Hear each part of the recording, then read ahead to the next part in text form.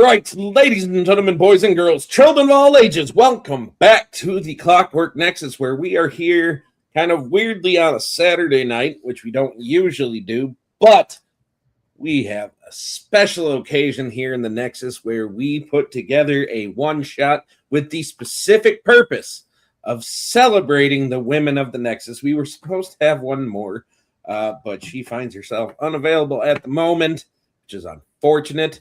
So Taylor, we hope you can catch on later, but for now, we're going to roll with who we got in here, and I am so stoked as we have Hannah, we have Danielle, we have my lovely wife, Jen, and we have Selkie, the greatness that is Selkie. And we are here to roll some dice, tell some stories, cause some chaos if I know these people as well as I think I do. Yeah, it's gonna happen. Yeah, it's gonna happen. It's inevitable. My cord is gonna get stuck. There we go. Sorry. But we're here to do some stuff. But first, I will let these ladies introduce themselves, give you a little bit more details, let you tell you about the characters in which they will be playing tonight. So, Hannah, you could introduce yourself and tell us who you're going to be playing tonight. I will be playing the lovely Lyric. She's going to be a satyr paladin. So this is my first time playing a paladin. She is of the ancients, so I'm really excited to swing a great sword in the honor of women. And yes. She very much turned out very magical girl looking, so she's very bright in colors, pinks. She is pink herself, hair. She is adorned with crystals in random places. So she's very fun. So we'll see. All right. And then we have Danielle. Hello. I am playing Nyx. She is a Shadow Kai from the Shadowfell. For people who don't know Raven Queen lore, basically she sends out Shadow Kai to like collect memories, and she like feeds off them almost, or she's obsessed with them. She gathers them. She hoards them. So Nyx long ago was sent out to gather memories from this more, human studded realm, this, the plane of whatever the plane is called. I forget what it's called. Plane. The mortal plane. I thought it might have been that, but then I was like, is it? It's good enough. Yeah. Anyways. The material plane is another way to say it. That's what I was. So she was sent to gather memories from the material plane to bring back to the Raven Queen, and ended up falling in love with it. And decided, I'm just gonna stay here. So yeah, she is a rogue who is she's very protective of her people. So right, something that I don't plan on utilizing at all against you.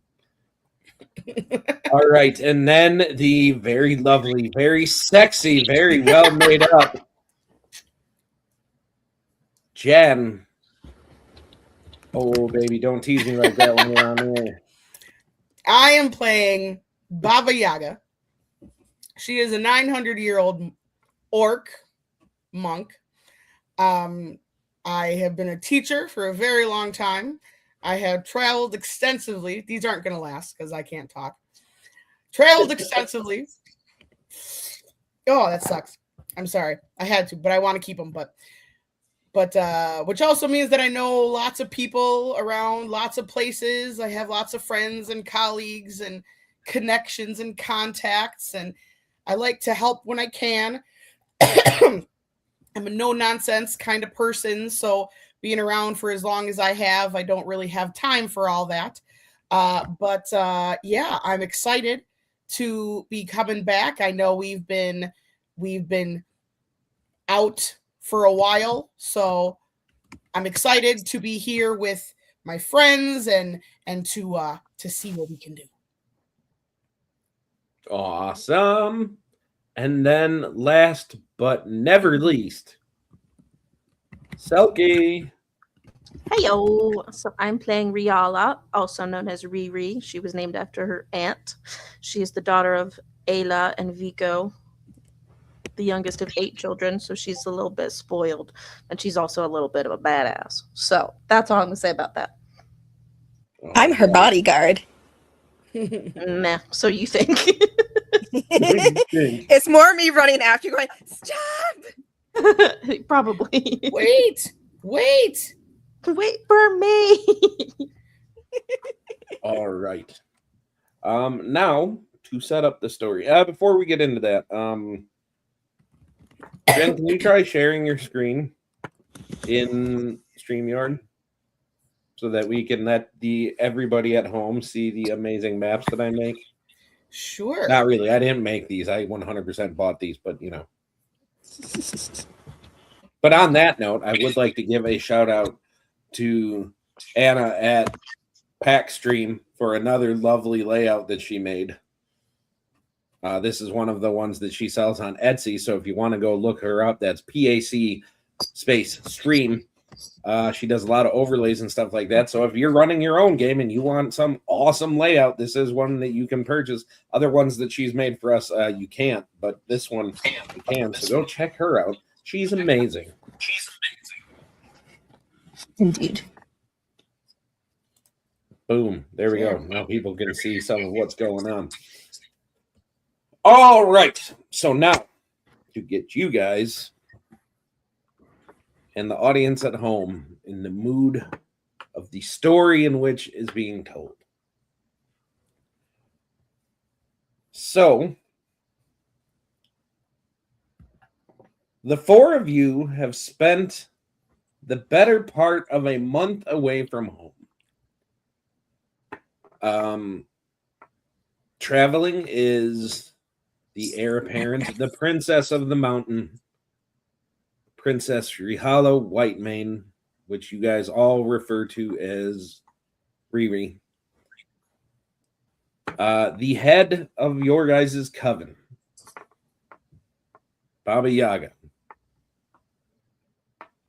And then the 2 assigned to guard the princess, but still also members of the coven, Nyx and Lyric. You guys have known each other for years. You guys are comfortable with each other. The fact that you guys received a summons to the moot of the Verdant Enclave was a big deal, because this is a meeting that only happens every few thousand years, where the greatest minds of the world assemble. Archdruids, high mages, circle keepers, oracles, astrologers, seers, and scholars from every coven, druid circle, arcane college, and sacred order gather beneath one banner. And this moot, in this particular case, was called not to declare war or broker alliances of any sort, but to prepare for a dark fate looming on the horizon. The moot was called to give a warning. For years, prophets and seers across the world have dreamt the same impossible dream. The stars themselves have begun to shift into forgotten constellations. The ancient observatories record movements that should not exist, that should not be happening. Forest spirits have fallen silent. Even the weave carries an unsettling stillness, as though the world itself is holding its breath. Every omen speaks the same dreaded name. Nalvarath, the Hollow King, the Empty Will, the Father of Perfect Peace. He is an ancient god, long thought to be erased from the histories. Nalvarath is not a conqueror in the traditional sense. He does not seek kingdoms. He does not seek wealth. He does not seek dominion. He believes that the greatest flaw in creation is individuality and freedom itself. To Nalvarath, free will is just the first wound. Choice breeds fear, ambition breeds conflict, love breeds grief, identity breeds suffering. His gift is not death, his gift is release. Those who fall beneath his shadow are drawn into a terrible rite known only as the Hollowing, a crucible of unimaginable agony through which Nalvaroth feasts upon every memory, every dream, every flaw, every hope, until nothing remains but an empty vessel, smiling, obedient, and content in their place. Not dead, not alive, simply part of one will. The Moot's decree was clear. Prepare your homes, strengthen your wards, and pray that this darkness never reaches your lands. You believed that there would be time. You would have time to prepare. You would have time to get ready. But you were wrong. You were very wrong. As you make your journey home, your beloved coven still days away. The afternoon sky suddenly tears apart with a deafening roar. A streak of impossible black races across the heavens. Not quite smoke, not quite fire, but almost like a wound in the sky itself seems to just tear above you. The earth shudders beneath your feet, far ahead across the emerald plains of Tindris, where your forest should stand in peaceful silence. This darkness collides with the world. For a heartbeat, all is still. Then the black mist parts, where a moment ago there was only untouched woodland, and impossibly tall tower of polished onyx now pierces the skyline. Its surface swallowing all of the light around it. It stands as though it always belonged there, and it seems strong and resolute, almost inevitable in a way, and yet you know with absolute certainty that it was not there a moment before. Then from the tower, a smaller streak of smoke falls from the tower to the surrounding area. Then another streak falls, and another, and another. Fragments of this living darkness rain from the tower in every direction, disappearing into the surrounding forest, and a cold realization settles over all of you. The Hollow King has already returned, and he has chosen your home as the place from which his perfect peace shall spread. If your coven still lives, every passing moment brings them closer to the Hollowing. You exchange only a glance before breaking into a desperate sprint towards the forest. And that is where our story will pick up. So with that, you guys take it away and tell me what is happening in this moment.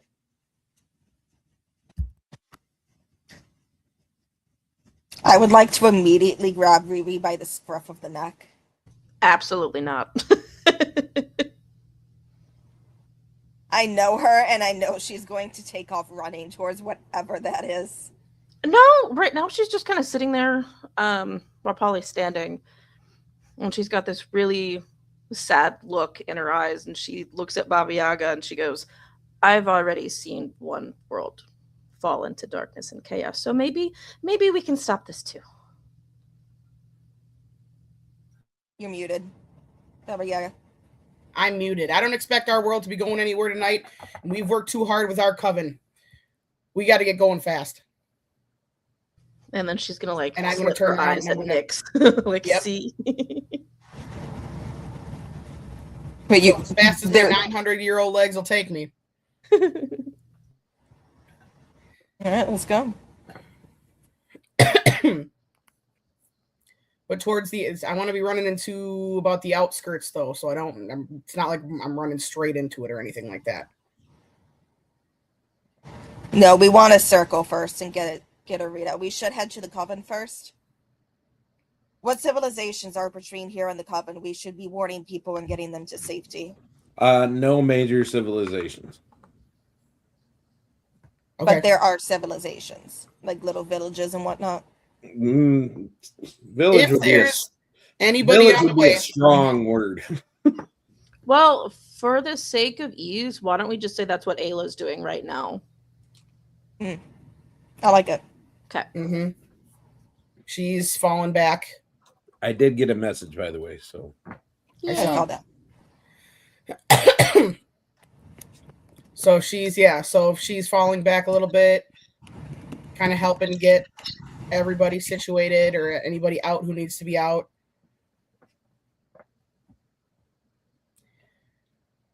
But we will need a plan.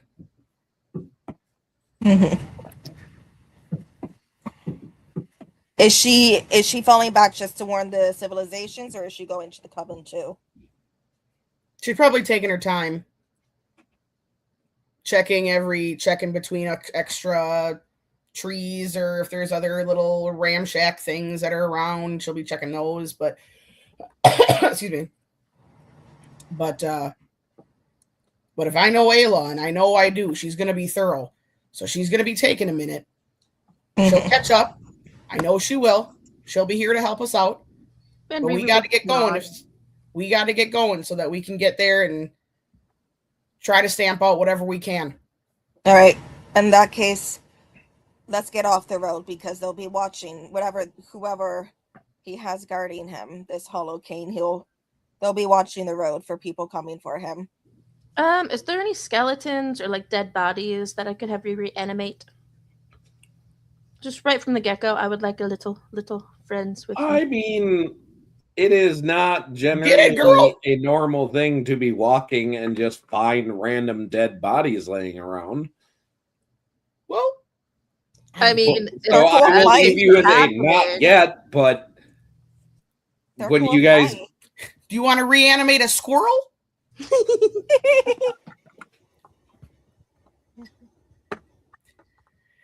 reanimated squirrel skeleton, little bastard.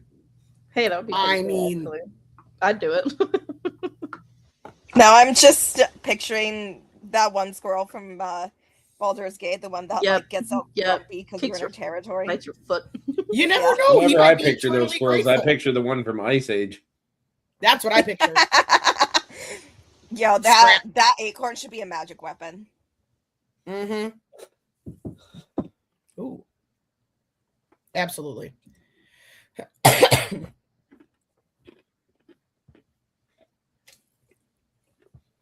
But so how close do we want to get? So how far away?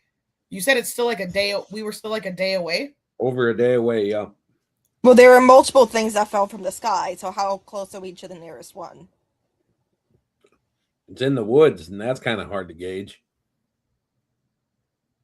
But your coven is spread throughout this entire wood. So so that's why Ayla's hanging back, and that's why we're trying to warn as many as we can. Yeah. She's On our going way around there. warning people. We're gonna we're the frontal team. Would the coven have access to like mounts that we could ride through the woods to get there a little bit faster? Ooh. no, I was under the assumption that you guys were already on mounts, but that's why and you guys are still like a day and little Okay. over a day away. Okay, cool. Nyx has like a beautiful black stallion named Stardust.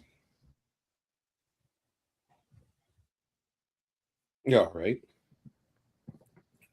You're not allowed to hurt her or him. Baba Just- rides a donkey. Yeah. I feel like in honor name of is her Chief. mom and how much Buddies. that Ayla liked to wild shape into a tiger, that's 100% the mount that she would be using.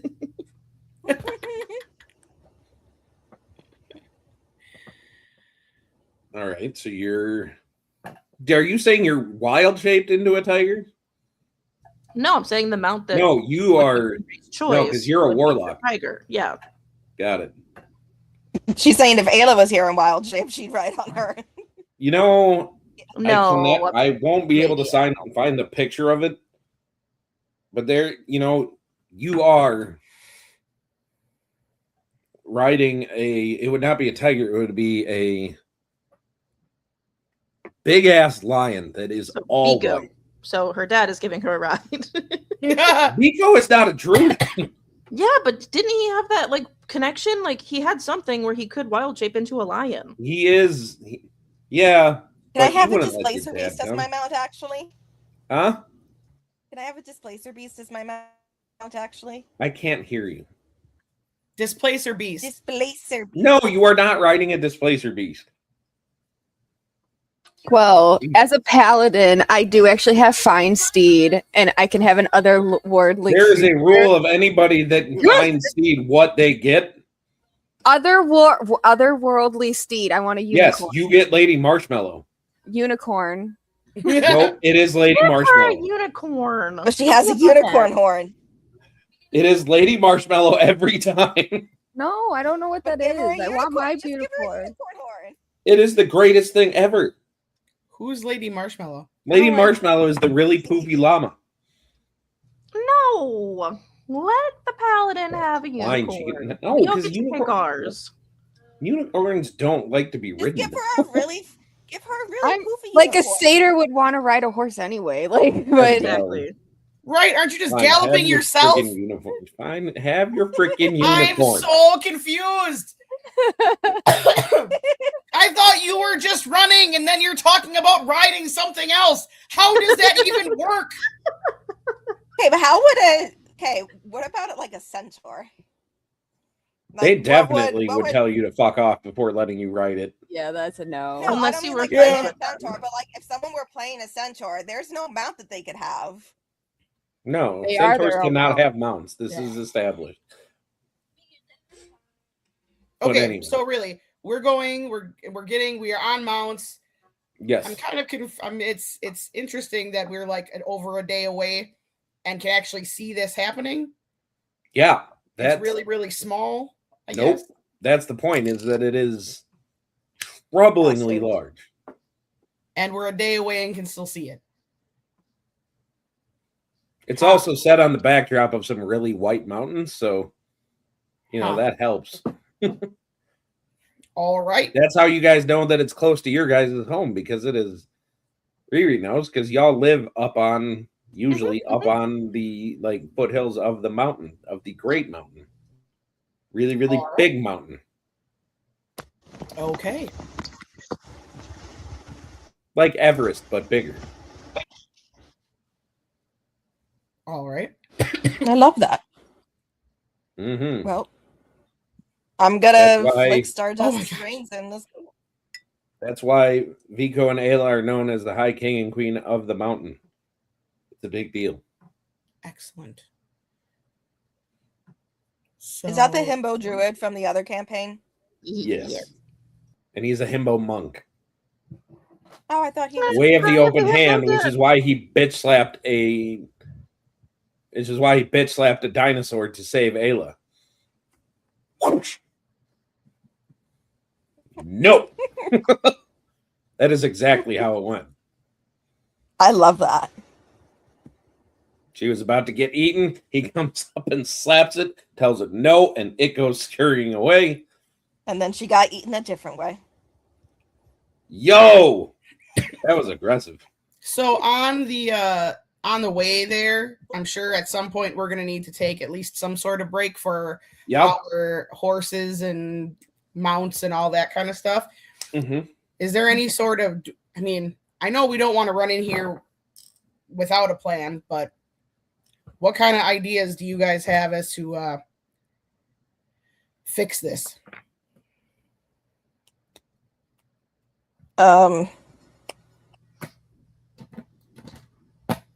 Well, you've been around for longer than any of us. Have you ever seen anything like it?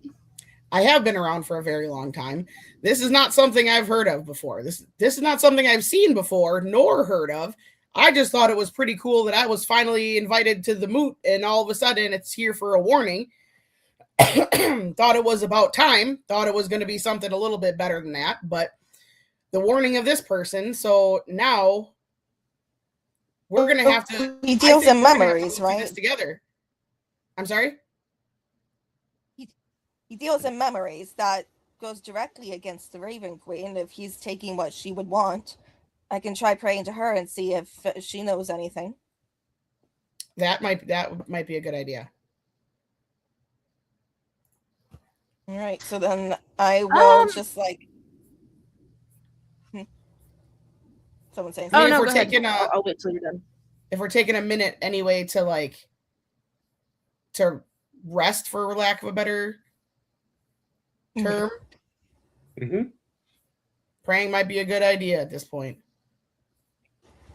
Otherwise, my plan is to sneak up, see what we see, and form a plan from there.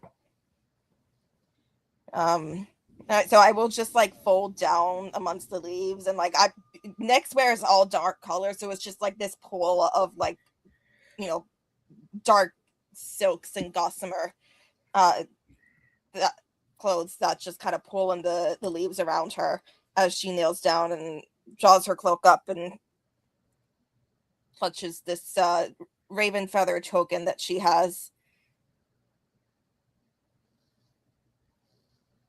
She'll just like crack an eye open. I'm no cleric, but I served her devoutly for many years, so I am hopeful that she may give us some advice, especially if this Hollow King goes against her own domain. And then I'll just shut my eye again and go back to praying. All right, give me a religion check at advantage. Right. Yo, nat 20! Woo! Excellent. So, as you sit there praying to the Raven Queen, and you've done this before, and you there, it needs to shut up. You get taken spiritually to the Shadowfell, to the realm of the Matron of Ravens. And in this dream, it's almost like from the eye of a raven itself, you see yourself flying to her tower where you have been before, where she sent you on this mission to the material plane. But instead of your matron standing there waiting to greet you, you see her laid out prone on the floor. And Oh, you that's not see good. a figure standing above her, his arms spread. And just this kind of, like, you can't discern anything about the figure other than he is just the absence of anything.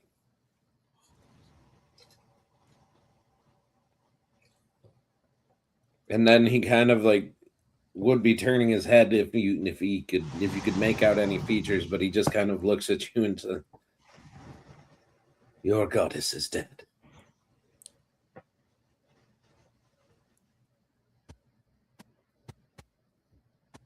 Do not mourn,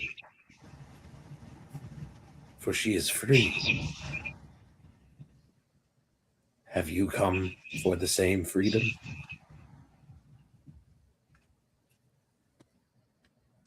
I'm a bird right now, right?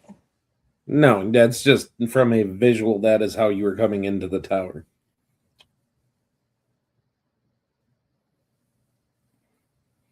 You will find the servants of the Raven Queen are not so easily brought to kneel. We have but one queen.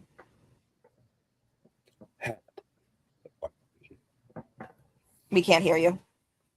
You had but one queen. Can you hear me now? Am I good? Yes. Okay, good.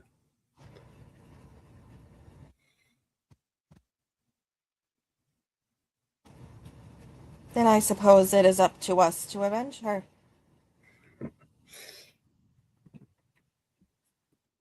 You can try. But eventually, the hollowing shall prevail. I'd like to leave there and just kind of like is it possible with that religion check, since I'm kind of like spiritually in the shadow foul, just kind of like go around and just like rally any other shadow archive there and be like, yo, we gotta like get So up. if you try, like, you don't see any. You see that there are several just laid out on the ground. You see some of them, most of them, just with these vacant, kind of vacant expressions.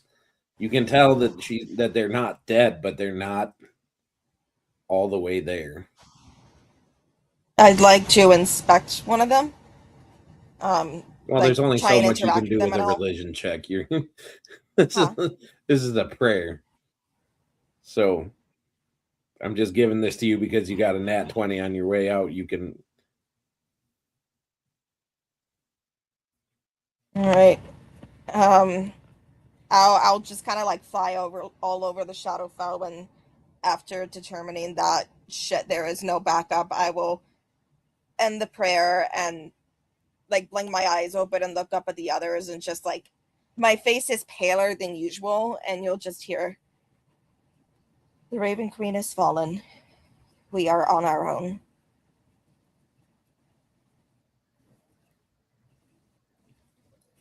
What do you mean the queen has fallen?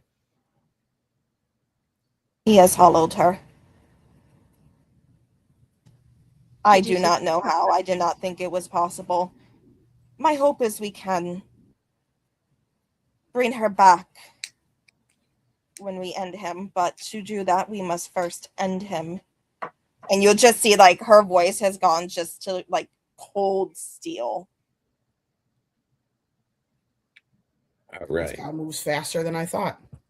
He's So- taken all of my people. Every last one. I do have a question. Hey! Wait. Yay! As you can see, our lovely Taylor has joined us. Hello, Taylor. Hello, I am so sorry for the delay. My alarm did not go off, and so I am post nap.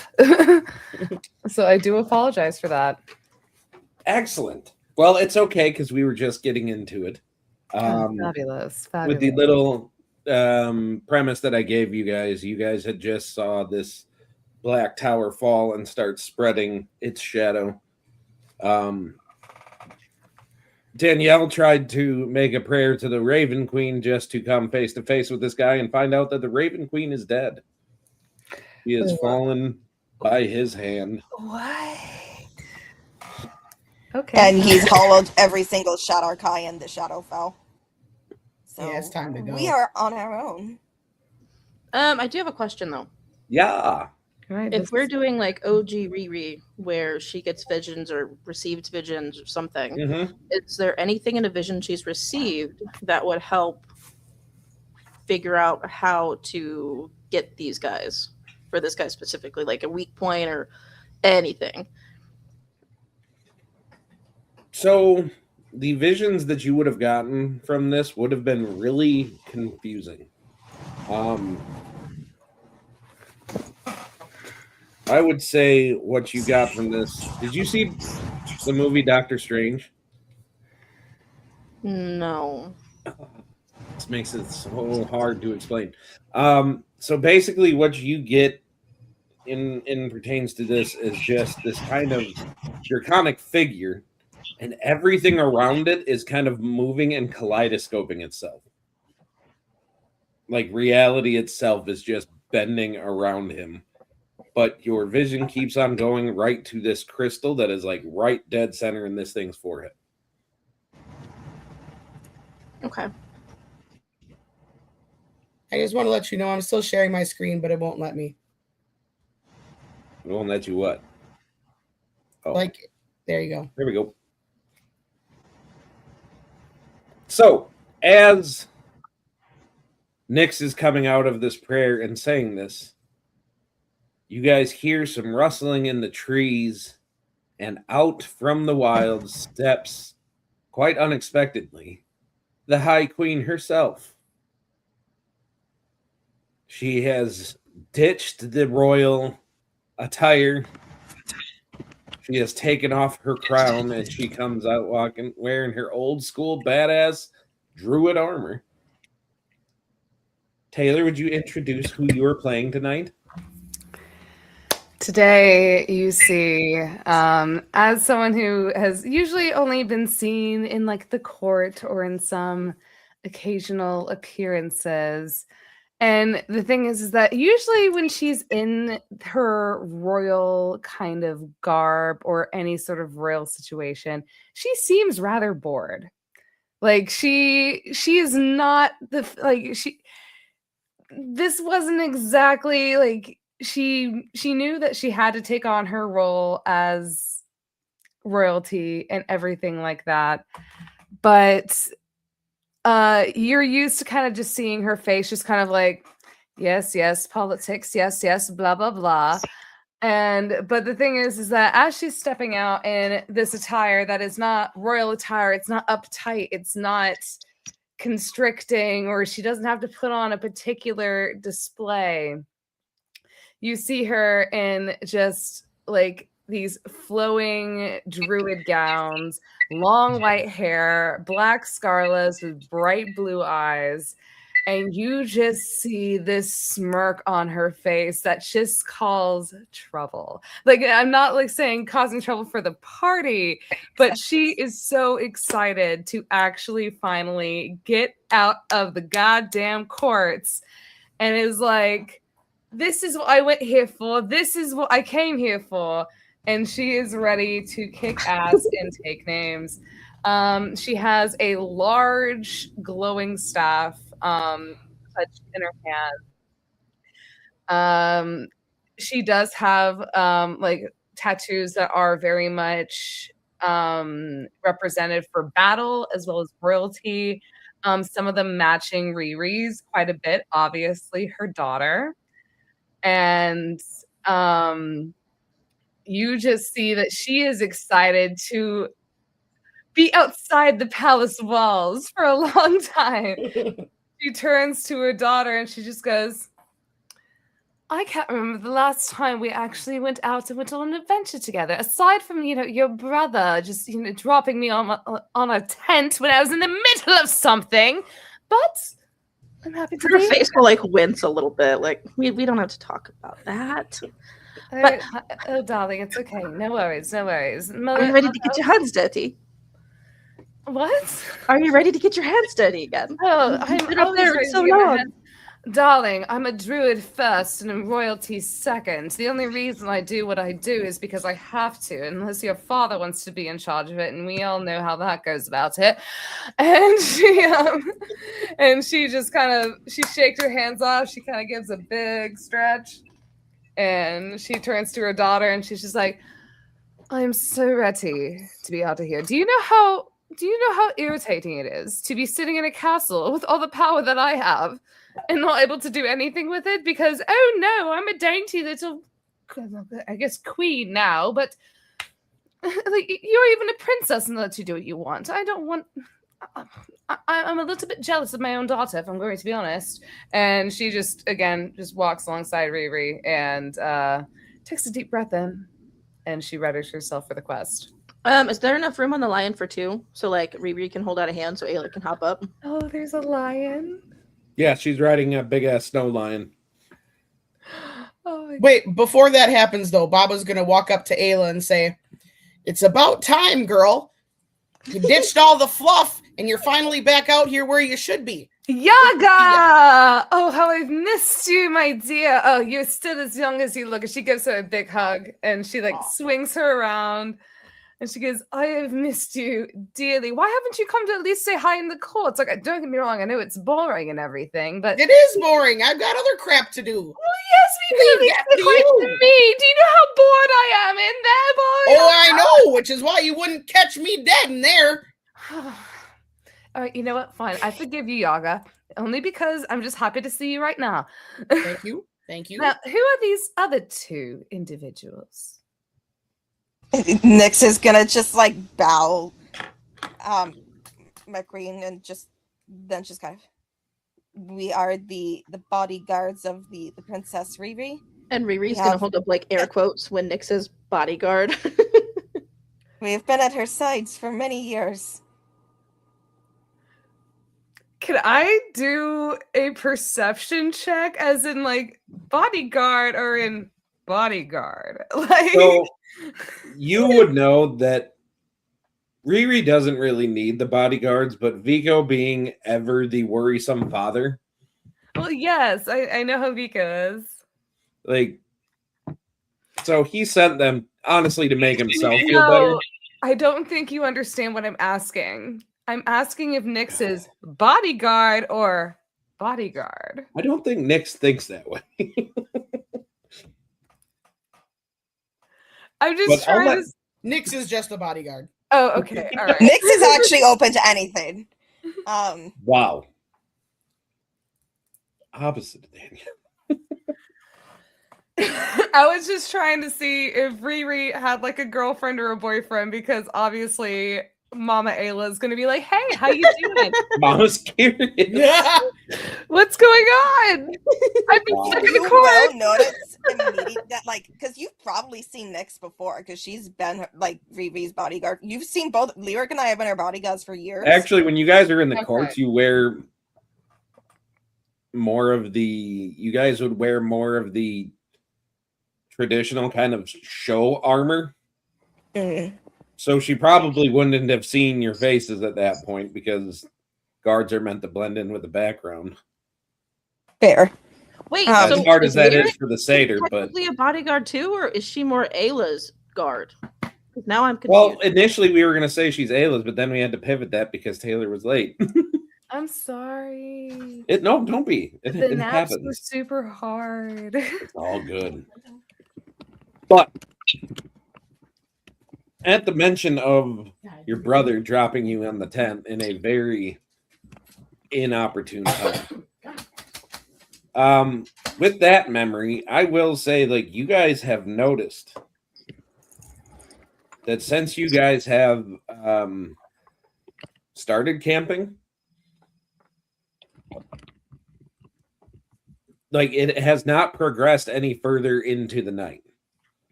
Considering this is like nature, would Ayla catch this immediately? Probably. Okay. Like you're saying, like time stopped kind of vibe. Kind of, yeah. I mean, Sorry, I Riri forgot my is mic was on when I was proficient with talking to the nature, dog, so sorry about given who her mom is. Like, I made that a point to do. Mm-hmm.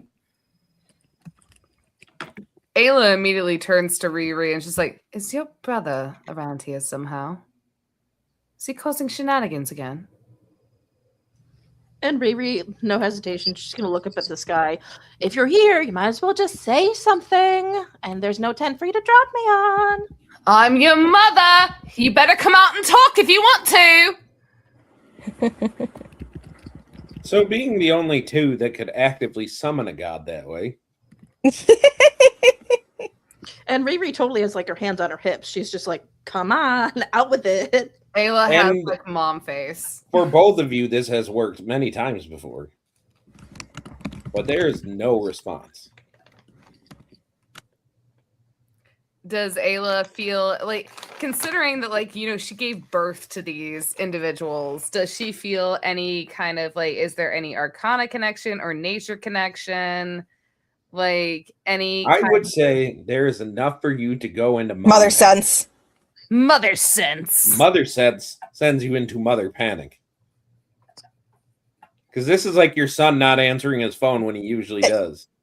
Like, Which son is this? I have, Especially like- since you would have like heard this is the god that you By gave now birth. that- Well, to. yes, This is I know. It's Artem. not gave birth to him. Dead. Ask me what his name is. It's been a long time. It's Artem.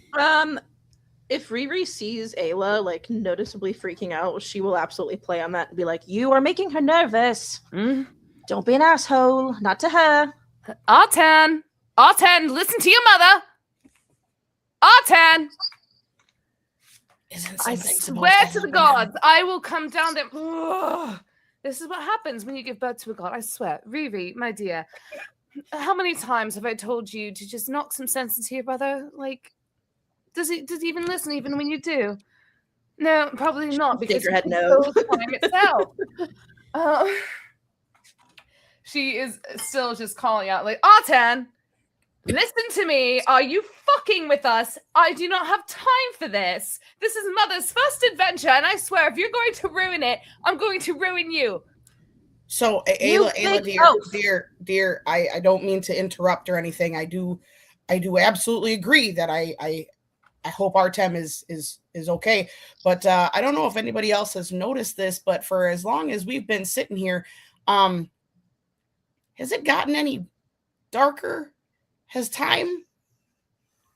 I mean, like, we've been here for a minute, right?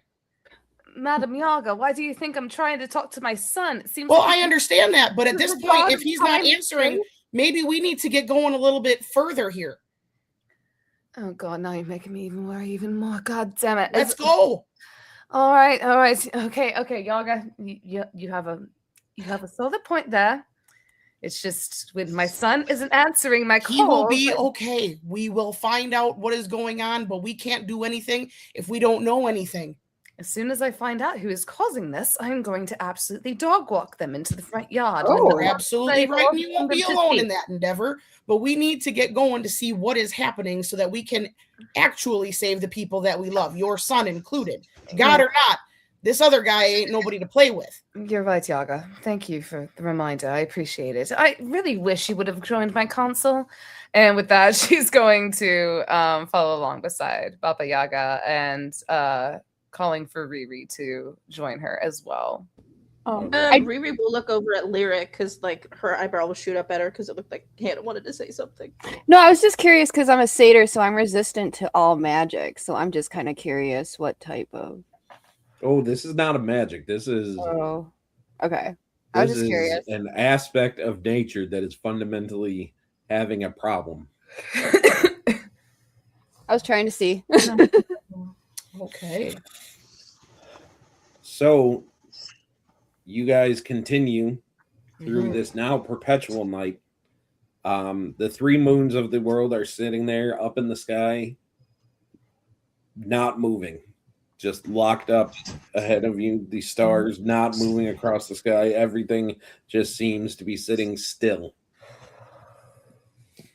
And as you guys travel, a few hours pass, and off in the distance, you hear a very low but very loud sound of a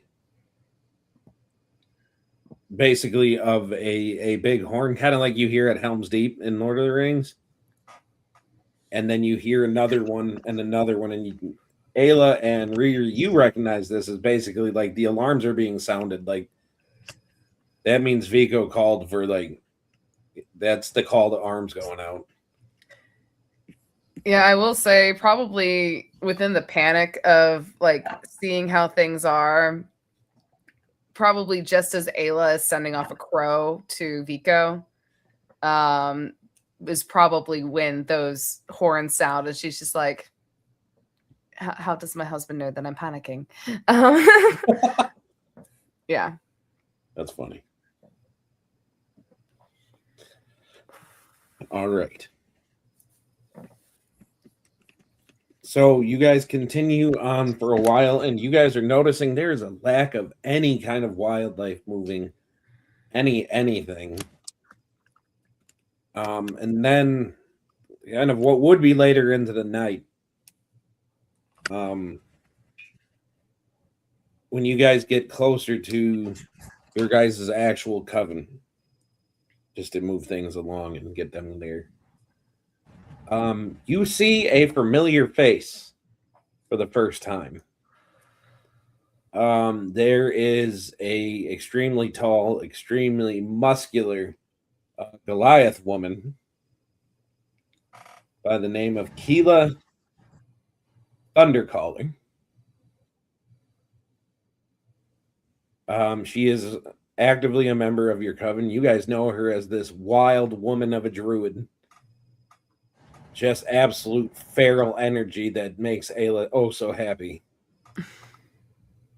But she is just standing there perfectly still, sitting on a bench. You see her for the first time ever. Like instead of wearing, her normal like leather armor and all that stuff, she is sitting there in a dress. Her hair is like down from her normal like dreads that she has. It is brushed and it is perfect, and she is just sitting there quietly humming to herself. Now, Brian, you're gonna have to refresh my mind. Mm-hmm. As to who this giantess is. She's just a member of the coven. There's no specific person like from your history. I'm just saying that you guys know her because she is a member of your guys' coven. Okay, how long has it been since Ayla's seen her? I guess would be the question, considering Ayla specifically, probably a few years because you spend more time than you ever want to in the courts. Ew. But Riri, you see her on a regular basis. And her quick 180 to this would be jarring. I would say, considering Ayla hasn't seen her in a long time, she hardly even recognizes her. She's kind of turns to like her daughter and she goes, "Riri, my dear, we know this individual, right? I recognize her, but she doesn't quite seem." I'm not sure. I'm fairly certain Riri had to step away for a second, but I'm gonna go go walk up to Keela and say, Keela, honey, you're looking a little different than I usually see ya. You feeling okay? Oh, and she looks at you in the most beautiful sing-songy voice, just sits there like, "Oh, I am just ever so wonderful."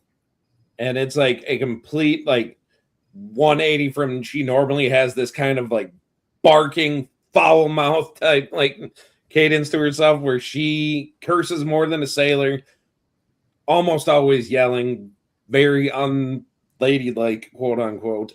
Yaga, I really do not recognize this individual. Are you sure that I know her? As a matter of from the last time I saw her, I don't recognize her either, but I know you do, and we have. Keela, can you I'm so glad that you're feeling great. Can you tell me what happened? What have you been up to? We've been gone for about a month. Oh, I just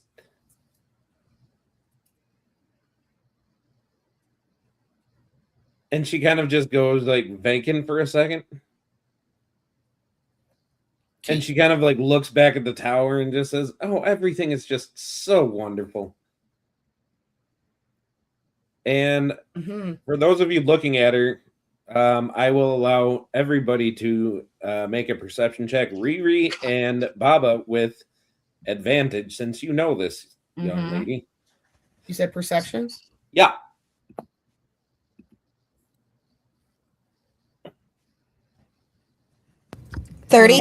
Back. 30. 24. Yep. 10. Okay. 29. 29.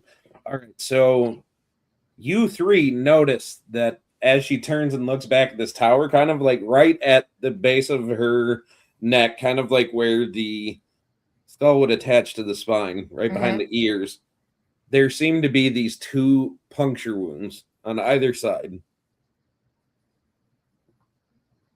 And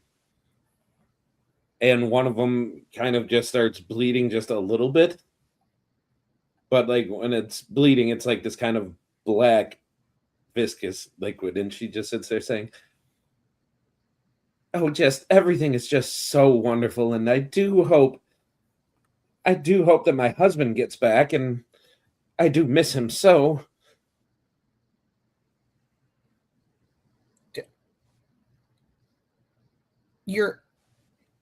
Your husband? Did I know you were married? Oh, it's happened just recently. I've just been I realized that I've wanted all new things in life that I didn't want before, but now I know better, and I know. Okay, Riri, who you're looking at is a mountain of a woman. Her name is Keela Thundercaller. She is normally a dreadlocked, foul-mouthed Goliath druid with absolute feral witch energy that is now currently sitting here giving off mad Stepford vibes.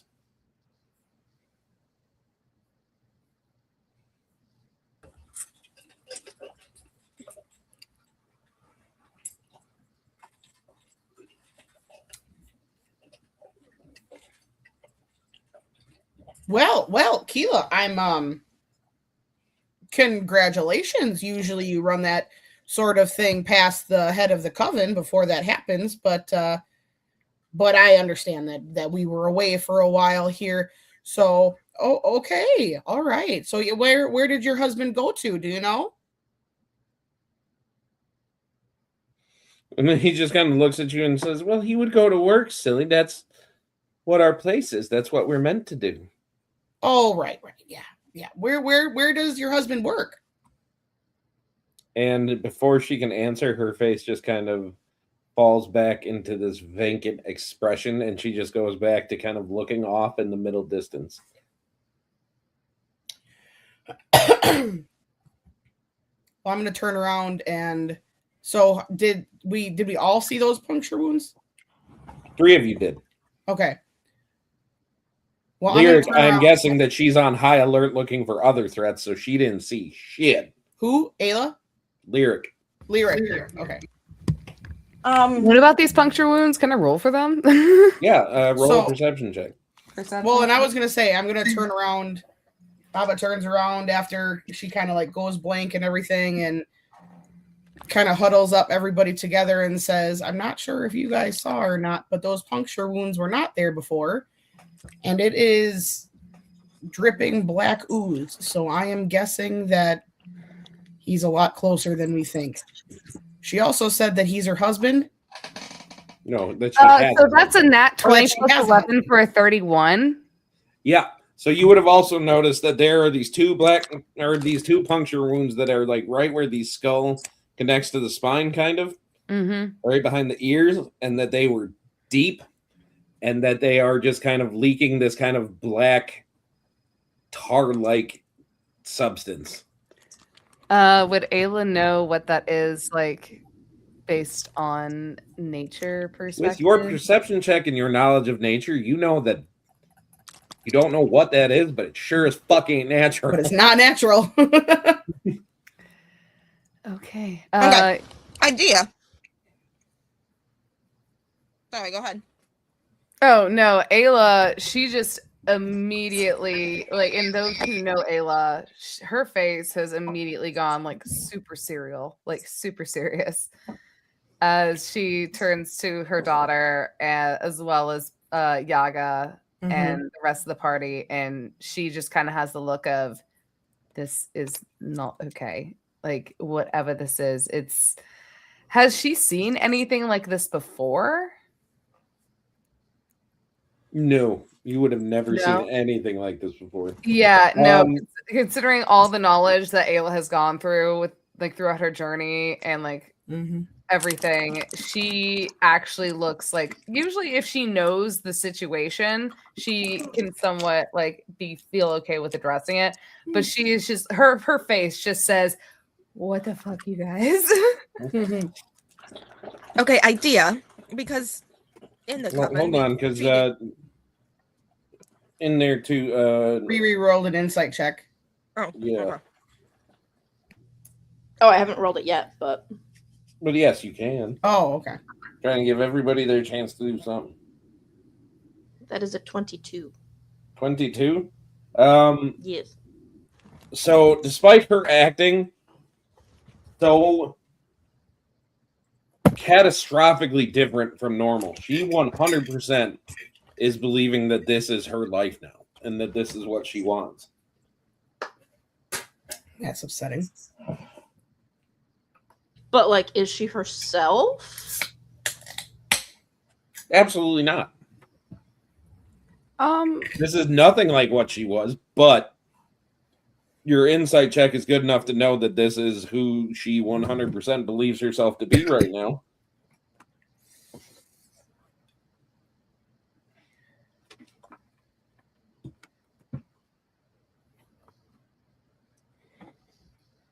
I know I've been around for a while, but do we think there's anything we can do to reverse these effects? That's my idea. I'm a rogue. I deal in poison. Prestidigitation. I like that. So Sorry, continue. Um, What if we were to? I mean, it almost looks like something was injected into her. What if we drew it out, like drawing poison from a wound, like we do with snake bites? I think that sounds perfect. Is there something that we can do with that? We must have something in storage within the coven. We have all well, sorts of things. here's what I would say to medical that. With Riri, with your insight check, the vibe that you're getting off of this woman is that she, to tie it into everything, the word that you would best put on it is hollow. Which we've heard. Mm-hmm. So we need to fill her up. So, oh god, that sounded so wrong. Anyway, I'm sorry, I just choked on my food. What did you just say?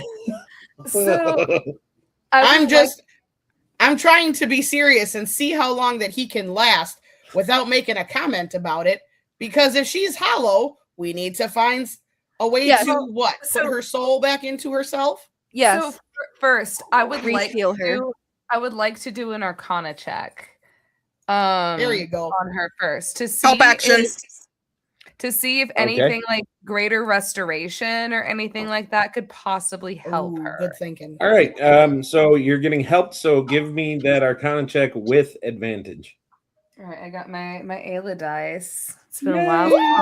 And it was the Ayla dice that actually ended up rolling that first nat 20. So get it, girl. Yeah. Yeah. Those things are heavy as shit too. Yeah, I Weapons. definitely know that if I ever absolutely had to, I'd just put it in a sock and beat somebody with it. Anyway. So I got a 14 and a 16. 16 plus 8. 16, 17, 18, 19, 20, 21, 22, 23. For a 24. Good DM. Okay, so with a 24, you are feeling this, kind of like you walk up and just kind of are like putting your hand out to her, and you are feeling a connection to a lot of people around her, and that they are all connected back to this tower. So it's like a hive mind situation. Yeah. So something like greater restoration probably wouldn't help because, okay. No, but then you think on it, the mind. And when you think about how hives of bees, hornets, stuff like that work, you can kill all the bees that you want. You gotta get don't do shit. But she is feeling the energy from this tower, correct? Say what? She's feeling the energy from this tower, like the conflict is from this. Yeah. So Ayla immediately, as her hand is reaching out towards this individual, before she even touches her, she feels this humming throughout her body as she then slowly kind of like Riri would know this, like especially when her mother is like trying to commune with nature and trying to commune with just magic in general and the magic that isn't intertwined with nature. She watches as her mother's head twitches and immediately it turns towards the tower and her hand slowly lowers and she goes, "There's nothing we can really do here for her. That is the cause of our problems." As she turns and points toward the tower and she goes, "If we don't do anything about that, then there's nothing that can be done. Because I guarantee you, even if we can manage to pull her out of whatever state she's in currently, that thing will just pull her right back in. And So we go to the source. Well, then right here might be a good place for her to stay. Stay out of trouble right here on this bench, and we'll keep waiting. You keep waiting for your husband, and we'll go this way. I think it's best we don't move her currently, because if we do, I don't know. I can't even really even predict. This is something beyond nature, beyond even magic within itself. This is something unnatural. So probably it is best that we leave her there. But we do need to take whatever that is down. She points towards the tower. And this isn't anything like from Riri's timeline, right? Like this is totally different. Totally different. Okay. Just wanted to be sure.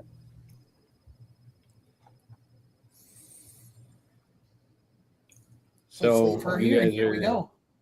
still going closer towards the tower? Yes. Beautiful.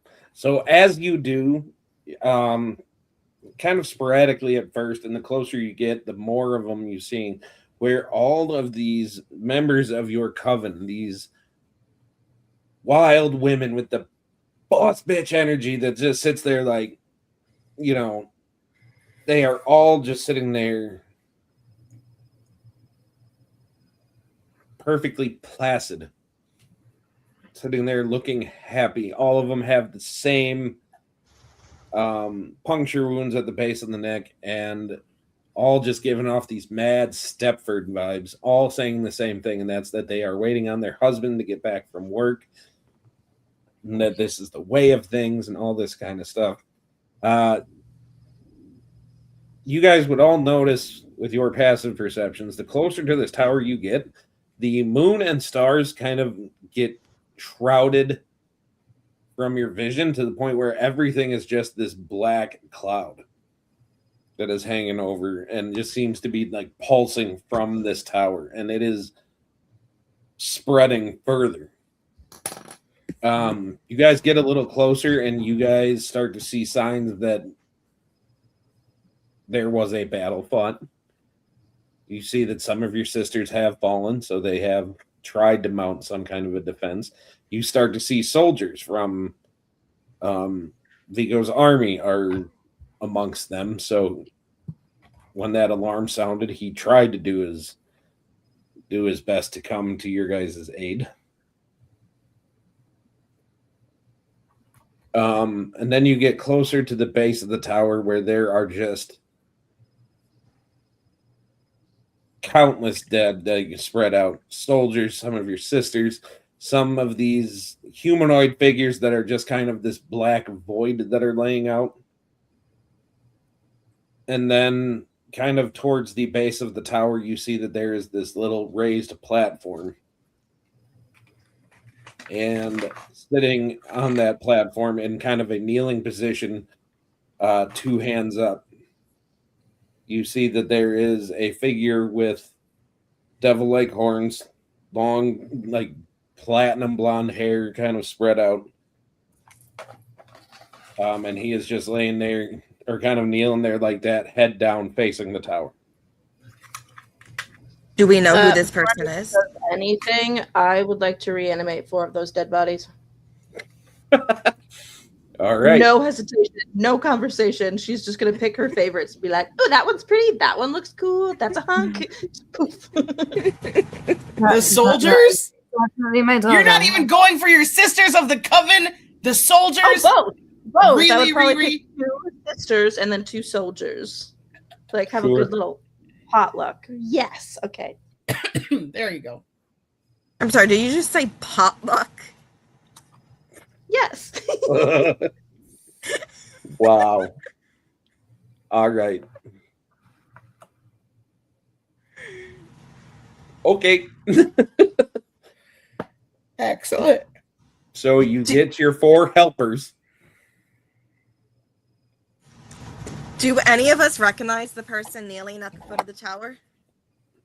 Well, right now you can't see his face too much, but I would say that it's giving vibes of people that you know, two of you in particular, because they look similar with the snow white skin and the platinum hair.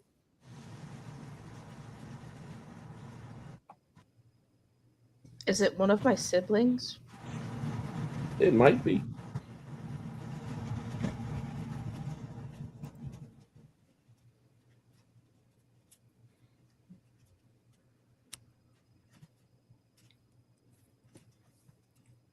This is Ayla. Is this one of her sons? Is he causing is he causing mischief and mayhem? It could be your husband. Now the husband don't look like No, that. no, my husband doesn't have horns. Well, He's a high elf, I believe. Well, I'll go and walk up slowly to the person. Careful, Okay. it could be a trap. Insight check on the whole vibe.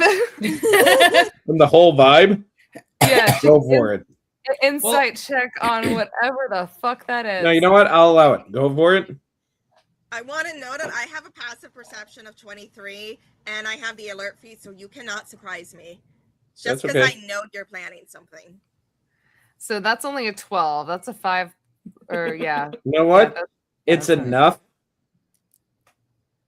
that as you're looking at this figure, trying to figure out who it is, your mother senses are going off, and something starts like it. You feel like it is gripping your heart.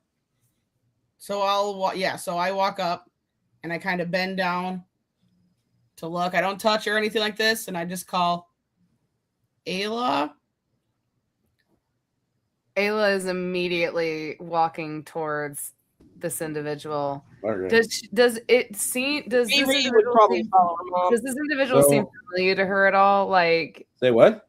does she recognize this as one of her sons? I would say the closer you get past the horrific sight that you see, because as you walk closer, what you see is that he is that he is sitting there. His arms are strapped up to these platforms. You see that the back has been cut down the middle. Stop it!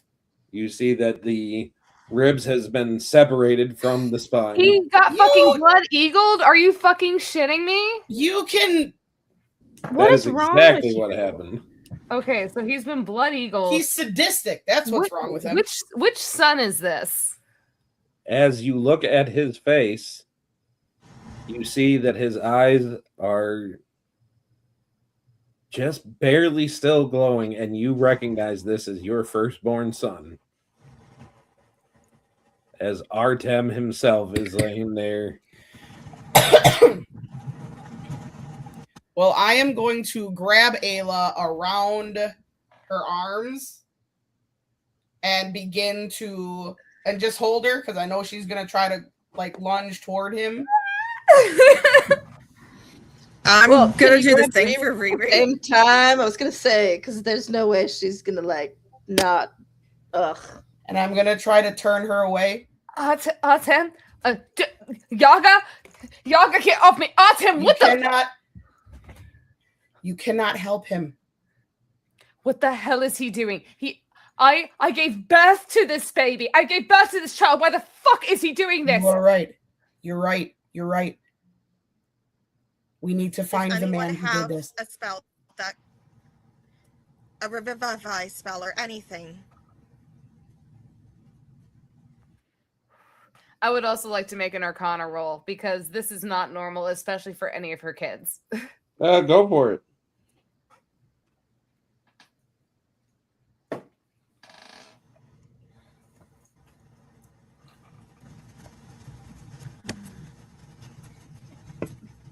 It's only 17 for Ayla. What do you get next? So with a 17. Unless Riri, are you doing anything?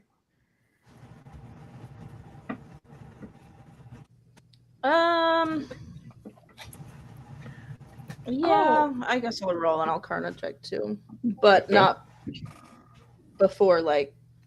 But I managed to like break Nyx off. She does not want to be touched right now.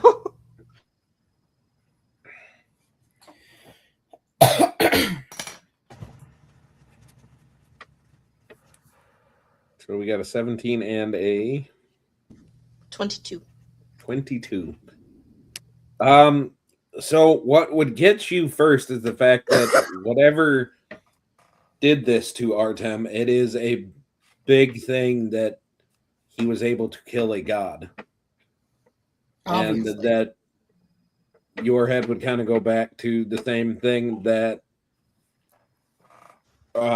Nick said with the fact that the Raven Queen had fallen. So whatever is in this tower is actively going after the gods themselves as well.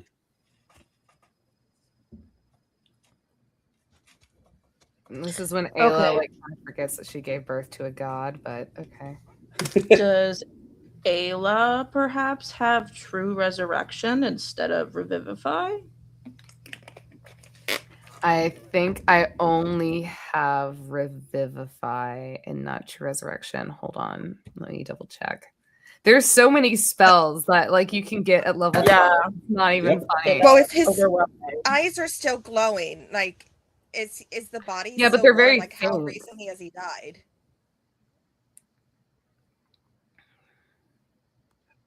Give me if somebody wants to give a medicine check.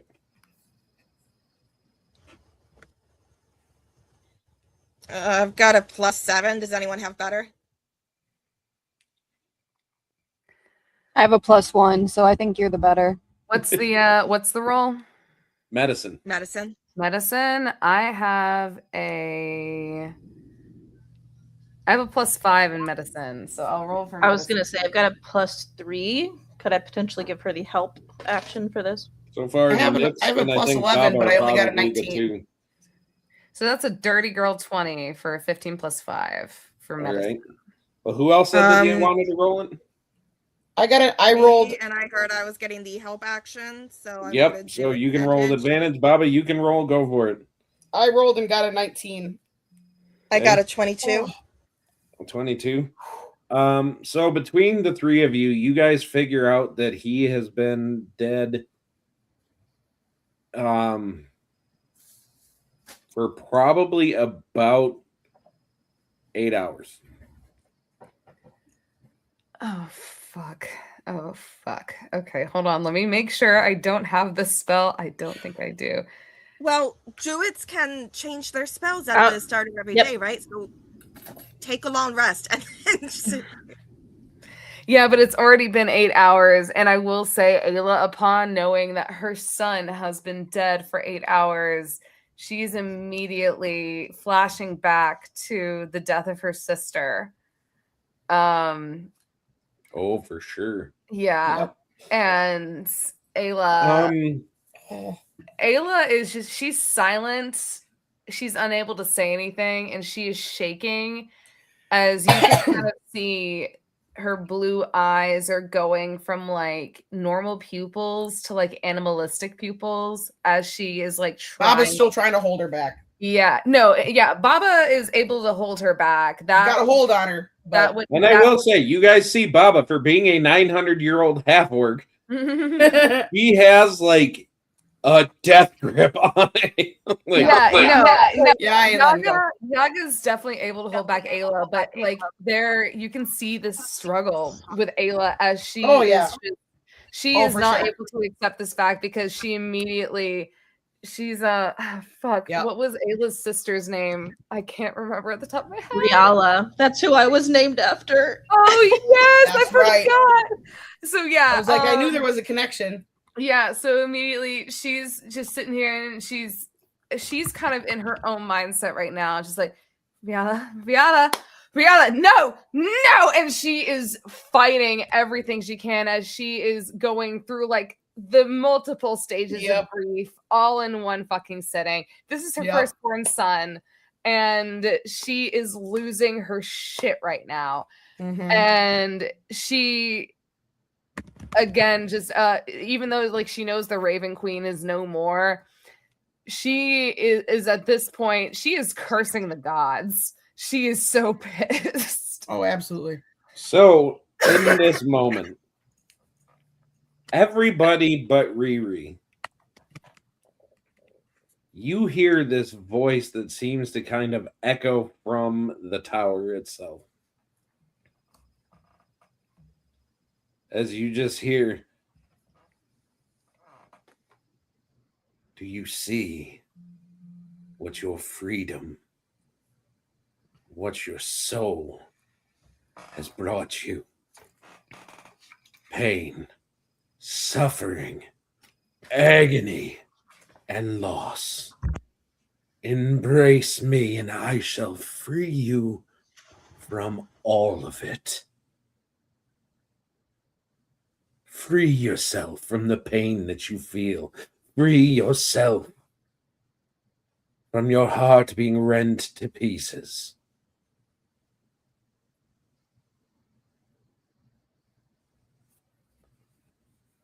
And he will say, to go back to this thing.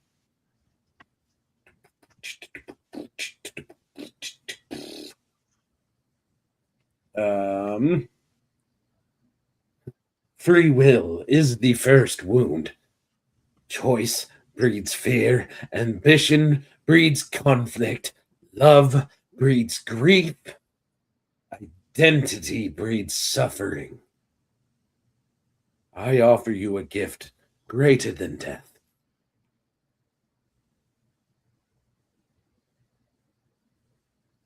Embrace me.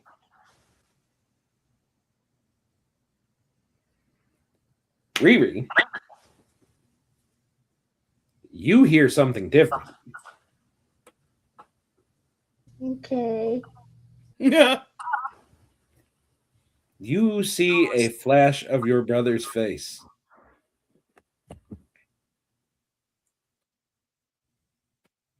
And he sits there and he says, you must get to him. The crystal. The crystal is what you need to get to. Destroy that. And the last spell I was able to cast will right this wrong.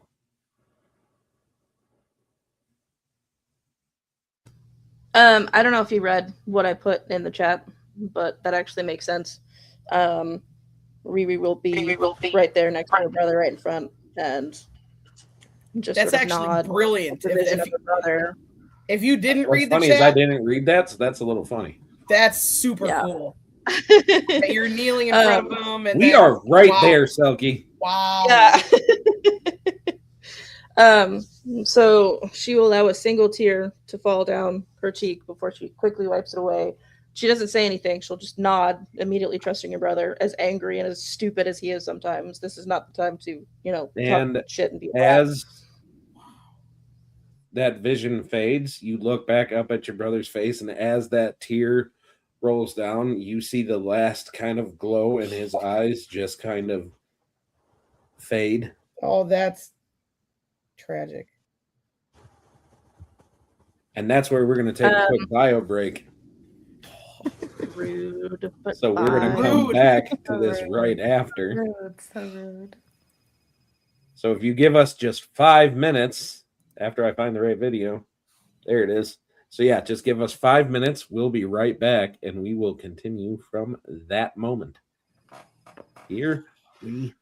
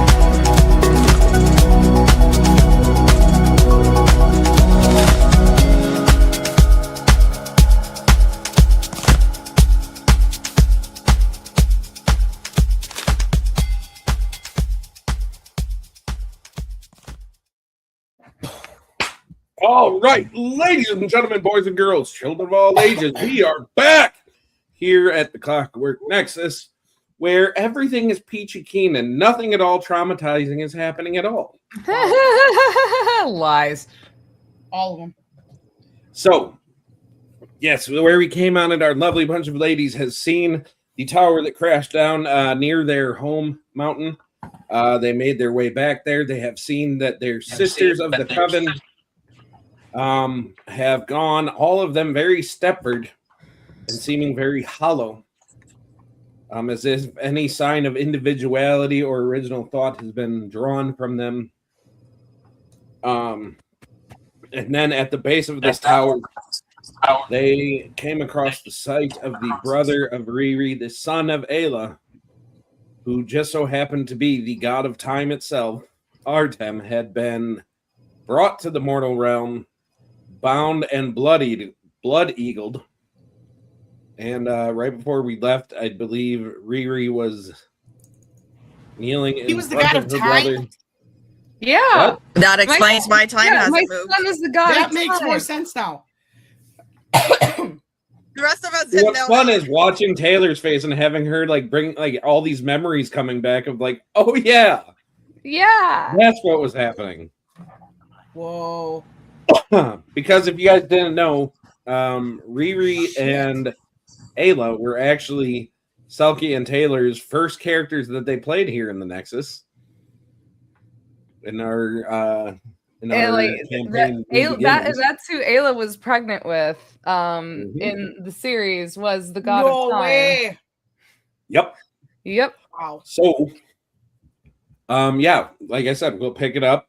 Riri is kneeling right in front of Artem, kind of cupping his cheek. The tears falling down her cheek. Ayla is somewhere in between bawling Ayla's being and held back raging, kind of like by in Yaga currently. yeah.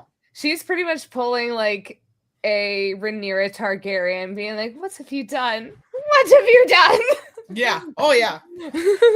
So, take it away, ladies. Tell me what's happening. Riri is going to try to ignore her mother's outbursts for just a little bit longer as she sort of traces over her brother's tattoos over his face. She's going to give him a quick kiss on the cheek, and she will very gently close his eyes just because that's super eerie to her to look into her brother's lifeless eyes. She's not a fan of that at all. Yeah. And then she will sort of stand up, look at Baba Yaga, let her go. And if she does, she will sort of pull Ayla into a hug. And I let go. We could fix this. He told me how we can fix it. It's not over yet. As soon as does Yaga let Ayla go? Yep. Yeah. Ayla immediately runs to her son, but as Riri pulls her into a hug, Ayla is still kind of reaching out for her son as she is just uncontrollably sobbing. And it's very rare to see Ayla like this. Ayla has been through so much shit in her life, and she's usually taken it with like either grace or with a very emotionless kind of approach. And that's why sometimes, even with her being the queen, she is sometimes known as like an ice queen in a way. But when it comes to her children, she does not hold back. And as she is holding on to Riri, and she's just like, no, this can't be happening. This is not supposed to happen. This wasn't supposed to happen. What? I thought we had this all taken care of. What the hell is going on? What the hell has been going on in my kingdom without me fucking knowing about it? And she is furious because she has done anything and everything to make sure that not only her kids are safe, but her subjects are safe, everything. And she's like, how the fuck did this go unnoticed for so long under her reign? And Riri would sort of hold Ayla's hand, and she would bring her to Artem. He's not here anymore. He cast a spell. He says we have to break the crystal, and it'll undo all of this. But this isn't him. We have to go get him back. Can you do that? Ayla just takes a moment. She looks at Artan as so upon her reaching out and touching his face, does she like as like I don't know how I would roll this as like mother's intuition. Does she know that like this is like this husk, is this husk her son or is it just a husk? And also, is her son somewhere else? I guess would be the other question. Like, he's not dead, but he's just not present in his body. So, upon touching his cheek, which is grown cold at this point,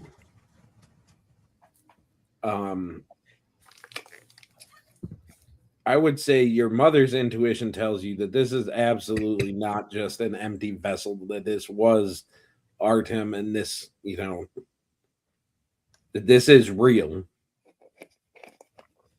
But upon Riri saying, like, we can fix it, like, he did something, like, realizing you birthed the god of time. Yeah. That there is at least hope that whatever he did might be able to bring him back or set things right. And Riri is definitely trying to hold it together. Like, her eyes are definitely teary, but she's like, I need to be like emotional support child for my mother. God. Oh God, no, I don't want to invoke that kind of trauma on my children. Anyway, Ayla, she just you kind of watch as like first she seems frantic and sobbing, but then you suddenly, as soon as she touches her cheek, as soon as she touches her son's cheek, she just immediately and you can still see there is very much hurt in her expression. She's like, my reckless boy. You may be a god, but you are still my son. Why don't you ever come to your mother about such situations instead of trying to handle them on your own, you foolish, foolish boy? Don't worry. Mother will make this right. And I will make sure that whatever this is will not only come to an end, but I will make sure that everything that has been wronged will be the way it should be. I just wish you would come to me about these situations instead of trying to handle them yourself, you foolish, foolish boy. As she immediately, like, she kind of takes her hands off. She wants to be angry at her son, but she knows that she can't, and there's no point in doing it.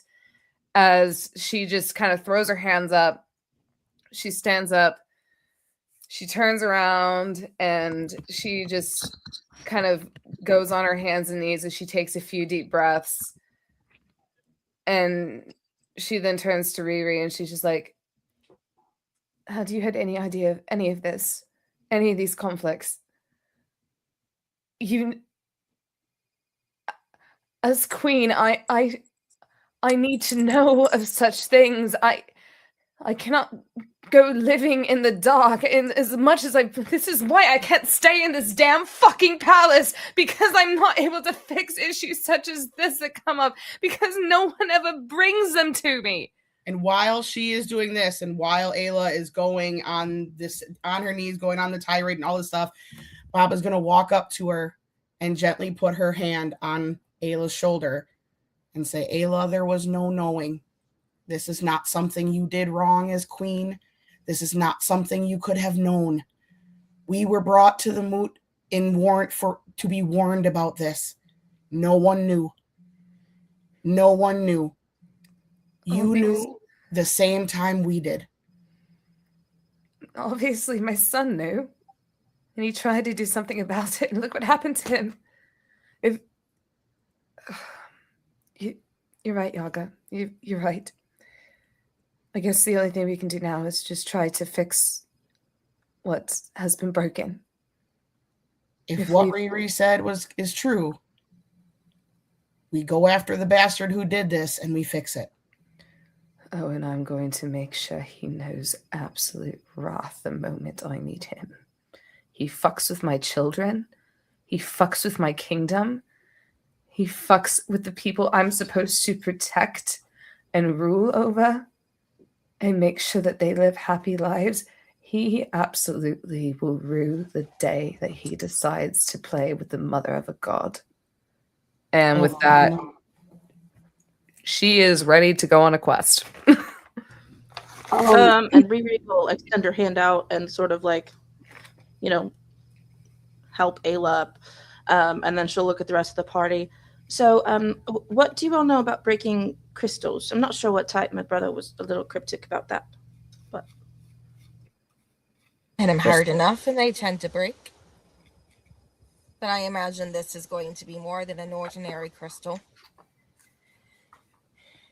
We need special tools. Did you get any other information from him, Riri? she would just shake her head no. He just said that he did something, and as long as that crystal breaks, things will go back to normal. He'll be back. And she'll sort of look at Nyx, along with your Raven Queen person. And our temp did a good job. Ayla, you raised him right. He did what he knew, what he needed to do, and he fixed this. Now we just have to follow through. You did good. Your boy did good. Now we just got to make it count. Let's go. And Baba's going to turn around towards the tower and start walking. Before Ayla leaves, she's going to take off. So she sometimes wears like a wreath of like petals and flowers from where she was raised before she met Vico and everything back when she was doing her basic training. She is going to take 2 of those petals and she's going to gently place them on both of his eyes. And she just again touches her son's face and just goes, "Don't worry. I know you've held this burden all on your own and you've done well. And I will make sure I do right by this. And I will make sure that you are brought back from whatever dimension you are sent to, whether it be the afterlife or beyond. I will make this right, and time will start again." And she goes to follow the rest of the party.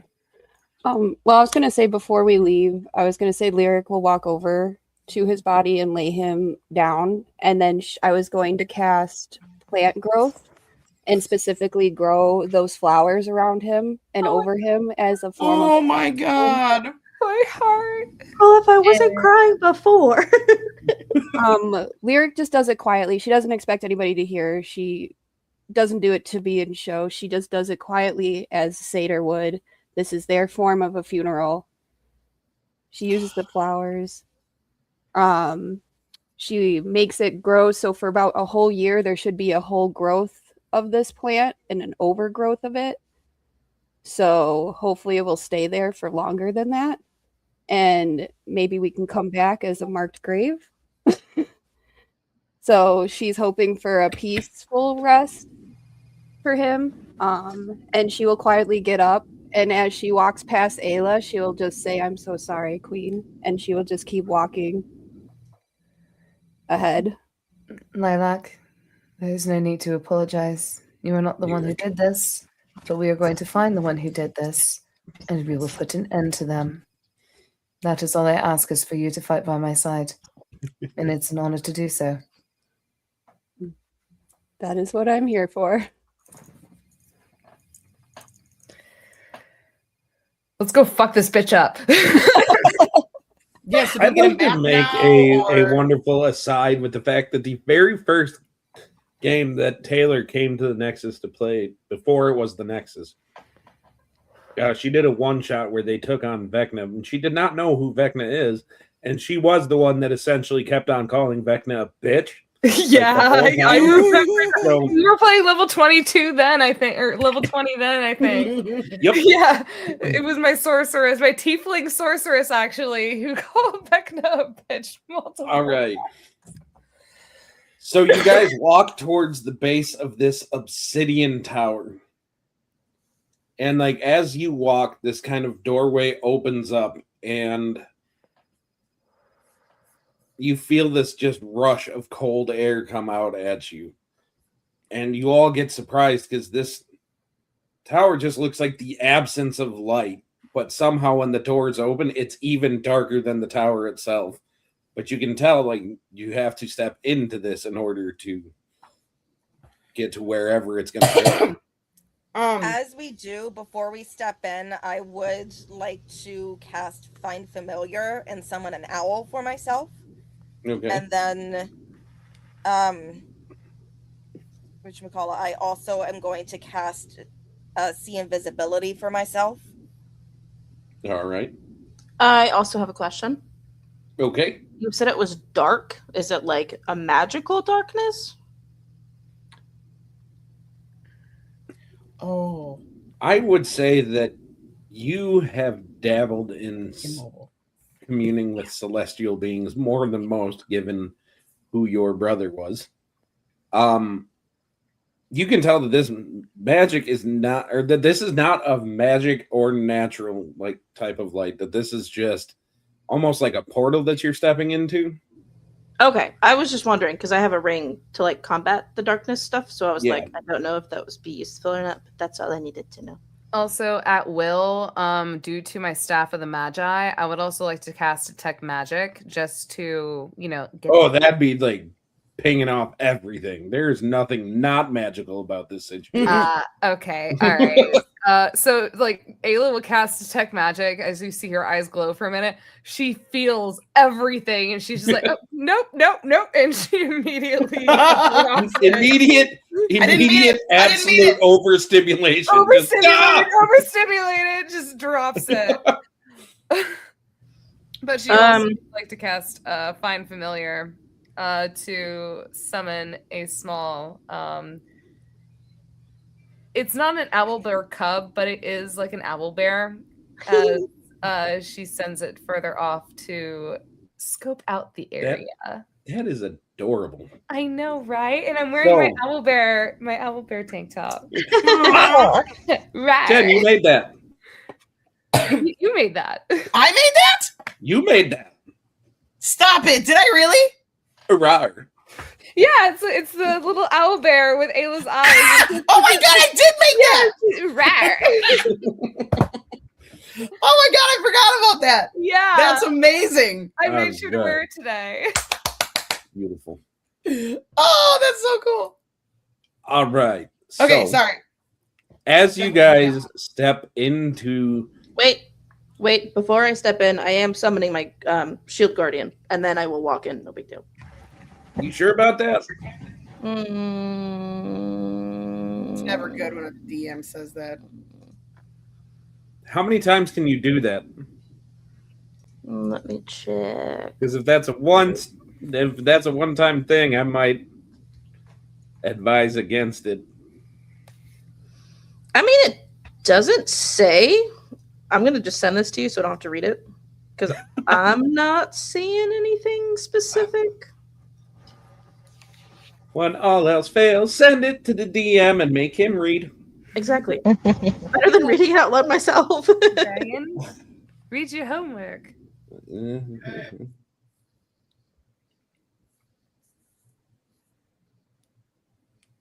That's all it says? Yeah, it's an actual Did I make this item? I don't know. I found it and I liked it. I mean, and that's fair. I would infer that it's a one-time thing, and I would say maybe you want to hold on to that for now. I mean, the way I read it is that technically it's always there and it's not even a summon. Well, the thing is it could be interpreted as once it gets brought to nothing, then that amulet breaks, and then you can't do it until you make another one. but I don't know any context about this thing.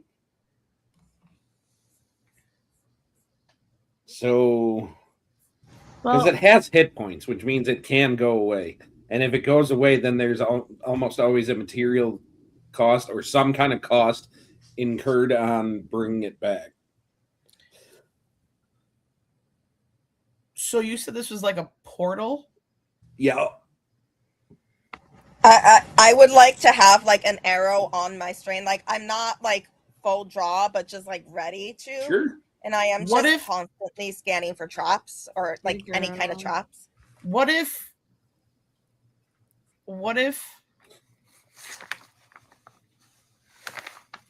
I send our astral projections in there first? Well, you can only do that to you. Excuse me. You and up to 8 willing creatures within range. Oh, shit. Oh, shit. I stand corrected. Who Yes, you forgot do. we were level 20? You Do can it. try that. Astral, you and up to 8 willing creatures within range. Material body you leave behind is unconscious and in a state of suspended animation. It doesn't need food or air and doesn't age. Oh, that would be wonderful. What? Yeah, don't do that. He's gonna do something to our Definitely unconscious do that. bodies. I say yes, do that. Then no, I won't, I guess. What the hell? Because that's exactly what you said. Yes, do that. I say it's a good idea. For you? Yeah, we don't trust that look on your face. I only got one look. You're not Maverick. You got more than one look. I will. The one I got. I will And I also don't say, trust it. Before we step into the portal, using my staff of the Magi, which I can use this spell at will. It does not take a spell slot or anything, even like a charge. I'm going to do protection from evil and good. Isn't that concentration? Yes, it is concentration. So until the spell ends, one willing creature you touch is so it's only one willing creature. Is protected against creatures that are variations, celestials, elementals, fae, fiend, and undead. So she will cast that on Riri. So pretty much Riri gets like a boop on the head, like a very gentle boop on the head from like from her mother's staff as she casts that spell It's on like her. you guys are stepping into this situation, assuming that I'm just looking to torture you guys. Yeah, because you do every 'Cause single you are? fucking time. We fucking know better. Blood Eagle's her son. Yeah, you blood eagle my son. You know, y'all say I'm sadistic, but I sit here saying y'all keep coming back for more. Look, it's not Must my tell fault me I that do I'm a good job. masochist, okay? I'm still at least going to take the steps necessary to protect my living child or one of my living Oh, children right. that I have. So, Okay, yeah. I have decided. So I am astral not going to projection, do yes that. or no? I am not going to do the astral projection because Okay. it does make me nervous that there is a tether, and if that is cut, like we are killed instantly. So I am going to exactly. See, you are a sadistic bastard, and so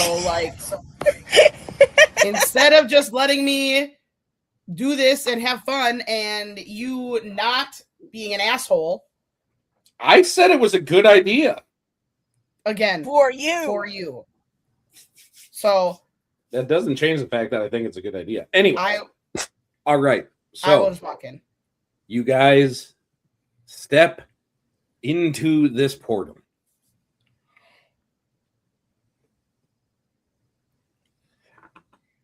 And Baba, because you've done astral projection before, I will say you feel a very familiar sensation. That it does almost feel like a part of you is being pulled. It feels a little different than astral projection. Riri, I will say that this feels very similar to some of your visions, but more present. Okay.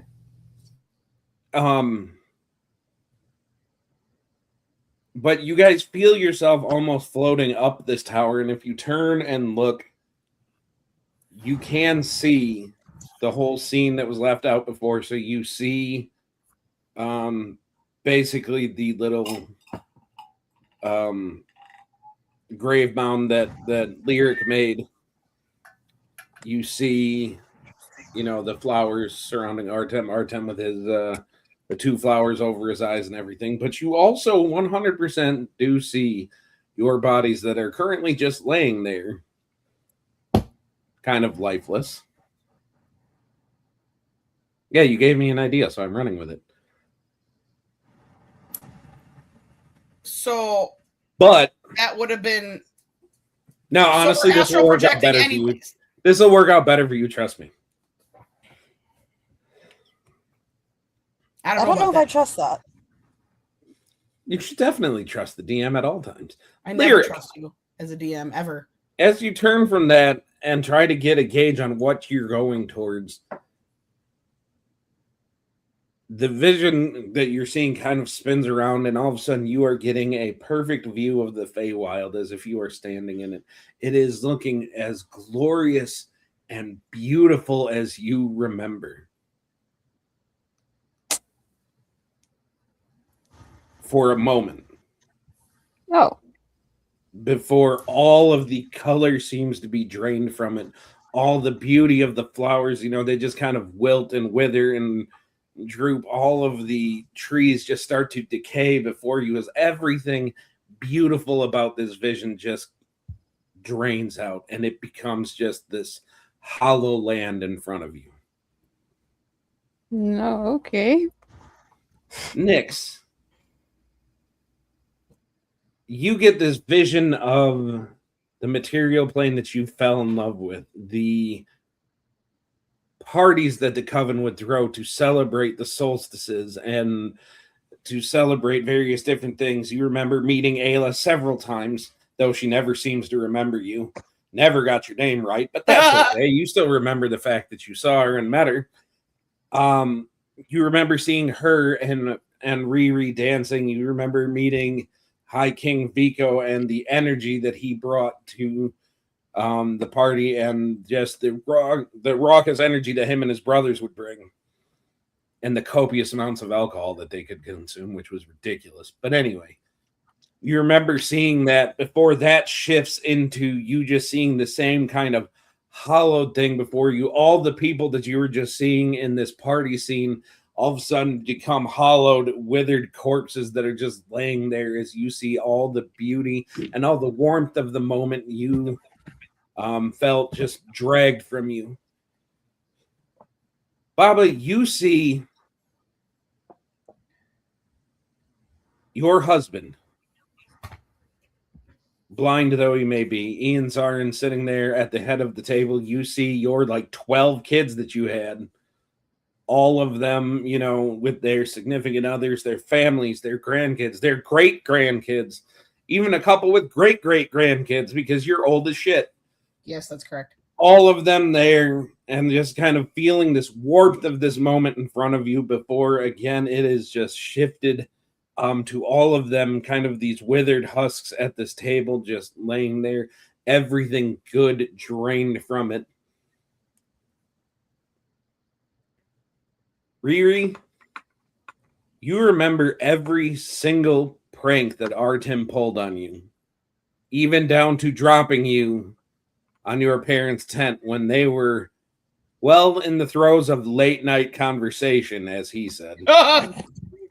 And you remember that despite the fact that he was so irritating, you still remember all of the pranks that were done with love, and you just remember these moments of you sitting back and smiling and looking at him, and then that is suddenly just pulled into the vision of him resting there, blood-eagled on that platform, and all the warmth of the moment is just sucked from your heart almost. And then we get to Ayla.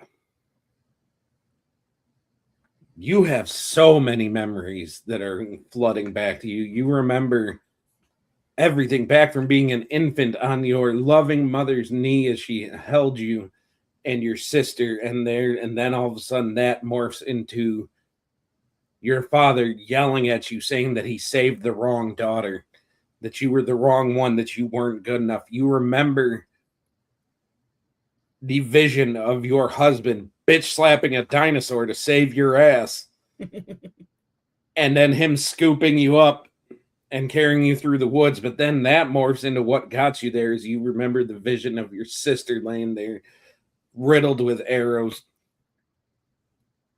You remember giving birth to your son and the joy that you felt, and seeing the love in your eyes, in Vico's eyes, just the immense warmth of the moment.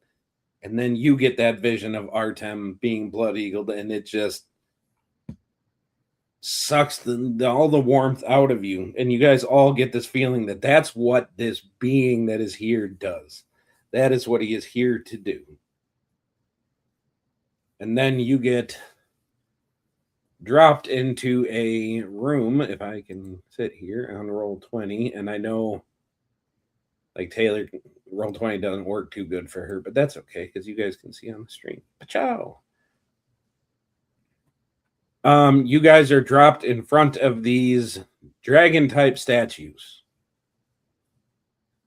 And each dragon is sitting there in a pose where they are holding these two glass orbs.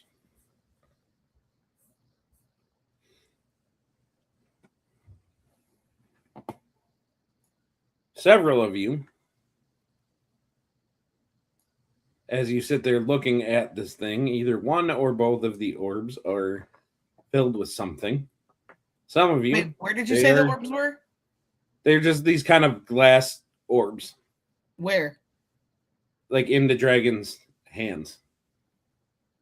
Oh, that we're staring at? Yes. Okay, sorry.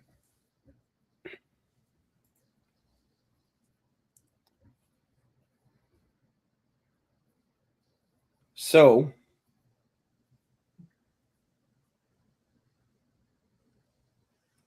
we'll start with Nyx. As you're sitting here looking at this orb, it seems to be empty. This kind of black smoke fills the inside of it. Right? And then suddenly what is sitting inside of it is a dog. It's your dog. He sees you through the glass. He's very happy to see you. His tail starts wagging. And his voice sits there and says,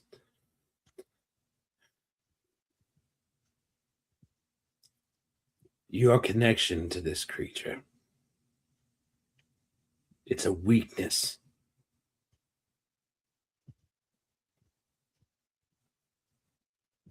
You can stay as you are, full strength, more able-bodied to face the challenge before you. Or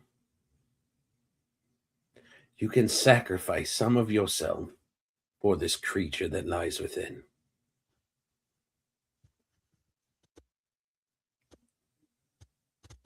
What are you willing to give to save this creature's existence?" I am willing to give your life. The thing is, threatening means that you have to have some cards in your own hand, and you have none.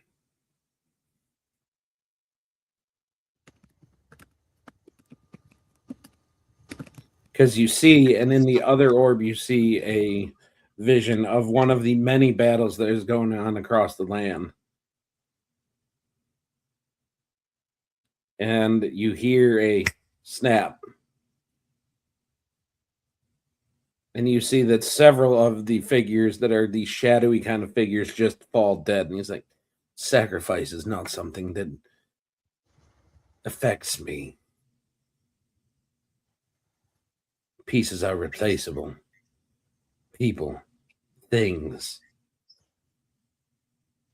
They're just pieces in the game. But this creature means something to you. If you wish to save it, what are you willing to give?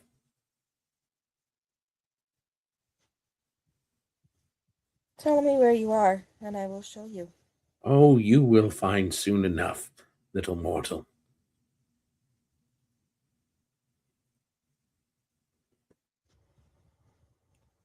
But now, you're on the clock. And sand starts to fill the orb in which the dog is in. Is the dog itself like physically in the orb? Yeah. So he's suffocating my dog with sand. Huh? He's suffocating my dog with sand. You will, unless you're willing to give something.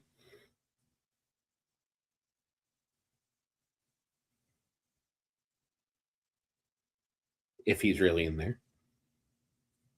I would like to shoot the orb. All right, go for it. To break the glass.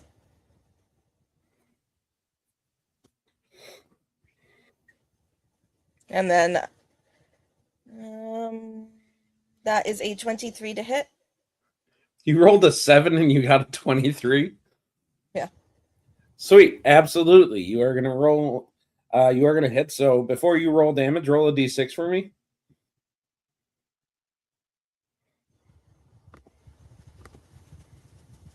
Two. Sweet. Roll your damage. Okay. That is going to be 10 plus. What are you plussing? Let's see, plus the force damage from my ascendant bow, so that's going to be another 3d6. This is wonderful. So 26. Sweet. So you go to shoot at the glass. You see the arrow goes into the glass, but you don't see it actually penetrate the interior of the glass. As all of a sudden you feel a very sharp pang of pain in your shoulder as you look back and see that your arrow just hit you for 13 damage.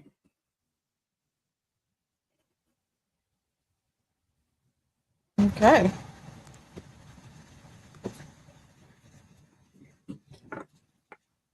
Time is ticking, and you are in my world.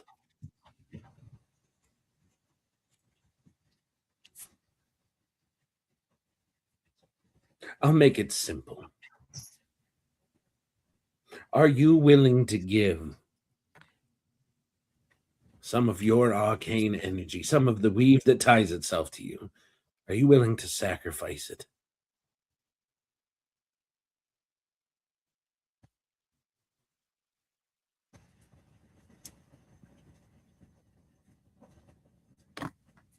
Where do I meet you?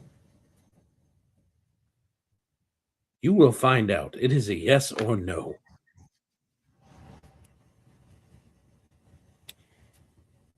Yes. Can I make a And deception then check? as you say yes, this kind of black tendril comes down from the dragon's face and like right into the middle of your chest. And you are going to give up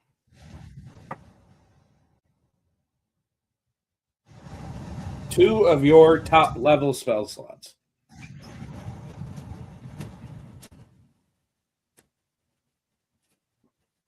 Okay. And those are gone. Not a long rest or anything is going to get those back while this guy is still around.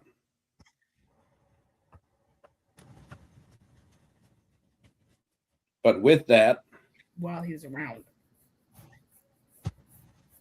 the vision in that orb kind of swirls around, the sand kind of swirls around, and you see the vision of your dog laying happily on his bed back at home as if nothing is wrong.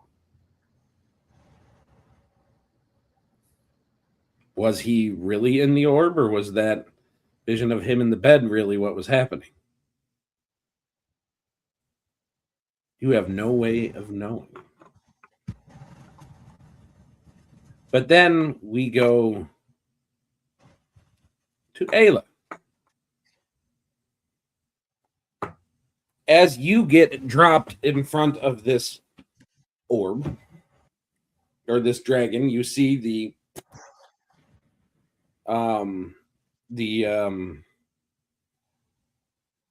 two orbs that this dragon is holding. And inside of it, you get a vision of Vico. As he's standing there, and he kind of looks like he's looking at the glass, but he can't quite see you. Looking very confused.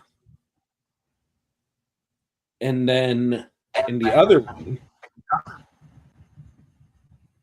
I'm going to say make a wisdom save at disadvantage real quick. Wisdom save? Okay. Yeah. Disadvantage. Yep.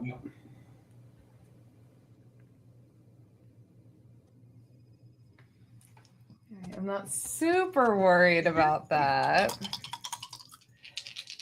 All right. So I have an 18 and I have a 10, and a 10 plus 11 for a 21. Hot Wheels beat that. With a 21? Yeah. Okay, you keep yourself from going frantic as you see your sister in the other one. Alive and well.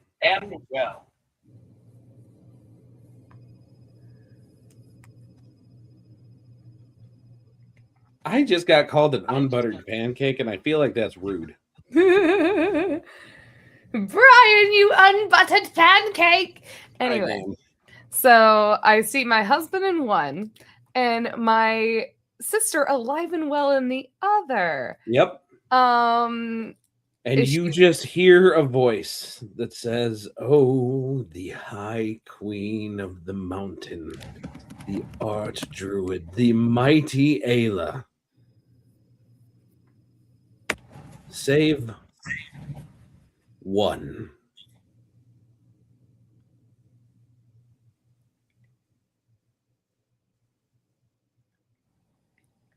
Just Ayla, one. Ayla. Or are you willing to sacrifice to save them both?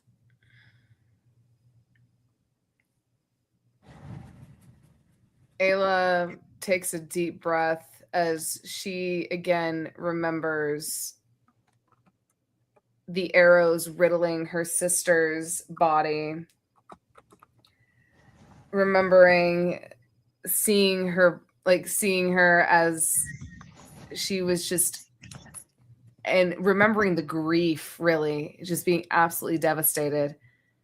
And as she is this voice the dragon that's speaking, or no? It's the same voice that you heard before saying just submit. Yeah. So yeah, Ayla. Oh, this motherfucker. Anyway, Ayla, she steps forward and she goes, I have lived quite a bit of a life, and I know not to be foolish, especially when I know that there are many things that cannot be reversed in life. Do not, if you want to try and tempt somebody, do not offer someone something that is already gone. And she is going to pick Vico she's like, I know exactly what you want, and I know what you're trying to play off of, but I do know one thing. My sister is gone and she is dead. And I know there is nothing you or myself or anyone can do to fix that. Honestly, I'm a bit insulted by your ploy here. My husband is alive and well. Therefore, I will pick him. both of them disappear from the orbs, and this vision appears in the one that had Vico in it. What you see is that I have a mad echo going on. I'm going to try that. Maybe? All right. So what you see is you see Vico coming in. You see him coming in with his brothers into the battlefield, and you see him coming into the scene at the base of the tower. You see him see your body and immediately go up to it, and then see Riri's. You see him crying in agony, thinking that his wife and his daughter are dead as he picks you both up and he is holding you, screaming, kind of like that song or that scene in Lord of the Rings when Éomer sees Éowyn laying on the field and he's all freaking out, Carl Urban in that scene. Mm-hmm. Yeah, like that. And then very suddenly, you see your sister standing next to him, looking very confused, but very much alive, before you see Vico just kind of clutching at his chest after he drops you both, and he drops to the floor completely dead. The life just being drained from him. Question. So, due to the fact that Ayla does have a tattoo that is magically connected to Vico, does she feel anything like that? Oh, you sure do. God damn it. And you are starting to realize that this guy can fuck with a whole lot more than you thought he could. Insight check. Go for it.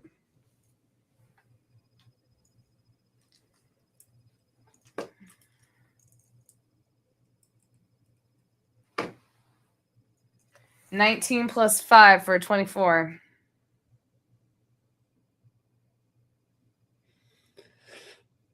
For a 24? Yes. Oh, and guidance. I'm a guidance myself, motherfucker. Hold on. Let me get that D4. Where that D4 at?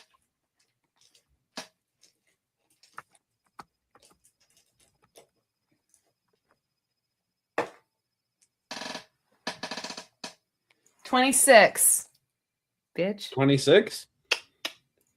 What are you insight checking exactly to see? To see if this is actually happening or if Okay. this is like an illusion of sorts. So with your 26, it is absolutely happening to your belief.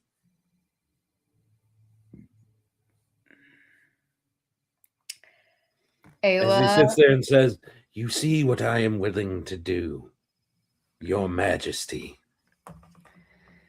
Ayla does I not, can restore your heart. Ayla does You are not just say willing to give of yourself." Ayla stands there silent. She does not respond. She does not do anything. She's just waiting to see what this individual is going to continue to do. And I will be right back. Okay. Then we will go to Riri in the meantime.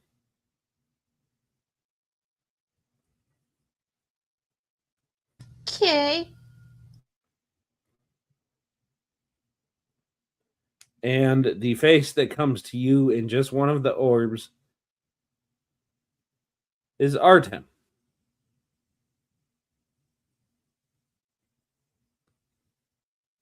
And you just hear this kind of voice that says, "You were meant to protect him once. Sent back to a different timeline. You thought that you succeeded. And yet he lies cold down below.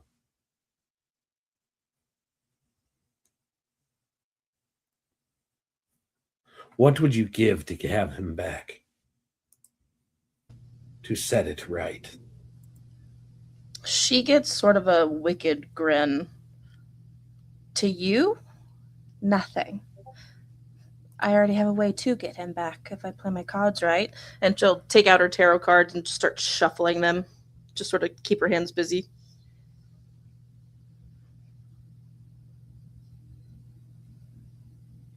Why don't you lay out a spread? Tell Because us you're what the unworthy cards of it. say. You're unworthy of one.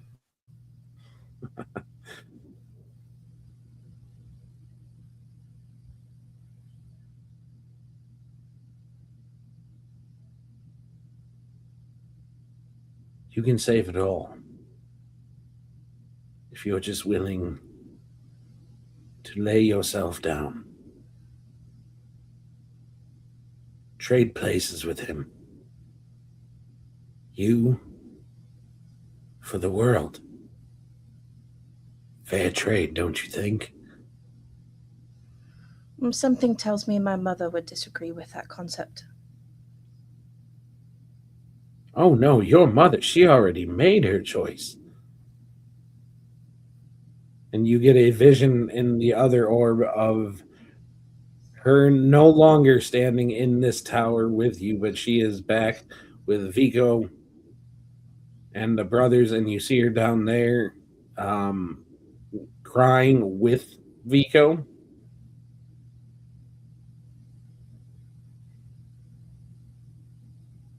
See, but I feel like Riri would think that's bullshit. She knows her mom too well to think that she would ever abandon her there in this situation. So what are you doing? Nothing. He can talk and he can coax and he can goad all he wants, but she's not gonna fall for it at all. That's my daughter.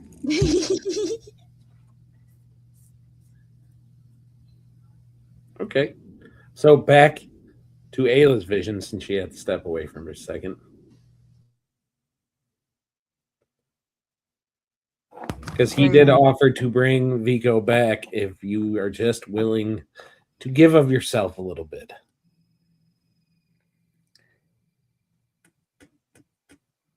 Ayla just looks dead in the face, no emotion showing. And she's like, one, I know my husband. He wouldn't want me to do that. And two, I've already given up quite a bit of myself and everything that I am to rule this kingdom. There's nothing left for me to give to you, and if whatever petty crumbs you might want, I guarantee it won't be worth it for you. What kind of game are you playing at here? The game has just begun. And I would like Riri and Ayla to give me wisdom saves at disadvantage, please. Again? Yes. All right. So mad because I rolled the same number on both. I got a 12 and a 13 plus 11. So 12 plus 11 is going to be 23. Hot Wheels beat that. Plus 11 is impressive. What did you get? I got an 18. An 18? Yeah. All right. Can I guidance on my daughter? No, because you don't see her at all. God damn it. So what Guidance you are for the going boy. to... Hold on. All right, so I only got a 1. So, Selkie, very similar to Nyx, you are going to, because as you kind of sit there in defiance, he lashes out in such a way, and kind of that same kind of black tendril kind of hits you kind of like right in the chest, kind of right at the base of the throat, and you are going to lose your 9th level spell slot. Or not spell slot, but your 9th level spell. Because warlocks are weird.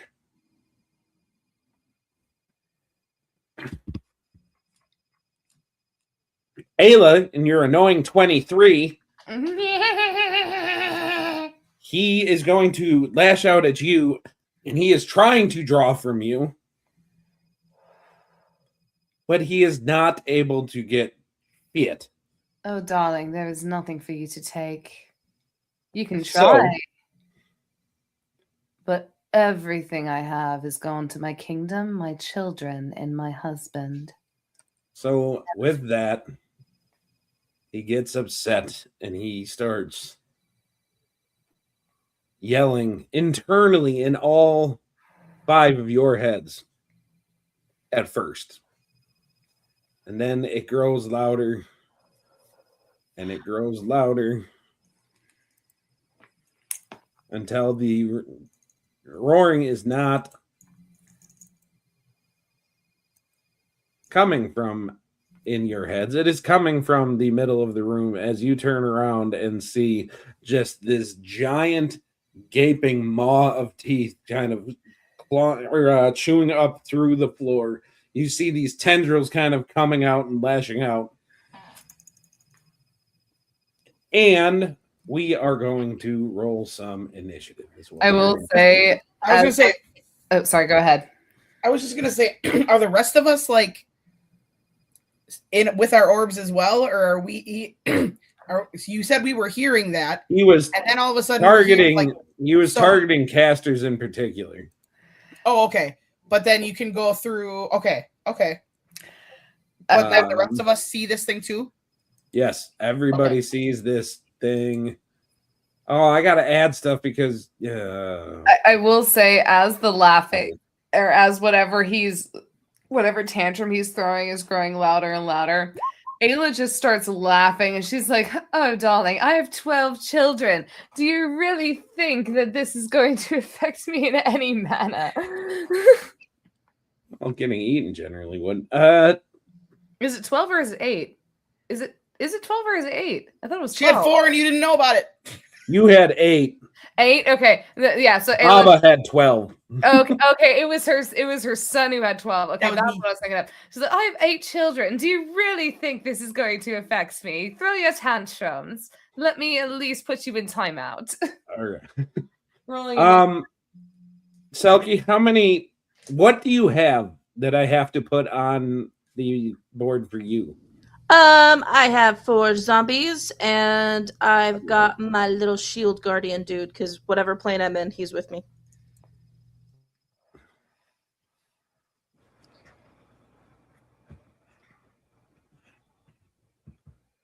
Sure.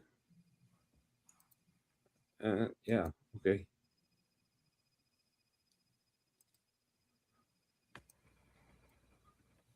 All right, and then I gotta go control. Hey, 4. All right. So you guys are setting up on kind of a raised platform, just so as you guys knows. How raised? I'm gonna go. There is about 25 feet down to the next floor below you, or 20 feet. 20 feet.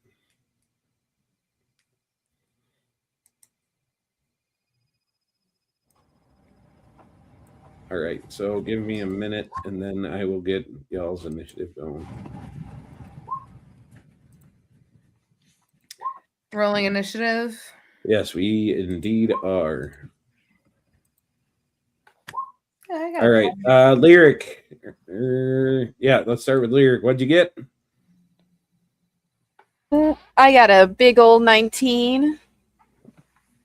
That's not bad. No, not bad. I got a 14. All right, Ayla got a 14. All right. Oh, cool. Riri, what'd you get? 17. 17. And give me a minute because I got to put that in for every one of your fucking zombies. He. And my shield guardian. God damn. No, you know what? I don't want to put him on. Too bad. You have to. I'm officially the pain in the ass. I don't care. Sorry, not sorry. You are a pain in the ass. Don't you dare talk about my daughter that way. You were probably just calling her a pain in the ass. Yeah, but she can. There's a difference between like a mother saying that and then like someone else saying that. Fair enough. Okay, you said spirit guardian? see if this thing gives me anything for Spirit Guardian. Ayla raised her daughter properly. No, it's a shield guardian. It's a construct. Shield Guardian? Yeah. Same thing. No, it's not.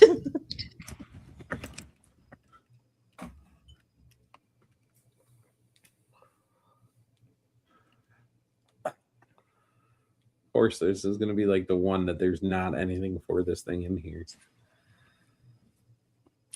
I feel like this isn't the final boss, so I'm not using my horn yet. You'd like to think that. You know what? This is what you're going to get. He is going to be... He is now a shield guardian, I guess.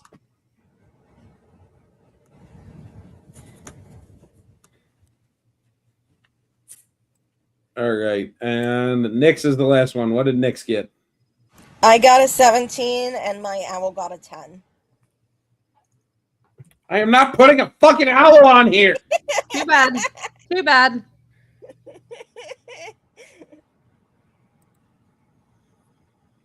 My little owl bear is still somewhere in there doing owl bear Things. things. All right. You know what? We're starting with Baba first. He's just said no. Yeah. No. If your thing is going to do something on your turn, then fine. Then tell me what it is. But I'm not adding any more shit. Hey, look, Owlbear is he's just scoping shit out. He ain't trying to do shit or attack or anything. He's just scoping shit out. I am saying your familiars share your initiative is what I am. I am making No, that call. that's completely fine. It's just Okay, cool. He's my little extra Mousecatool. Mousecatool. Oh. Anyway. All right, Bobby, you're up first. Yes, I am. You are. I would like to Dormammu. go. I would like to try the Ray of Enfeeblement from my Staff of Power. Ooh. That's not what I wanted. That's what I Sorry, I want. hit the wrong button. Because you said we're up on a, we're like up on a thing here, but still he's only how far away? Yeah. Sorry, my thing's going crazy. Hold on. I shan't. Well, my thing is currently reloading itself. You're what? My roll 20 just glitched out. Rip. Okay, there we go. That sounds like a you problem. Hello, darkness. It is a me my problem, old big friend. time.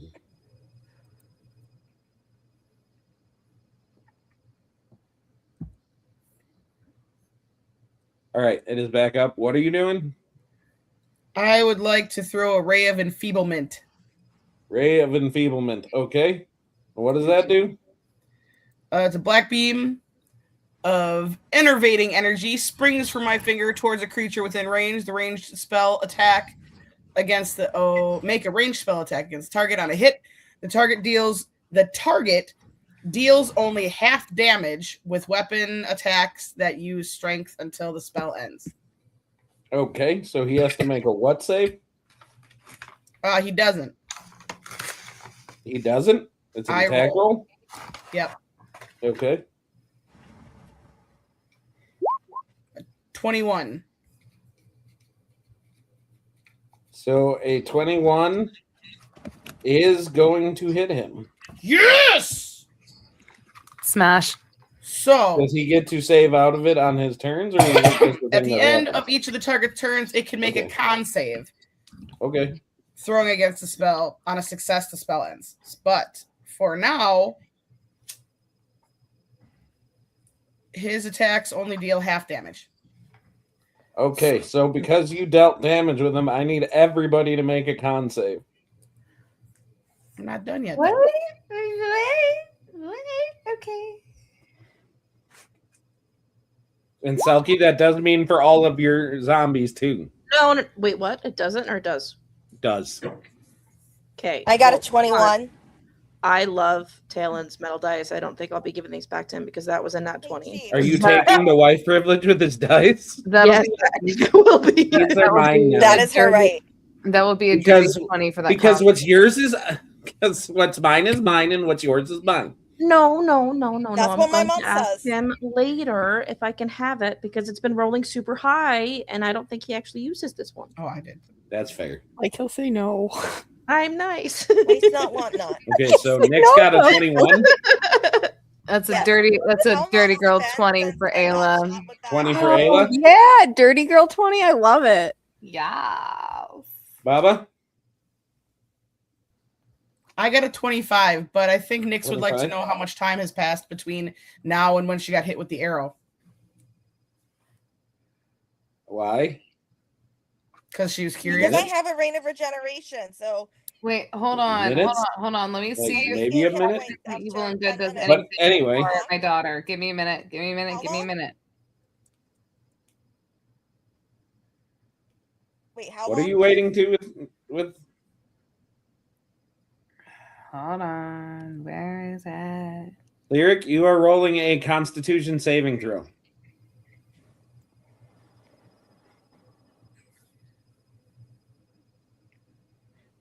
What number for what?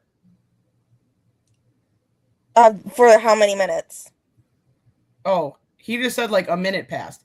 All that stuff was going on at the same time. Yes, everybody was talking. I'll say 1 minute passed. Okay. I got All a right. 24. In case anybody cares.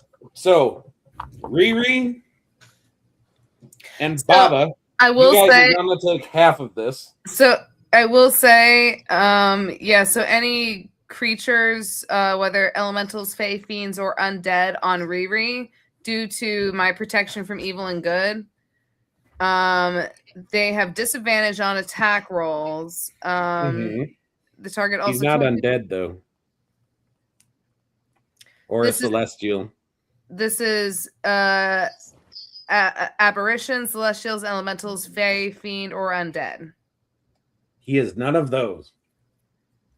Well, fuck. 'Cause Okay. your thing doesn't cover monstrosities. Shit snacks. So, what is happening right now? So as you do damage with him, he lets out this horrible screech that sounds like metal on metal just being ground together, and everybody has to make a Constitution save. 2 of you made it. The rest of you did not. Oh. Wait, Lyric, what did you get? It's in the 24. chat, Ryan. Jeez. 24? Yep. Okay, so Lyric is also good, which means The Nick DC was a and 22. Ayla and all the zombies are each going to take 36 damage. What kind what of kind of damage kind of does damage it do is in this? particular? Thunder damage. Okay. And you are deafened for 1 minute.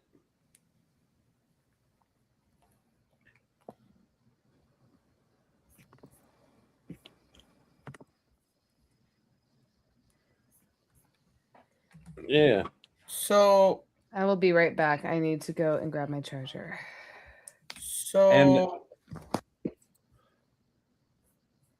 like that was only one of my attacks. Yeah. He does that as a reaction when he takes damage.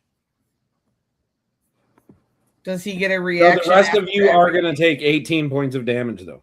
Does he get a reaction after each one? No, you only get 1 reaction on your turn. Well, that's what I was wondering. So why did it not go after I was done with my other one? That was just one of your attacks. Right. So my question Yep. was, why did he not wait until after my turn? Because when he takes the damage, that's when his reaction goes off. So he does that screech. All of you take your damage. Then you can do your other attack. Okay. But like my point is that he won't be able to do that again then, right? No, because you only get one reaction. Because you only per get turn. one. That's what I thought. Okay. Yes. I would like to throw a radiant sunbolt. You do it. Okay. Oh, for a 14, that was a nat one. Is this considered magical damage? Huh? Is this considered magical damage? I would say no because it's an actual like thunderous resonance. Okay. So it's based off of the fact that this huge thing, like, if you saw Star Wars, this is like the Sarlacc pit that makes a big thing. It's a big echo chamber. So The Sarlacc. yeah, Would this count as an attack? no, because you had to make a save. All right, so that's your 2 attacks. Are you doing anything else, Bobbin? So that was that.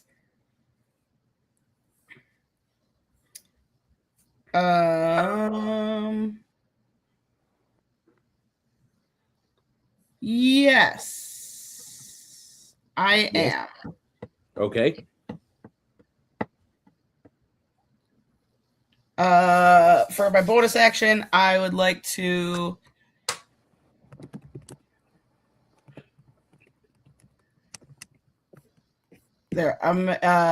do Burning Hands, Okay. which is a 15-foot cone, and you must make a dexterity save. Are you jumping down off the balcony to do it? No, because it's a 15-foot range. Yeah, and you're 25. You're 25 feet up. Oh, 25 feet up. Yes. So you can jump, and because you are a monk, you can land just fine.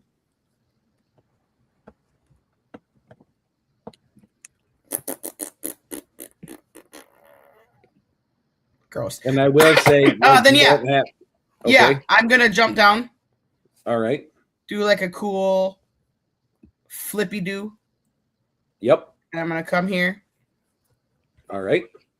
and then yeah. All shoot right. some, So he has to make a dex save. a dex save.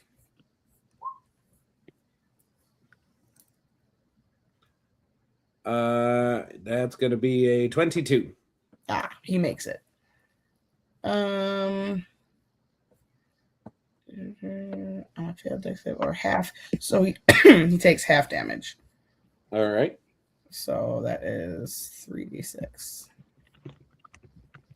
And what was you said was what thunder damage that we ended up taking? Yeah.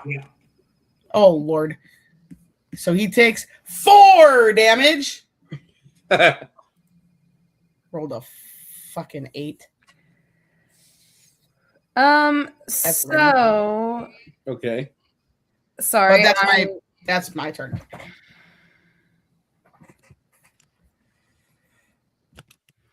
The zombies Okay. are immune Never to mind. non-magical damage. Yep. You suck. I know. That is awesome. I love that. Yeah, I was going, so I like my staff of the Magi. I would have been able to absorb the spell if it was only attacking me. If it wasn't attacking everyone else. It's also not a spell. It's because it was just this like the creature is actually screeching, and it is so loud that's what's just doing this. It says thunder damage, but so it's just being a little bitch. Okay, It's got it. concussive, right? Yeah. wow. I said what Taylor, I I said. missed you so much. And Felky, from the bottom of my heart, and with all due respect, fuck you. 'Cause I was just sitting here like I just got rid of all of her fucking zombies. Awesome. You know Nope, what? never All mind. respect, fuck you. I beat you. I'm coming for it. Jesus, All right, Oh, Lord. So this being the end of your turn, it is going to take one of its legendary actions. It is going to use a tentacle. Wait, it's gonna Huh? use what? It's the end of his turn, or end of your turn, Baba. Yeah. So he this is already did a when, reaction. at the end of another creature's turn, if he has the ability, or if he has one of his legendary actions left, he can use it. So now he's using a legendary reaction. Yes. Well, that's bullshit. You're running level 20. That means bad shit. Okay. So he got a 12, which brings his total attack with this tentacle to 30 against Nyx. 30. Is that going to hit you, Nyx? And it was my AC is 18. Do you have shield or anything? I do. Can that take it above 30? No. All right. So you're gonna take what is it? It is okay.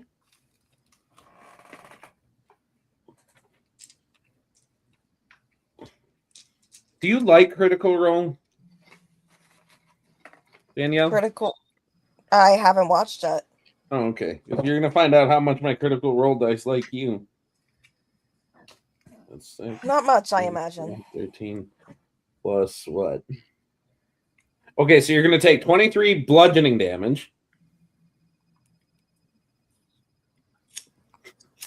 And you are grappled.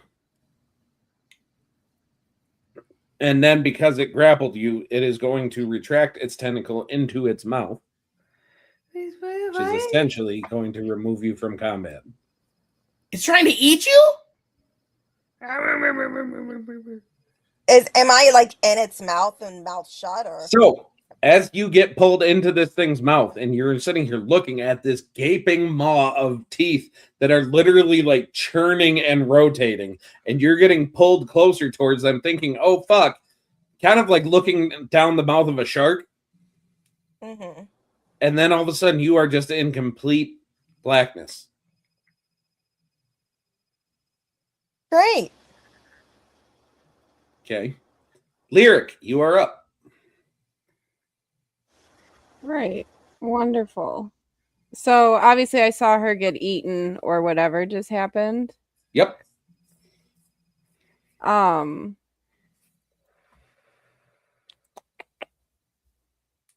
Shit. I am going, well, I'm gonna roll to, how far can I go? Sorry.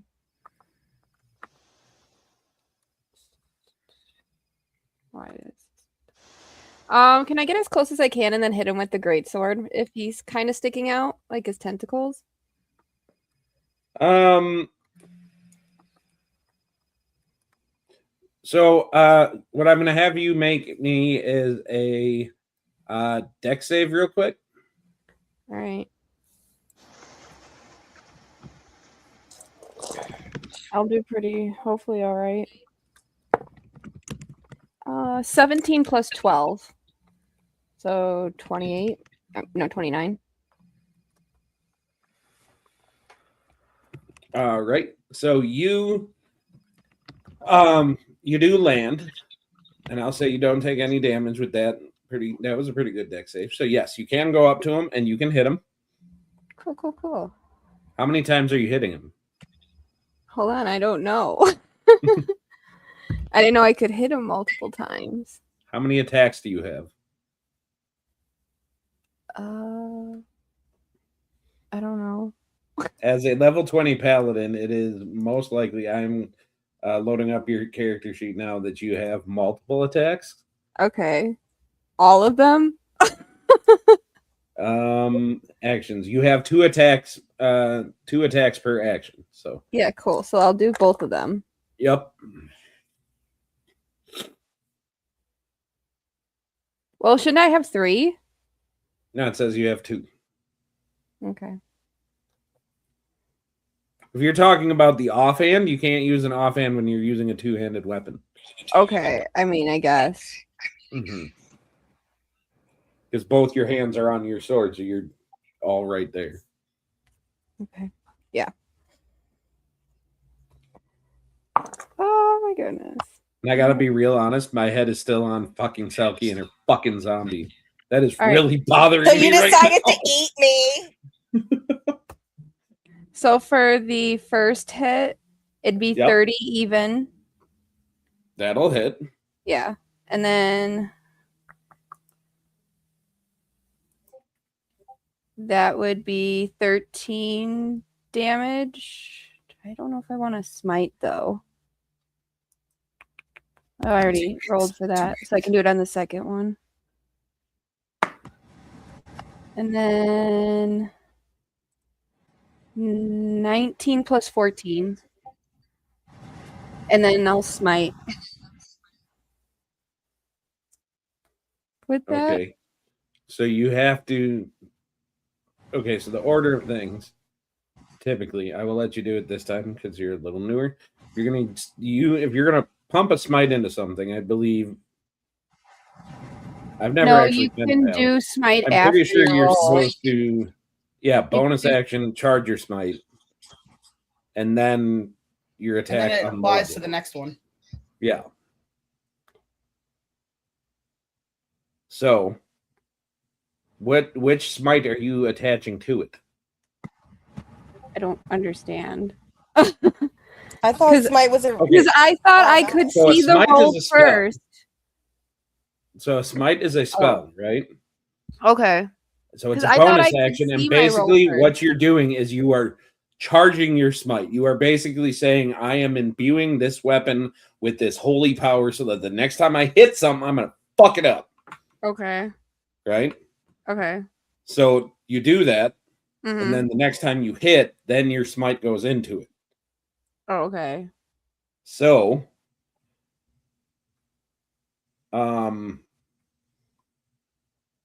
you 100% made a 2024 paladin, by the way. No, okay, whatever. I thought I couldn't. No, you But can't, whatever. but it's okay. I'm gonna get through that to do the right things. But the problem is that spells work differently for 2024 paladins, so it's a little weird. Okay. So in total, because you hit with both of your things, right? You are gonna roll me 4d6, 4d10, and 2d8. Wait. Shit. Wait. You said 4d6? 4d6, Get it, girl. 4d10, because you're using a Holy Avenger, Oh my fucking god. and 2d8 for your smite. That's a lot of dice. I don't know if I can count that high. Here, you see, there's this little dice symbol in the bottom of your No, the character digital sheet dice online. suck. They suck. The digital dice are assholes. The digital dice do suck a little bit, but for those of us who aren't good at quick math, I'm or not going to don't be have good a at husband who is math. good at quick math. I have a Well, wife it's that is gonna good at quick really math, but she's suck. in the other room. Holy shit. Okay, hold on. I can't do this. Now you just made me so nervous about rolling this. You could do it. You could do it. You got Come this. on. Oh my god. Let's go, bitch. Come on. For you. All right. So for the 4d6, 4, 9, 12. Okay. Now And then- 4d10. And 4d10. 2 70s, and then a 40 and a 10. And What do you mean a then- 40? Isn't that a d10? Okay, Or did so I that roll would be 2 7s, Yeah. a 4, and a what? And a 10. And a 10. Okay, so a 1. Yeah. Okay. Is somebody then else you- keeping up on this with me? So that's 12 plus 14. Okay. Oh lord. And then you said 2d8s. Yeah. 12. Okay, so if I did my math right, that is plus another 16.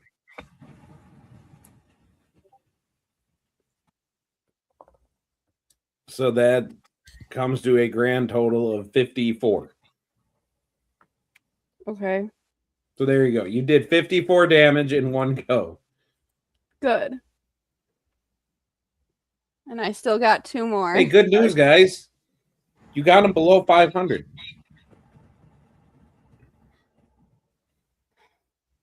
So that was your like attack. to go to sleep at some point tonight. Oh my freaking god, I'm gonna Don't cry. worry. Okay, so that's your turn. Yes. I mean, why no? Wait. I want to disengage and move away. You can't do that. Fuck. Okay. Wait, why can't you do that? Because She's a you already paladin, used your not a rogue. bonus action to smite. And then her 2 attacks. But isn't that considered movement? All right, Well, so my hand is to good. get you, that is going to be a 32 that he uses on his legendary action. Yeah, that definitely. Sweet. So you're going to take 4, 8, 9, 10, 11, 21 bludgeoning damage. Wait, how And much? you Wait, are- I'm confused because I thought smite wasn't a bonus action, and now I'm getting. Yeah, really I thought it wasn't confused, either. 'cause- I think that's I didn't So think I it should was be either. able to disengage. No, a smite is a bonus action. No, it's not. Which smite is Where are it? you are you okay? The paladin you built is a 2024 paladin. On here, the smites in which I am looking at on your character sheet But even in the comments on says Twitch, one if bonus the normal action. smite happens after you hit, and it doesn't take a bonus action. Say what? Yeah, but aren't we using? She accidentally built it for 2024, but like Built we're it for using- 2024, so I have to go off of those rules for it.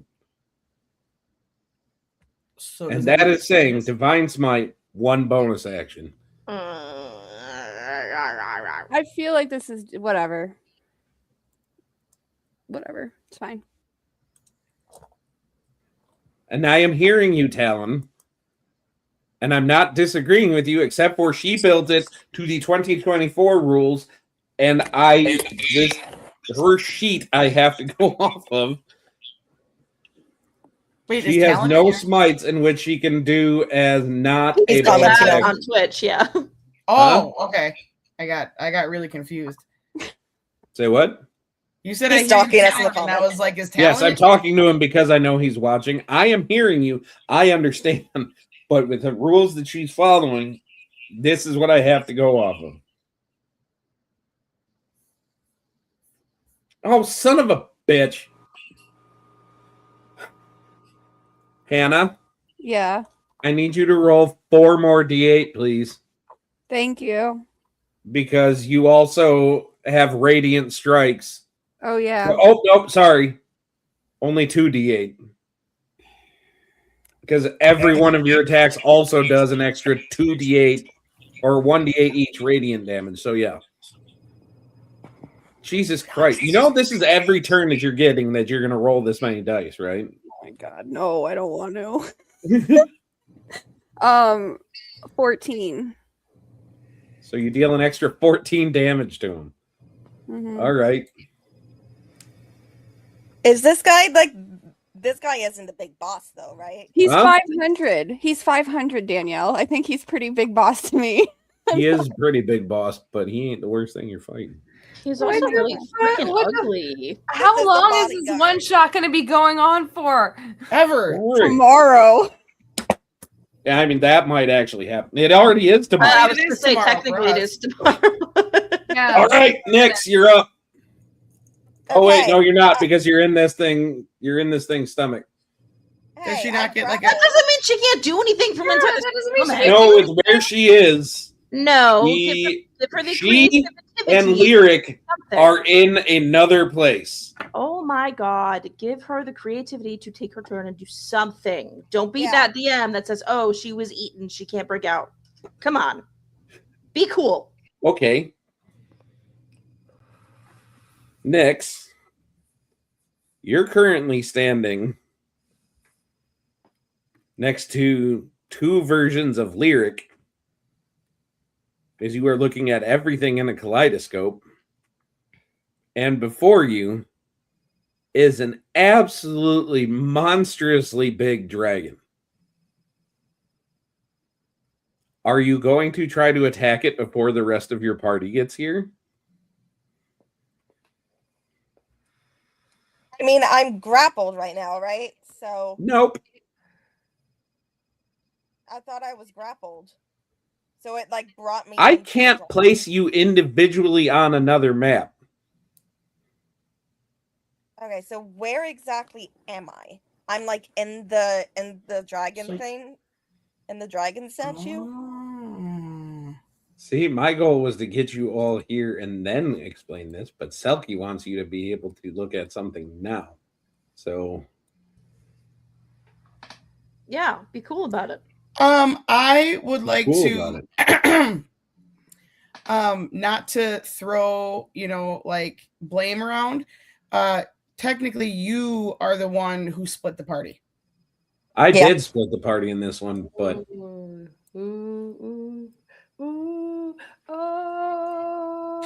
we? Oh. Ayo! do. I mean, I don't know all the things, but This is like, I Brian know regretting his some decision. things. I think he's about to text me a picture of where. Oh, he I'm sure at. I is. am.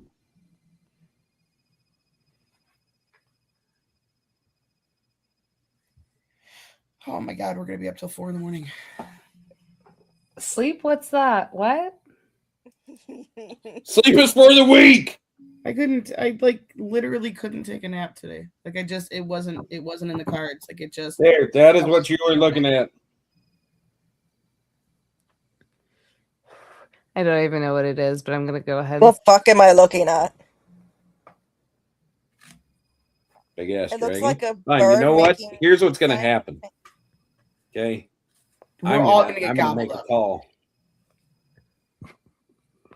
This thing is gonna go ahead and eat all of you. How? Pretty much. No! Pretty much. It's giving you all nom noms. Ew. Because I really don't want to be up till 4 a.m. I like it. Riri doesn't like being slobbered on. What? But here's the thing. I'm Oh, wait, what's happening? gonna Where move you we guys at? back a little bit. You guys get swallowed up and brought to another dimension. Lord.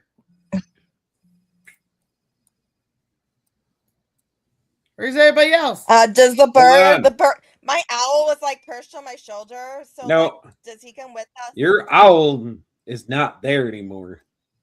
Neither are the zombies, but those I would let you. What? No, I You call didn't bullshit. eat the zombies. I call bullshit. Shenanigans. Bullshit, Brian. Bullshit. It's not bullshit. He wanted to eat the zombies. They don't taste good. You didn't know that. How do you You know? doesn't know Maybe that. they Tastes taste rotten. like. So- He grabbed two of You them, said he but- ate everybody, therefore Exactly. he ate the zombies. Bullshit. He ate the zombies. He ate the Owl. construct. They're all fucking there. Everything. Bullshit. Brian. I would like to point out to everybody at home that I did this to myself, and I know that I did. You did. Yeah, We told you this. And I tell you this on a daily basis. Hot That your Wheels one do that. shots are not one shots. No, my one shots are fine. They're absolutely not. But do They're I have fine. any sort of vision? Are we not supposed to be seeing anything? Do you not move? You see my screen. Move your camera. Zoom out. Oh, Move we're down. down there. Yeah. Okay. So, all of you get eaten. Yum, yum, yum, yum, yum, yum.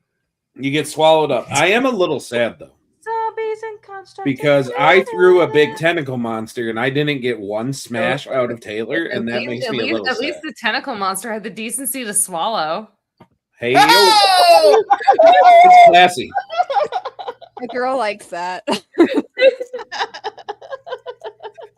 All right. Are we still So- deafened? No. So you get swallowed up, and then all of you notice that instead of getting gnashed and ripped apart by this maw of teeth,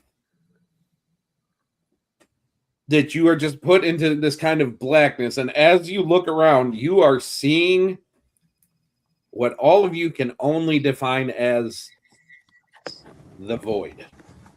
Is this magical darkness? Because I would like to use my cantrip light to give us a little bit of I was gonna say, Riri's got an item that will completely. If there was something to light up, you could.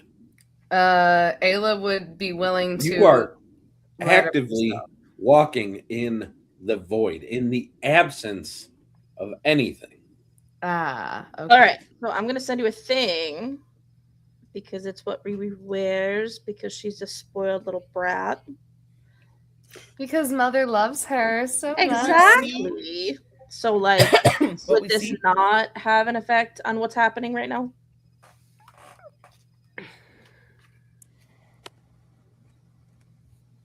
So the only way out is through. Right. That's okay, guys. Also, But I'm Brian, saying for that your there's tentacle nothing to monster, light I up. will say smash. Say what? For your tentacle monster, I will say smash because he had the decency to swallow. Thank you. But yes, Felky, I am reading your ring, and I will say, like, the light goes out, and it doesn't have anything to light up. What you are seeing on the map is the So, map. We're like Oh, I in know. like the blackness of space. I feel like that's not how Pretty that much. works, though. Because What how do you want me to light up? I don't know, but how it's written, it feels like in any type of darkness, there is this light that shines for 20-foot radius. Okay. Okay, so So put it. if you could survive it, right? If I dropped you 3,000 feet down under the surface of the water in the ocean, right? Middle of nothing. Nothing but water in every direction. So And really, you what light you're up a saying thing is that goes out 20 feet.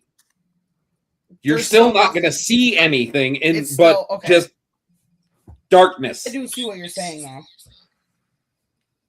That is what I am trying to say you are existing in. It's just that you're not underwater. It is like nothingness. It is the void. Can we hear anything in the void?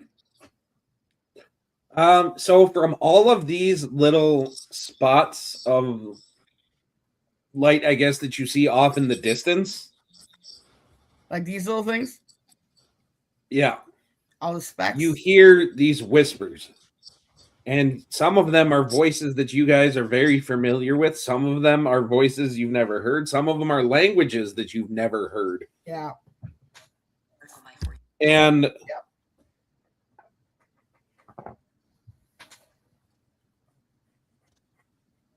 and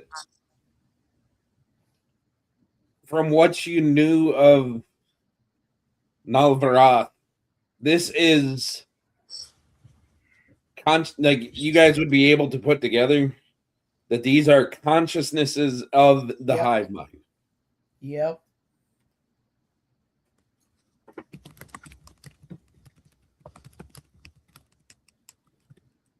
But you Careful are all where you there. step.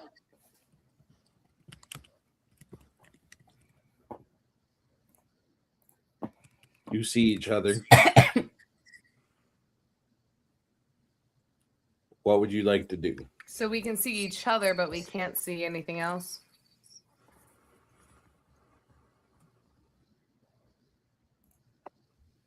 Pretty much. You see, like I said, you see what's on the map. Well, Are how we, long like- do we think is Sorry, keep going. no? How long do we think is gonna take us to get to the whatever is at the center? Like in Do real we- life or No, like in Okay. terms of characters walking. got it. I was like, are you looking for an end time? Sorry. No. Okay, so we hear those. Are we on like the floor? We're not There floating. is like, well, you don't see a floor. Your feet are on something Our feet are hitting. that you are Okay. perceiving as the floor. Okay. Do we get a sense of how big this place is? Potentially infinite. May I Okay. also again cast again at will my find familiar to semi-familiar out to see if they can just scout out anything else? And as far as he walks, because he can go how far from you? Let I me think it's like 100 feet. take a look. Can I say my owl was like clinging to my shoulder and came with me? Yeah, Sure. 100. I have 100 feet. All right, so it goes out 100 feet. And basically, the only thing that it sees besides these little specks of light off in the void that you are kind of contemplating to be these members of the hive mind, you see this huge draconic figure that seems to be made of the void itself. And it has these two horns that are coming out kind of semicircular out towards the front of it. And that is where you see this crystalline orb that is just kind of rotating, that has,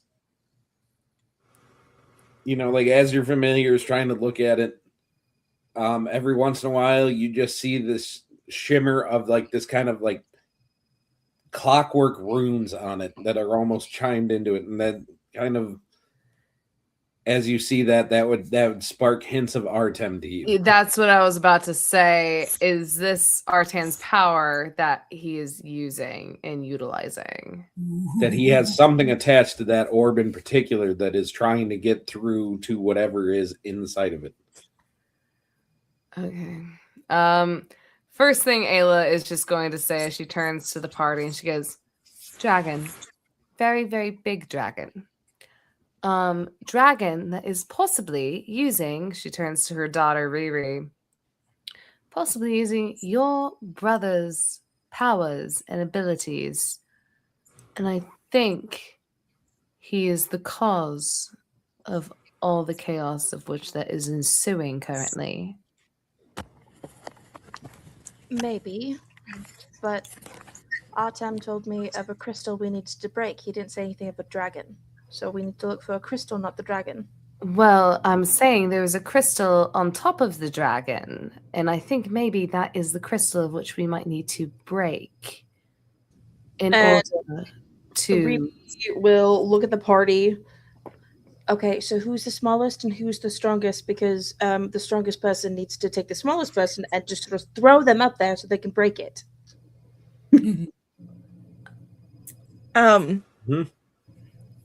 I don't know if that is going to work, but I can shoot it potentially, but it's probably warded to prevent damage. I think we're going to have to defeat the dragon first, because if it's as simple as breaking that crystal, then there's going to be warding around it to stop us from hitting it.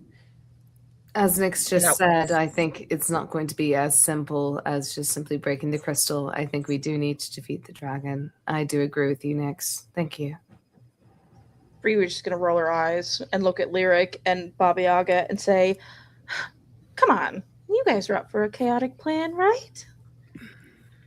One of us should at least be out there." I mean, I hear you, honey. I think that it's I think it's part of a plan. I don't know how. I mean, I think one of us could get up there and start some doing, but I don't know how easy it's going to be to do just that. I didn't say it would be easy. I'm saying it's a start. It's a start. You're right. Well, how about this? We focus on killing the dragon first, and then we can try our best to... And if we can manage to crack or break the crystal on the dragon, then I guess that will just be a little bonus for the both of us. But I guarantee you this dragon is not going to make it easy for us to crack whatever crystalline sphere is on its head. Well, see how big this dragon is? I would like to request a long rest because I want my 9th level spell back. Nope, that will be gone even with a long rest. Yeah, he even Doesn't make any sense. Yeah, he said like even with the He long just rest, took that. yeah. Yeah. Asshole DM move. You guys are fighting a god. God shit happens. All right. But you said Well, this was a big dragon? My queen, you said we are close to it, though? Well, yes, within 100 feet, considering that my familiar is the one who's able to see this, and I'm looking through its eyes currently, and I will say it's rather terrifying.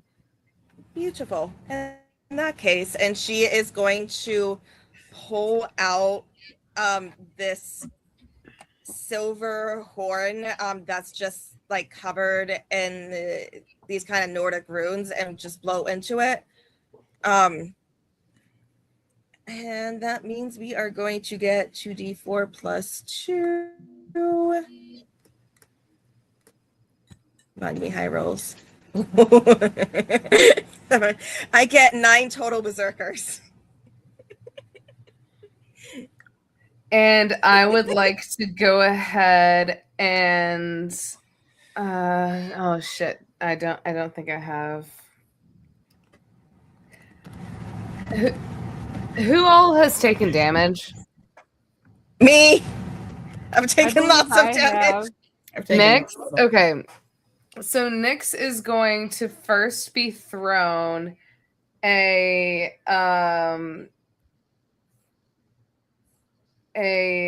greater potion of healing.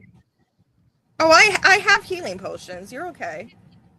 Okay, well, like, okay, like, Ayla's just trying to make sure everybody is healed up before we go into this situation. So she's like, okay, so let me just put this first. Ayla's gonna just like, okay, so who needs healing? I suppose I should drink a potion before I take you up on that. I am also going to take a potion myself. So, but does anyone is in desperate need of healing currently? I guess would be the better term for it. Now I'll just knock back a healing potion. Yeah, Ayla herself also knocks back a potion of greater healing. And what is that? I guess. Are we floating? 4d4 plus 4. Okay. I'm gonna knock back. Anyway, well, Lyric's gonna just touch herself and use Lay on hands. Excellent. That's what she can do as a bonus action. Nobody cared to come by her, so she's gonna just fully heal herself because she has 100 points to spare. So Holy shit! What? yeah, lay on hands. I have 100 healing pool. That's awesome. That's also. I think that's also a Ball. 24. Well, I'm using it. Yeah, I'm pretty sure that's Because a the new. smite away. Well, That's you a took my 5.5e thing. This is my. Because I don't think a combo. regular paladin has that level of a. No, actually, they might. They do. We're level Yeah. 20. They could have anything. They do have a pool. That's impressive. Has All right. it been 10 minutes since I've taken any injuries? Sure. Cool. In that case, I am also going to get to Fully roll my Reign of Regeneration. 1d6 hit points every 10 minutes. Cool. I get 15 points of healing from that potion that I downed. Oh, so did I, by the way. So if you guys, because it's been a while, Taylor, if you guys are taking the time to just drink the entire potion, you get the full effect. You don't have to roll from it. So whatever the max healing is, that is what you guys get. Oh, okay. So Oh, shit. 4, 8, 9, 10, 11, 12, 13, 14, 15, 16 plus 4, 16, 17, 18, 19. 20. So 20 in total. What did I put on for that original healing?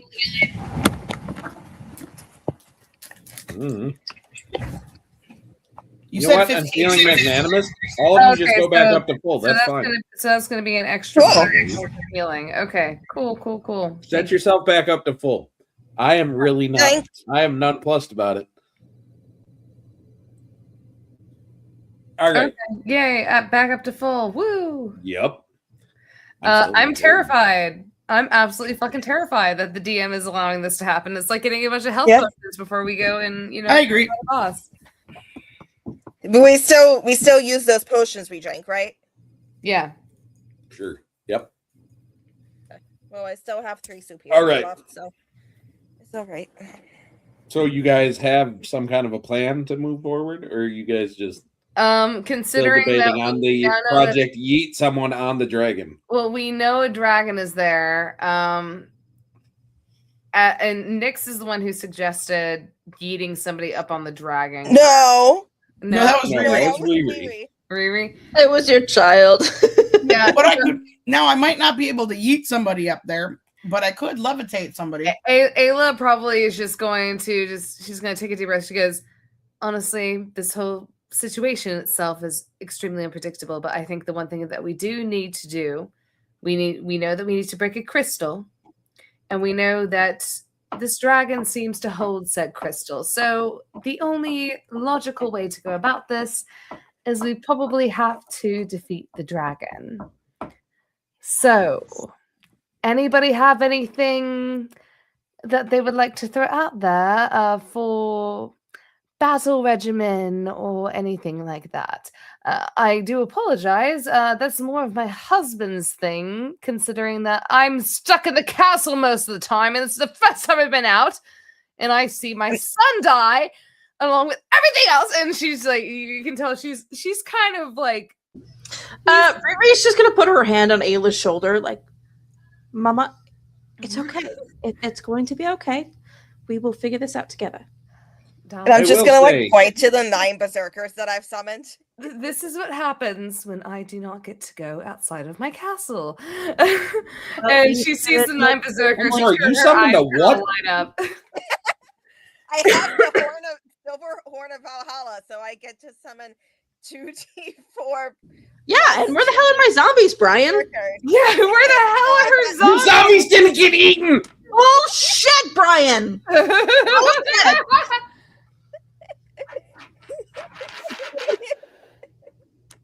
So we have 9 berserkers. You summoned what now? 9 berserkers. You are gonna die first. Give her zombies. Give my daughter her zombies. God. Seriously, what is wrong with you? They're just 20. Let us do level You know 20 what? shit. And a Because y'all are making construct. me do this. I'm gonna put you up here now. I'm gonna spread you all out, and I'm gonna give you your stuff. That's what I'm gonna do. Thank you. Give me my zombies. Give me my contract. Don't be a butthead. He's immediately gonna try and kill us to get rid of our summons. Yeah, but he's gonna kill you first because you've got more than I do. Well, here's the thing. I don't know if they go away if I die. Oh, interesting. Because they just appear Fuck is after a 1 hour berserker? or when they drop to 0 hit points. It doesn't say Yeah, I don't know anything what a about berserker me dropping to can- 0 hit points. But what exactly is a berserker? I've never heard of that before. Oh, I wanted to make a your mama joke, but I don't want to be mean. Do it,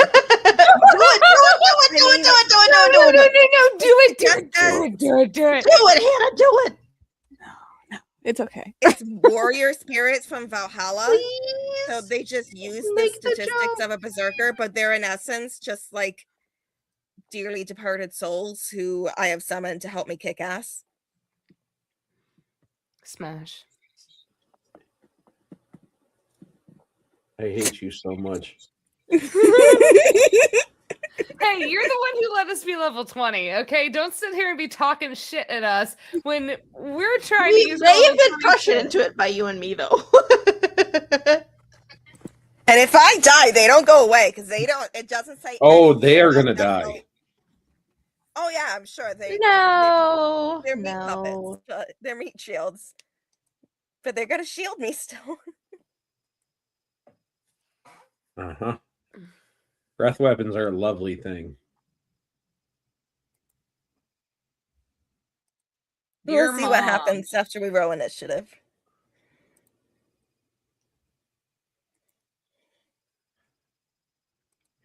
I hate you both so much. So much.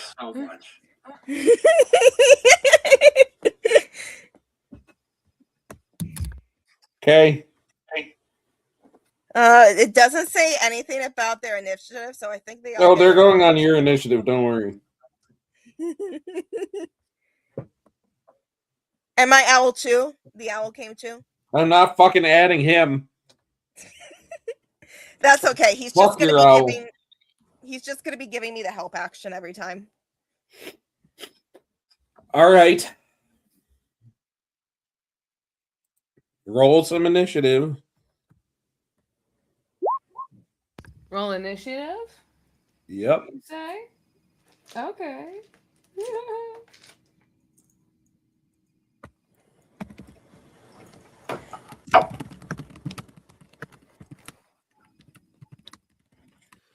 That's gonna be a 19 for Ayla. 19.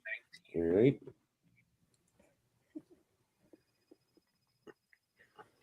Hot Wheels. Riri, what'd you get? Is that cheese? No, I want cheese.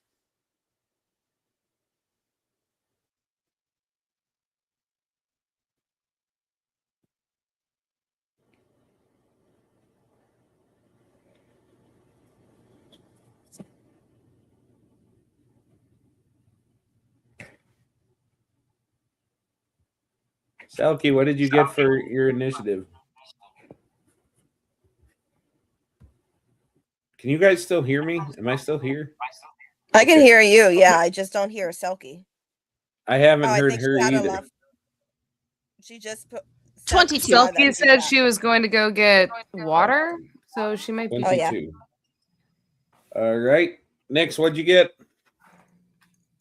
19 for me, my owl, and my 9 berserkers. You know you're going to have to roll for all of them, right? Yeah, that's okay. And that's if they survive. They can do this wonderful thing called spreading out. Wonderful.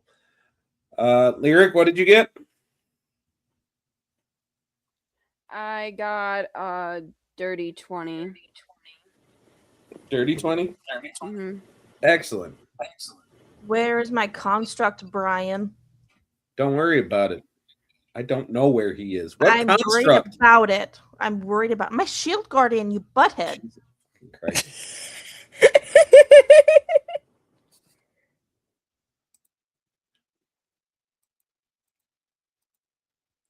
I told you, I made Riri the whole problem. Yeah, you sure did. You agree. You said all these magic items were with DM There is approval, your and construct. You agreed to all of this. Thank you. He looks like a guardian. Actually, you know what? He looks more like a guardian.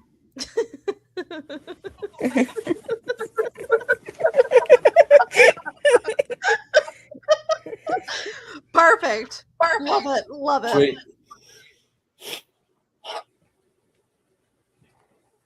All right. So now that we got everybody in there,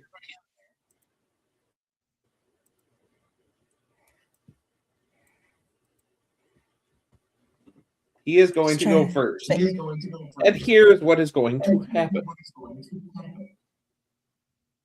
The very first thing is everything within 120 feet of him. Okay. And no, this was not written because you made 9 berserkers, 4 zombies, an owl bear, and a shield guardian pop up. This was going to happen no matter what, because this is what his ability is in his lair. Everything within 120 feet of him starts going into this kind of kaleidoscope world, kind of like in Doctor Strange, is how I can put it, where everything is like all of a sudden you're walking and all of a sudden everybody else looks upside down, but you're right side up or the other way around. Everything is starting to twist like that. You are now surrounded, all of you. Each of you can see a multiple versions of the other people in your party and multiple versions of the dragon. So we're in a mirror universe. Pretty much. So that is what he is going to do. Right away. And then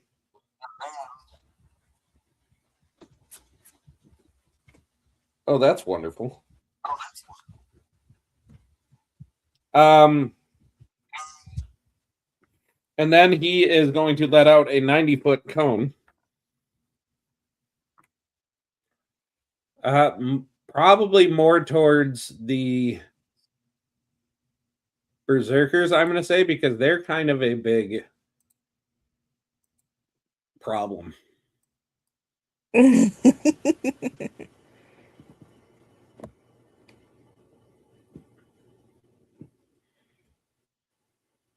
So,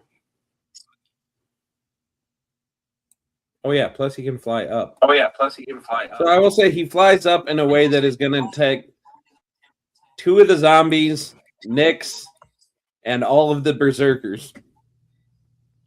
What kind of damage is it? It is no damage. Okay. But all of you start floating. Great.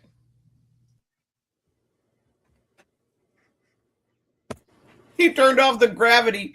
Pretty much. He did, so all of you guys start floating up. And now I need all of them to make dex saves. Okay.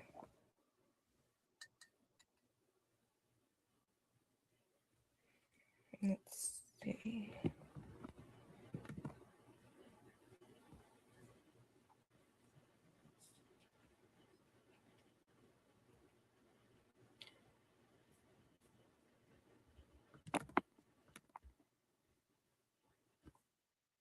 I've got a 15.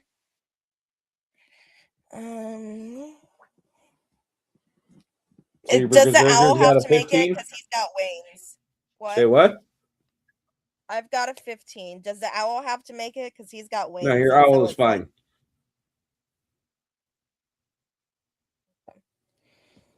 As for the berserkers, let's see. They've got Dex +1. All right. So, berserker 1 is going to be a 14. That's going to be what all your berserkers are, because I'm not going to sit here and let you make 9 saving throws. So you have a 15. All your berserkers are floating up there with you. Mhm. All of you are considered restrained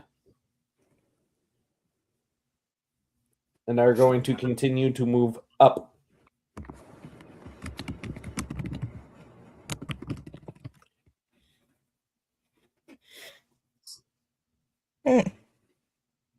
So that is what he is going to do.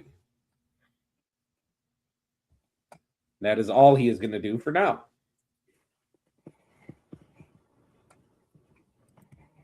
So that's going to bring up Riri. What are you going to do, Riri?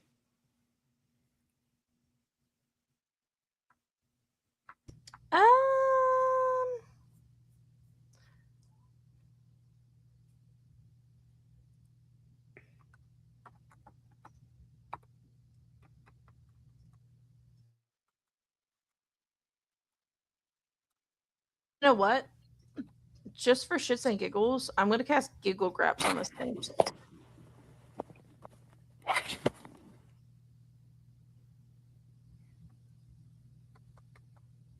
You're going to cast what now?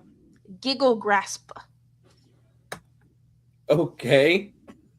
A creature you can see within range must succeed on a wisdom saving throw or be overcome with uncontrollable laughter for 1 round. During this time, the target is Is incapacitated. this a charmed effect?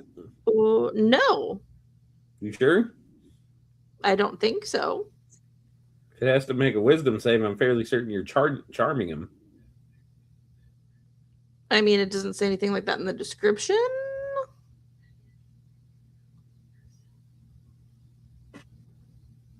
No, it should, because that one is one that I made for a specific person, and I never took it out of there. Now I have to deal with the fact that it's there still. It is a charmed effect. Well, that's bullshit. You're trying to make somebody do something that is in fact charming them. I am trying to just tickle him so that other people have an easier target. Yeah, the god of the void and nihilism is not going to be tickled. How do you know that? Maybe he's really ticklish under his arms. Exactly. Like- Like All men are ticklish Yes. with their arms. I don't care what Yes. anybody says. Or his Yeah. little He's getting chod. Or his little Whoa. feet. Oh, I thought you said something else, my dear. He hates us all so much right now. I'm just You saying. know what? ticklish Y'all don't get to is bitch so- when we're still up at 2 a.m, okay? Oh, I'm Okay, what kind of Let me do wisdom it. save does he have to make? He play. has to All of them. What does he have to all beat? of them. All of them. 21. 21? 21. What does he get on? Cool. So he rolled a 17, Mm-hmm. plus he gets 18 on his wisdom saves. So that would be 35. Jesus fucking Christ. So he's Okay. still not ticklish. Cheese and crackers. Well, fine. That didn't work. It's fine. It's fine. It's fine. Now we know. It's a trial and error situation. And now we know he's not ticklish. Thank No, you. he's totally ticklish, but it's fine. He's just extra not ticklish. All right. Is that all you're doing? How about all your zombies? What are they doing? They are just going to chill and hang out and be some meat puppets for me. Smash. All right. Okay. Sweet. And they don't have heaters for their size, so they're cold, but you know.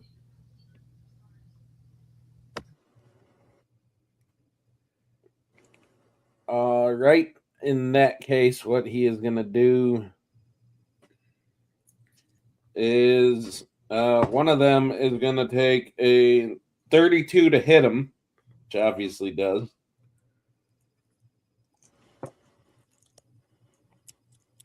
That's going to be 15 plus 9 magical bludgeoning damage. To the zombies?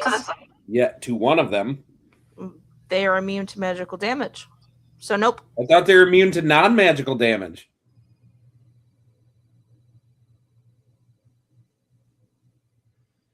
What is happening right now? You told me they were immune to non-magical damage. I know. I was talking out of my butt for a second. It's fine.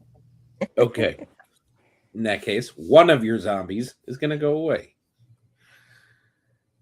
Goodbye. So nice to see you. Fucking zombies. Anyway, I like Lyric, zombies. you are up. What would you like to do? Jesus. Nobody's hit him yet. That's all I can do. Hold Okay. on. No. Wait, no. Let me look real quick. I should have looked at something. Give the time, Brian. Jeez.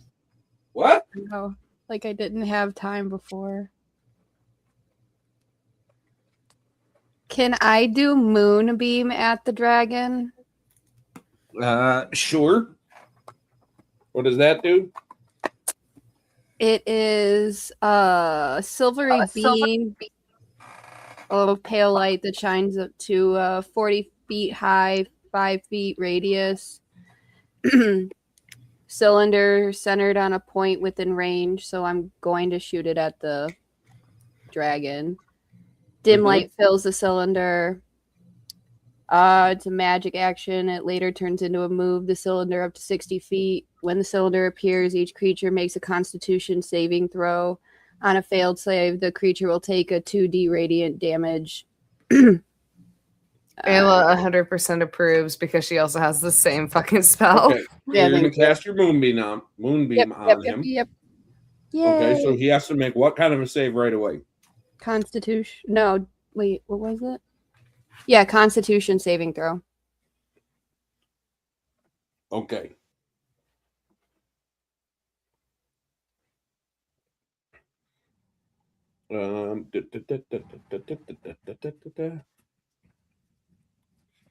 All right. And what's your number? What do you? Your Oh, DC 18. 18. All right. So for a con, he gets. So that's going to be a 35. The fuck does he have? He has. I rolled a 19, and he gets a plus 16. Okay. But this will also activate his reflective scales, which says that if he makes his save by 5 or more, the damage is actually reflected at random. So I'm going to roll a d6 here. Okay, roll your damage, please. Who? You. For the Your two. damage Moonbeam would have done. I mean, doesn't he still take half damage even if he succeeds on the save? If he didn't save by 5 or more, he would. 7. 7? Mm-hmm. All right. So, Ayla, you are going to get hit with 7 damage from her Moonbeam because of his reflective scales. What? 7? Okay. All right. Yep. But the Moonbeam is still there, and he will have to make his save at the end of his turn because he's not going to move anywhere, probably. He doesn't have a whole lot of places to move. Okay. All right. Yeah, even on a successful save, you don't take half damage because it does say that in the rules. Yes, and if he would have just failed his saving throw by less than 5, he would have taken the half. But because of his reflective scales, it says if you make your save by 5 or more, it is reflected at random. Okay. Mm-hmm.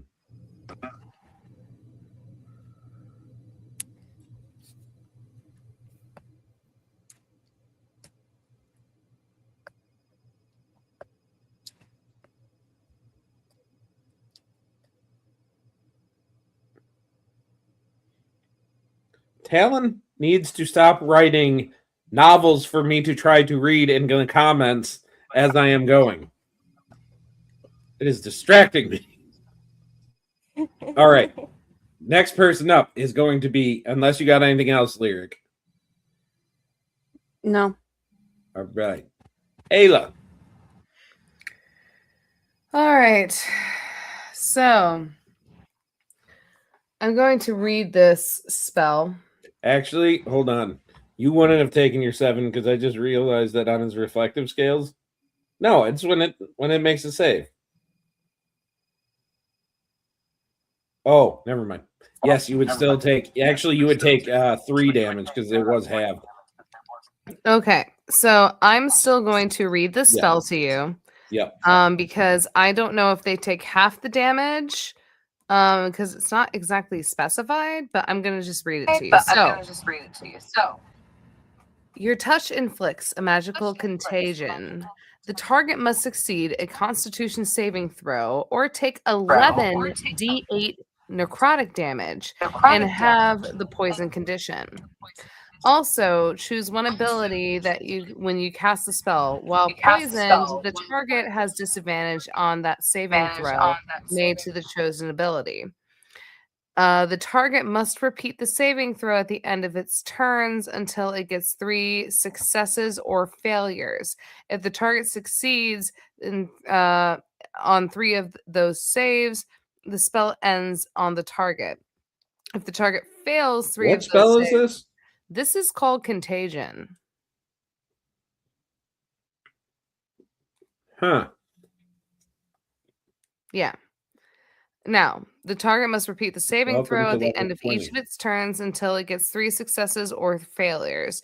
If the target succeeds on 3 of those saves, the spell ends in the target. And if the target fails those saves, the spell lasts for 7 days on it, apparently.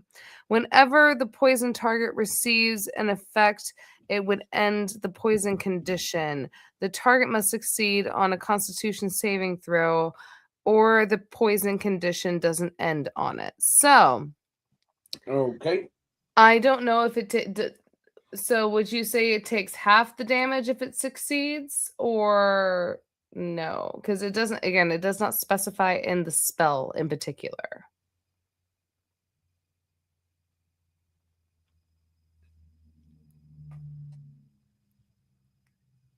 So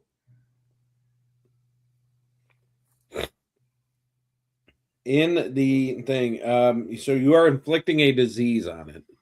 Yes. So if you miss, he I'm trying to doesn't. give it AIDS, pretty much. Wow. So Talon, he doesn't have a plus 20 to his save. He has a plus 16. What are you saying? And this is not a mortal dragon. What the fuck is he? I don't understand what Talon is trying to say right now. He's distracting me. Okay, your thing. If you miss your attack roll, yeah, he has a plus 18, not a plus 20. You said they have a plus 20. Hey, can we play like this game instead of having trying like all to. the other conversations? Yeah.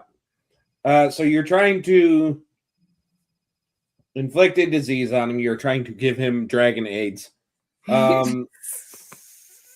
If you hit with the attack, then the target would be considered poisoned unless he is otherwise immune to it. At which point, every turn he has to make a save until he gets 3 successes, in which case he is no longer diseased. If he fails 3 of these saves, then he ends up getting inflicted with one of the things down below. So really, Contagion is more of a long-term play. All right, so it will not take half the damage that I will deal out, even if because I don't even see where it would do any damage up front. Yeah, okay. All right. So I'm just going to cast. It's a good thought though, because damn, that's a lot of 11 d8s or whatever it was.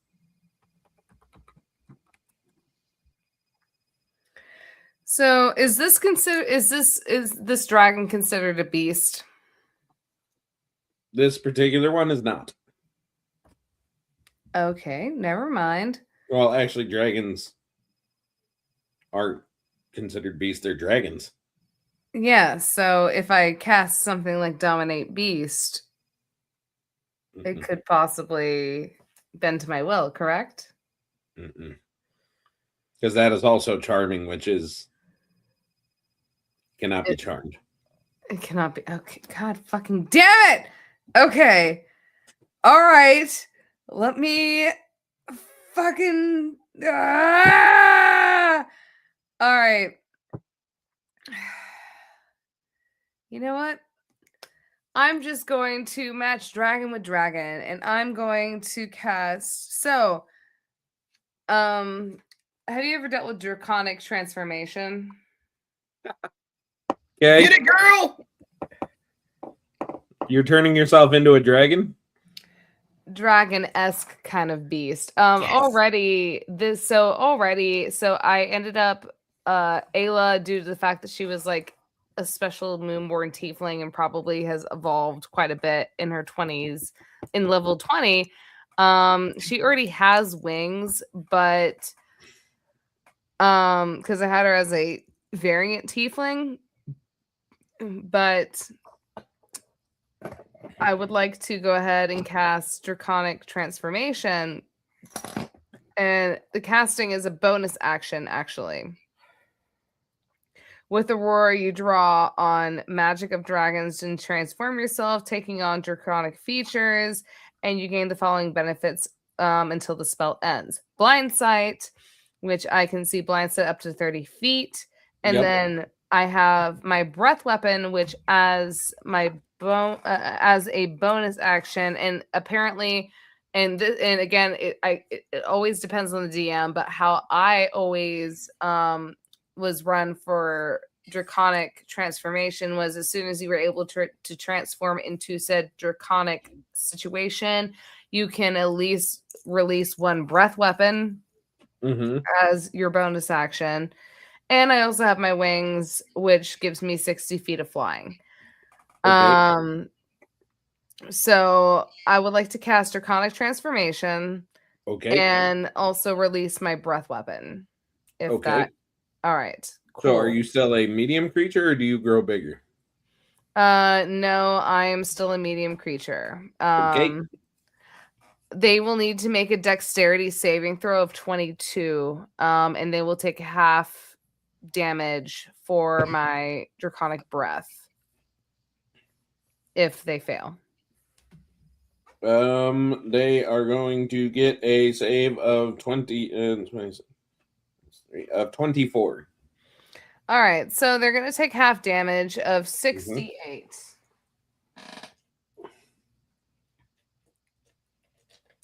1d8.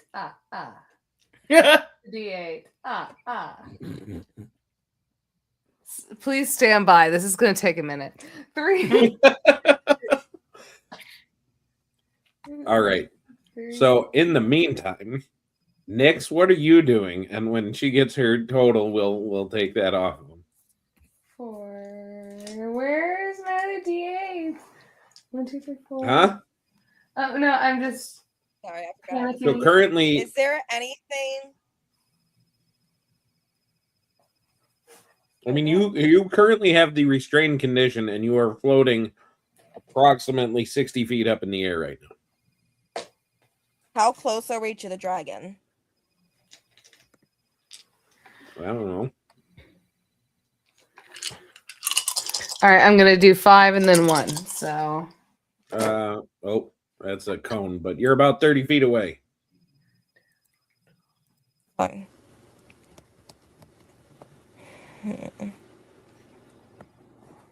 Oh, and your speed is half while you are in this situation. It's going to be 33 points of damage, by the way, halved for that breath weapon. Okay.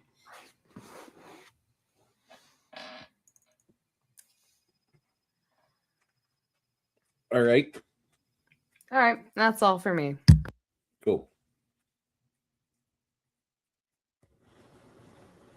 So, Danielle, you and your army of berserkers. I mean, the berserkers can't really do anything, so they're all going to take the dodge action in case that they can't do anything. Yeah, they only have a melee weapon and they're 30 feet away. Well, they can move kind of half their movement speed floating in the air. All right, I guess they'll move 15 feet further up toward the dragon. Okay. And then take the dodge action. Yeah, how exactly are they do that? They're not levitating? At least 4 of them. No, they all are, but you can still move while you're levitating. Oh, I thought you had to be like knocked by an outside force. Nope. Okay. Not according to this thing. It says that your movement speed is halved. Oh, okay. Okay. So you said 4 of them what? Yeah.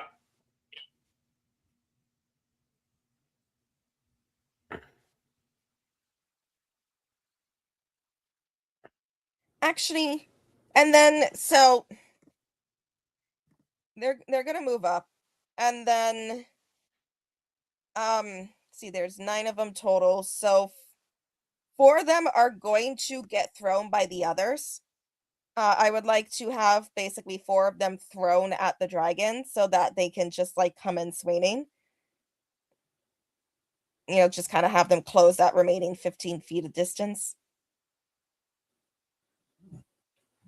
While the rest of them are just kind of still floating up from below. Sorry, what was that? So I've got 9 berserkers, which Yeah. means I'm going to have basically 4 of them get thrown because that's all I can really do. Okay. So 4 of them are going to get thrown by the others as they all try and float rapidly upward. Okay. And basically those 4 that get thrown hopefully will close the remaining distance and be able to attack on their action. Yeah. Whereas the other ones would have taken their action to throw, and then the one who didn't do anything is just going to take the dodge action. Okay. Sure. So yes, the 4 can make their attacks. Yes. Okay. And as this is happening, the owl is going to swoop in from above, so he's within 5 feet. And like, are they all considered? Because like basically we're having like I'm having 4 berserkers thrown at random parts of this dragon. So would they be considered flanking? Would they be considered what? Flanking. No, nobody is flanking the dragon. But they're all being thrown at like 4 different places on the dragon, and the dragon can only look Why in one not? spot at once.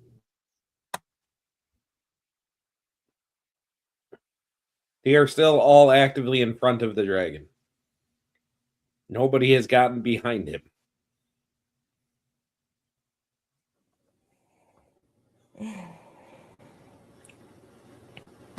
In that case, fine. They're just gonna do normal attacks. So they've got +5. So Berserker 1 is going to he's gonna miss. Also gonna miss. What the hell? Does a 17 hit? 17 does not hit. Okay. That one's gonna miss as well. Lovely.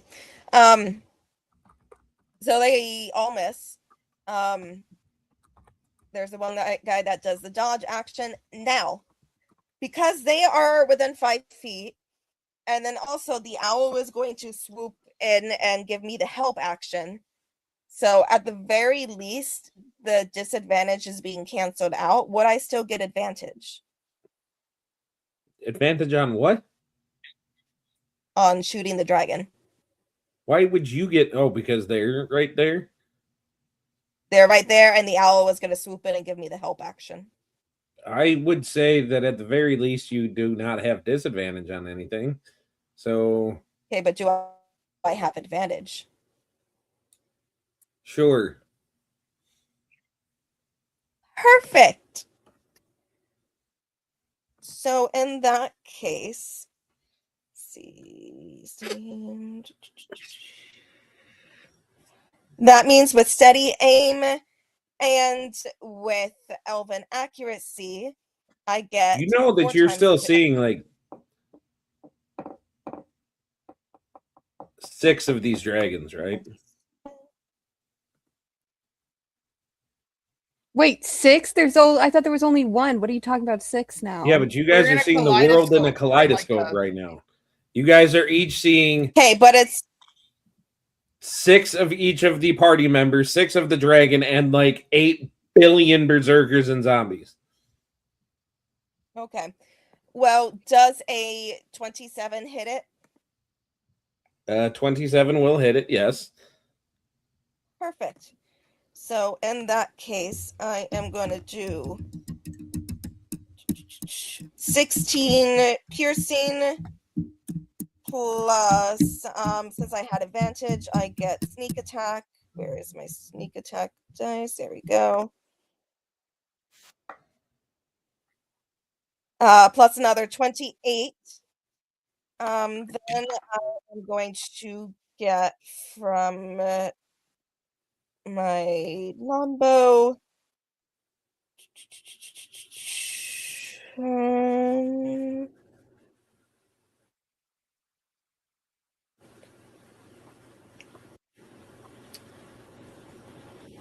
Sorry.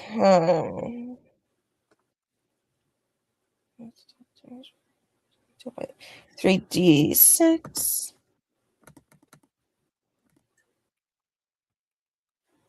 So that's another 7. And then just checking. All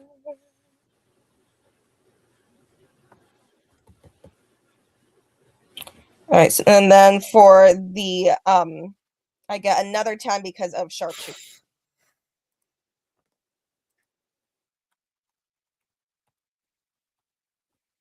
So So how much total? Good question. You're making me do math. Um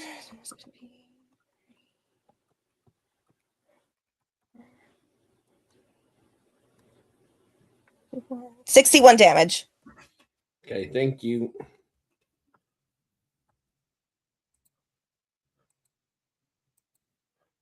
Oh, I should have done something else. Never mind, I'll do it next time.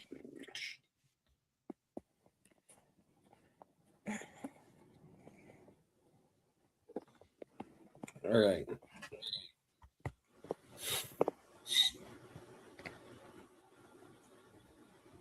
Okay. So okay, got it. My head is now back in the game. Next. All right, there we go. All right. Baba, you are up. How high up is the dragon? The dragon is currently flying about 30 feet above you.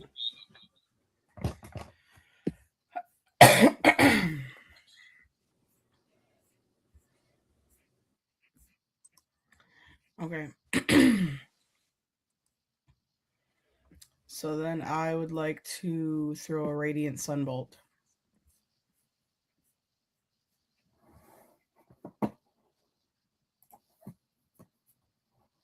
All right.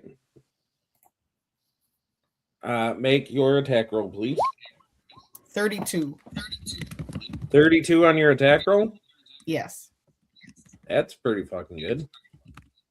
I got a 19 and I have a plus 13. That's good. All right. Yeah, that's definitely gonna hit.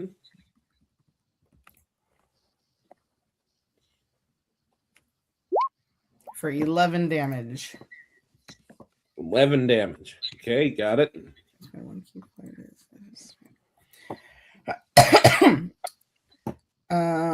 And I am going to do it again.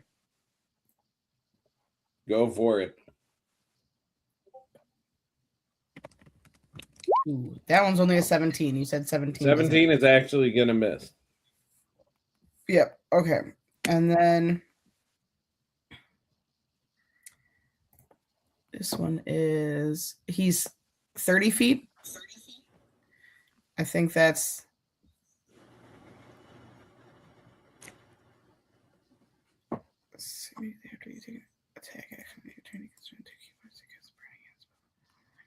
nope. Okay. That's gonna be all I'm gonna be able to do.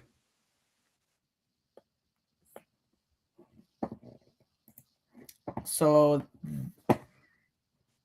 wait. Where am I right now? Oh. I'm just gonna move a little bit closer. To like underneath him, I guess.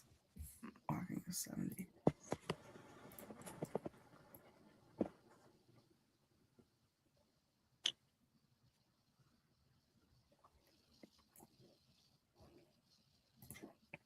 So to like let go. I can't move me. You can't move you?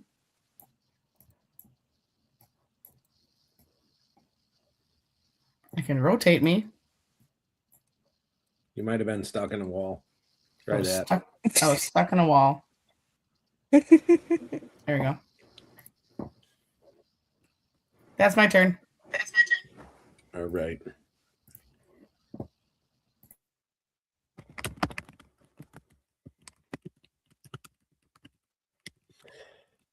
Okay. Well, that's going to bring him up again. Everybody that was in the air is going to no longer be in the air. Because after raising up another 60 feet, he is going to drop you guys down. Featherfall. Huh? I cast Featherfall. He counterspells you. What level are you casting it at?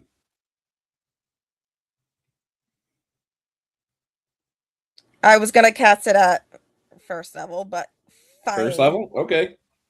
In that case, yes, you just get counterspelled.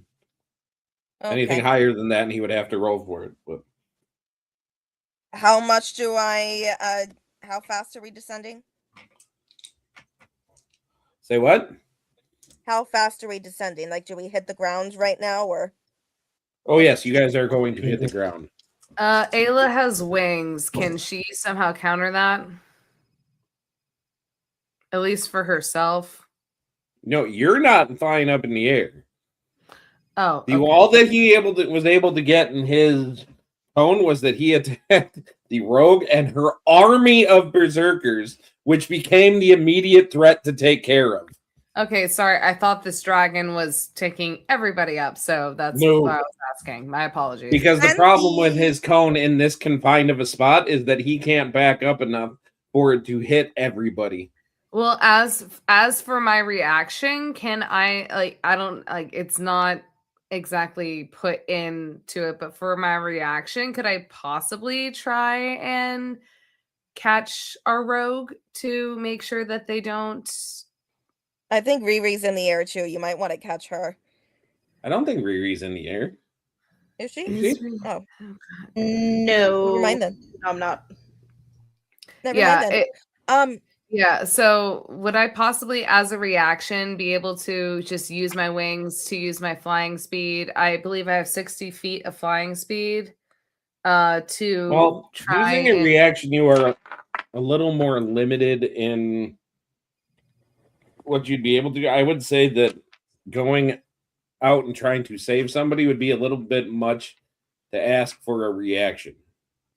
Okay, all right. I was just Kind of trying what to. I'm feeling on that. I was just trying to lessen the fall, but it is what it is. I'll live with it.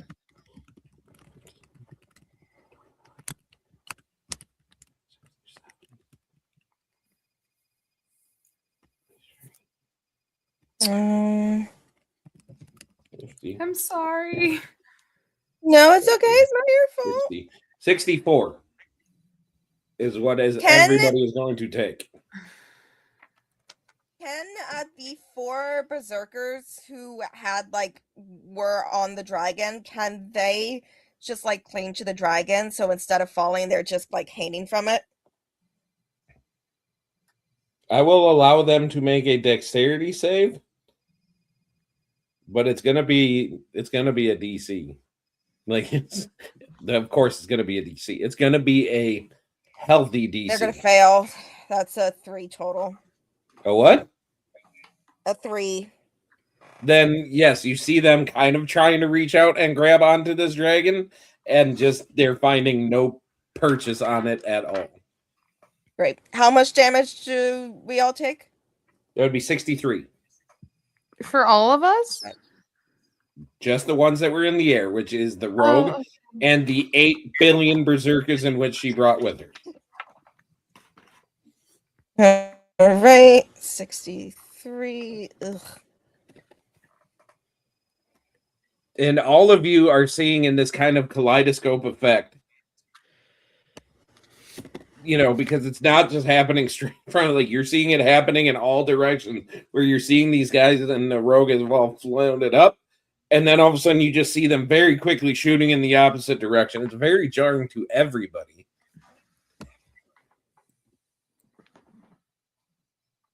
But that's going to be this thing's the first part of this thing's turn. Hold on, I've got a thing in just a moment. I'm just taking out my berserker's hit points because they're not quite dead yet.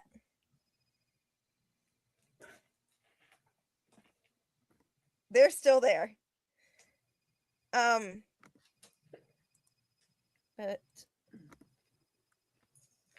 anyways. Where is it?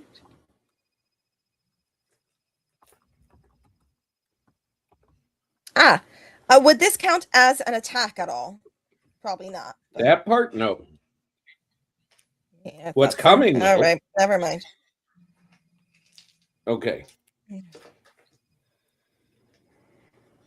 And then with his, so that was him just ending the effect of his breath weapon.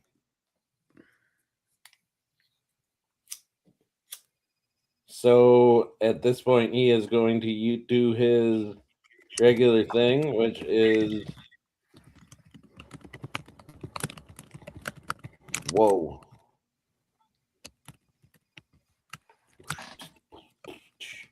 Okay, there it is. Okay, so to the one berserker, he is gonna roll a 12 plus 16. So that'll hit. All right. So one berserker is gone. Yeah, he'll just be gone because he gets a +9 to his thing anyway. And then another claw will go to another berserker of your choice. That will be a 15 plus 16. That'll hit. Sweet. And then for his bite, he's going to come after you.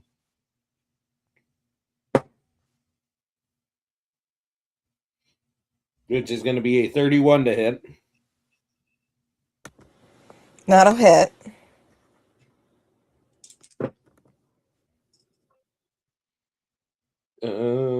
So that's going to be 14 plus 9.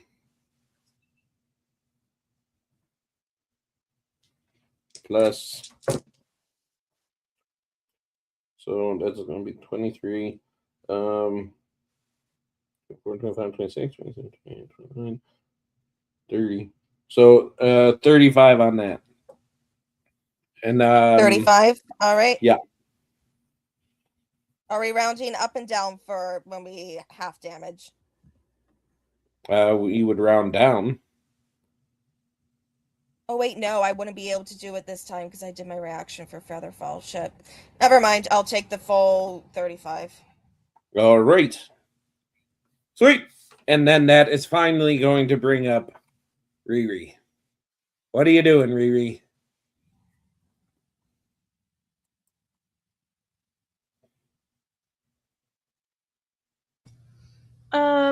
Riri is going to just straight up attack him with her Vicious Glaive.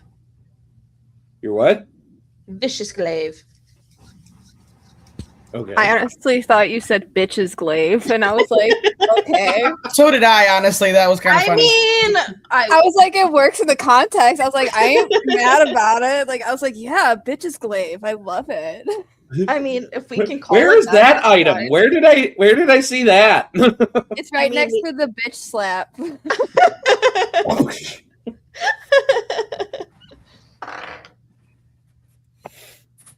Holy shit. Okay, that was the nat 20. Very nice. Nice. Oh my god. Yes. Oh my Use god. Now I have to do math. Shit. Okay.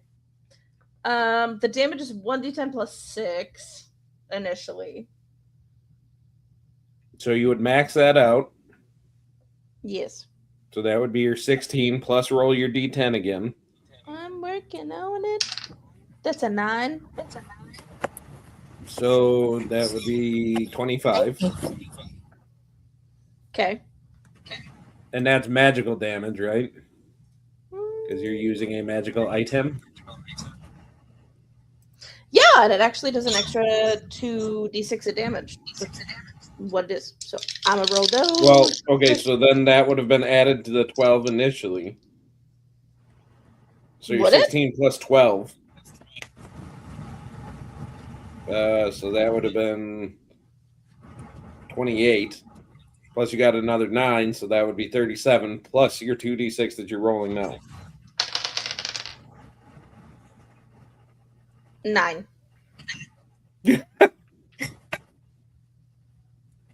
Okay.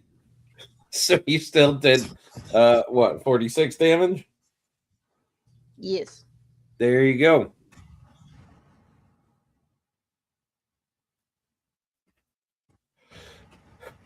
Okay. And is that all you're doing? Yeah. All right. But Riri would have had to get where. Why is my roll 20? Oh yeah, your zombies would be doing shit. Yeah. Or trying to. I don't know. My roll 20 is being stupid.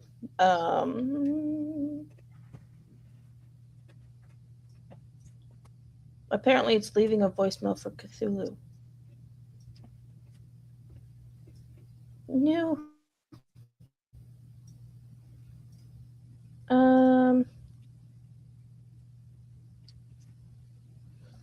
Let's see. How many zombies do I have left? 3. Okay. All right. My zombies are going to try to hit him. We shall see if they do.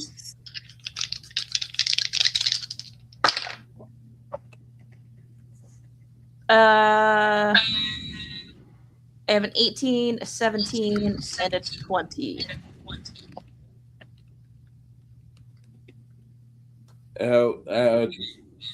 So the 20 was the high one? Yeah. Then all 3 of them would miss. Okay.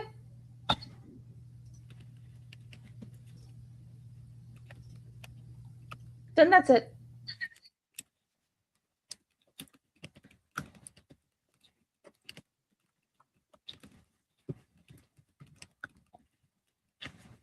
All right.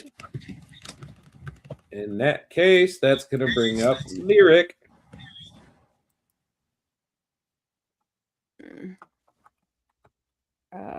Geez Louise. I'm just so tired. I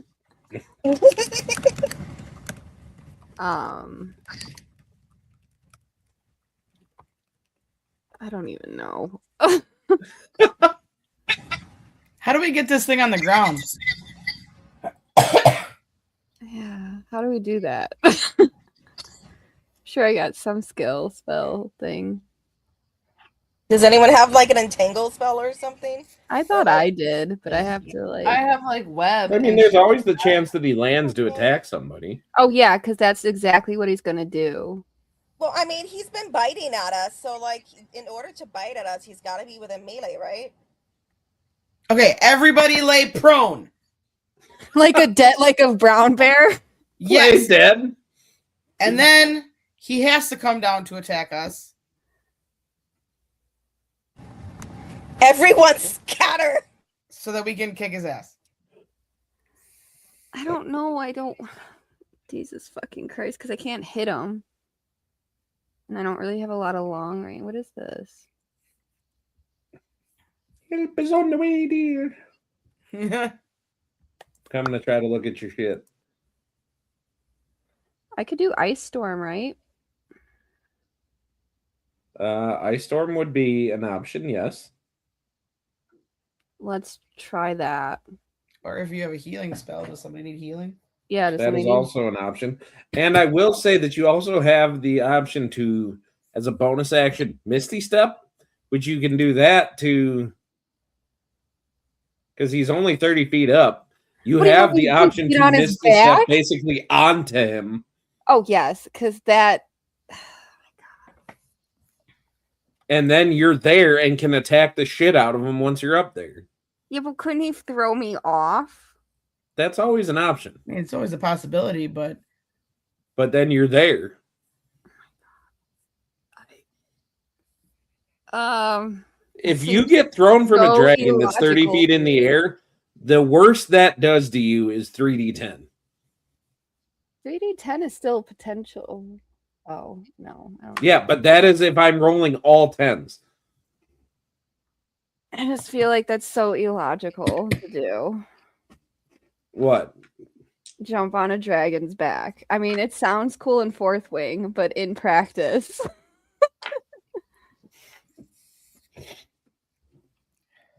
I don't know. Well, Sorry. you obviously have the agency to do what you wish. I would definitely Misty step myself on top of a dragon, but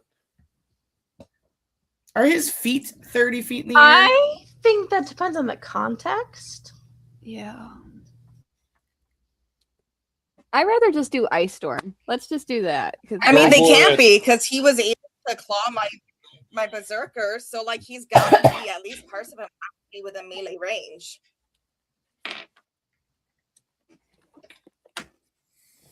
He's a ginormous dragon. ginormous dragon. Yeah, but in order to take out two of my berserkers with his claws and bite me, like at least parts of his body have to be within melee range, namely his claws, and like I guess he could extend his neck downward, but like It's his all claws definitely for would. moments, though. He doesn't put his head down to bite you and then lift his head back up. Point is, you're doing Ice Storm. Yes. What does that do? It's a dex save of 18. Okay.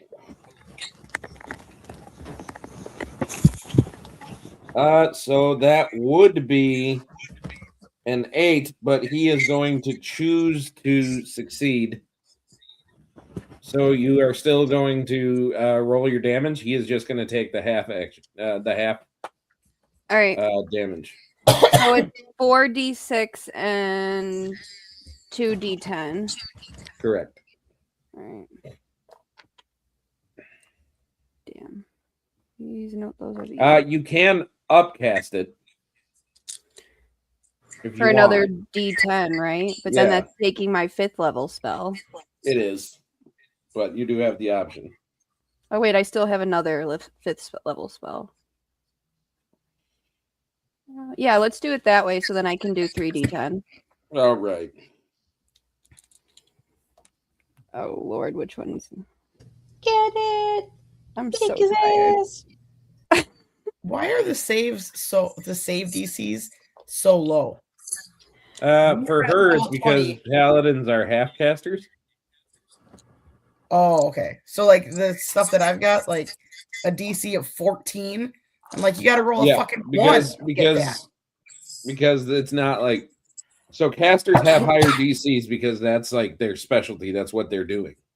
Oh, Yours are typically lower, and paladins are lower because you're like in paladins' case they're half casters, and it's physically resisting stuff normally, such as being stunned. oh, that's dumb.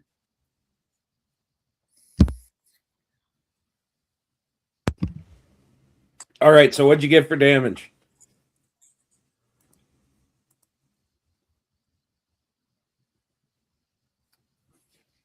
Is Hannah still working on it?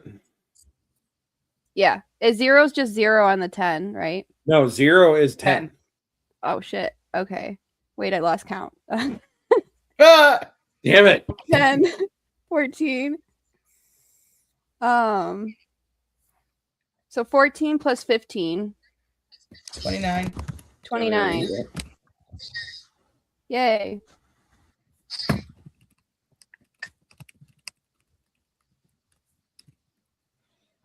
Is that it, or is there more? No, that's it. That's all the Okay. damage. Good hit. Hopefully it breaks that damn crystal, but I doubt it. Oh, you guys haven't even been targeting the crystal yet. I'm gonna say, I think everybody's just been targeting quote the dragon. Yeah. Well,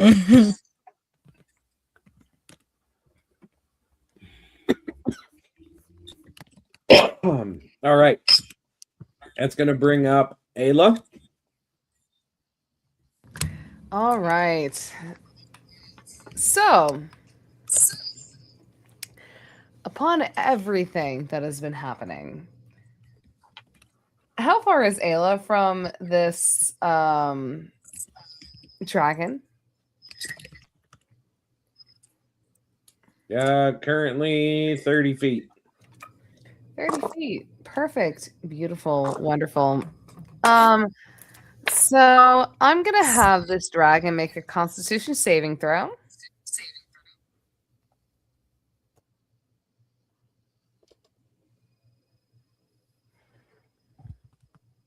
A con save will be 31. Okay, so yeah, they make the con save, but they're still going to be taking half of the damage of which I am inflicting, Okay. which is going to be 30d6. Yes. Okay. 30d6. Get I it. am going. Ayla immediately is going to be running in, and she's going to be casting Phoenix Flames. Okay. That's baller. I love that. She's going all or nothing at this point. But What? what was your spell save DC? 22. Okay. And he beat the save by more than 5. So roll a d6 for me. So it bounces off. Yep. That's a 6. Okay. Is that good or bad?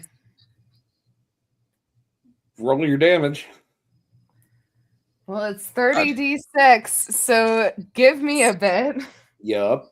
I'm gonna do 5 at a time because that will just be easier. 1, 2, 3, 4, 5. So you're using your 9th level slot. Yeah, I am. Whoa. All right. Hold on, let me. No, this is going to be very bad for whoever it hits. Let me get my calculator out because I. Oh shit. God damn it! Okay, sorry, I have to. Okay, all right. I got 5d6 at a time because that's the only way I'm going to be able to do this. That's fine.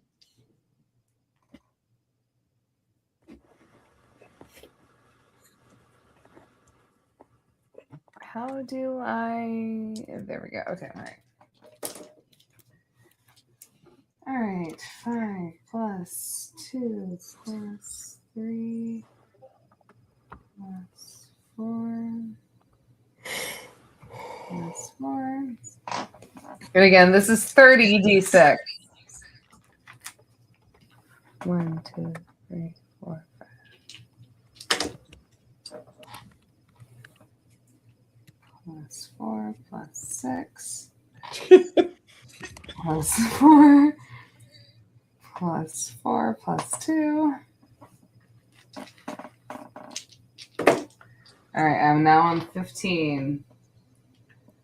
Plus 5 plus 6 plus 4. I love it when players need calculators to figure out damage. 6 plus 4. Coffee. Can we just forgo the reflecting thing and say that she hits it 2, under one of those scales? 5, 6, 7, 8, 9, 10, 11. I agree with Baba Yaga. Yeah, okay. So I'm on 20 right now. -3. Plus 6 plus 2 plus 1 plus 6 plus 1. All right, now going on to 25. Where the fuck is that dice? There we go. 25.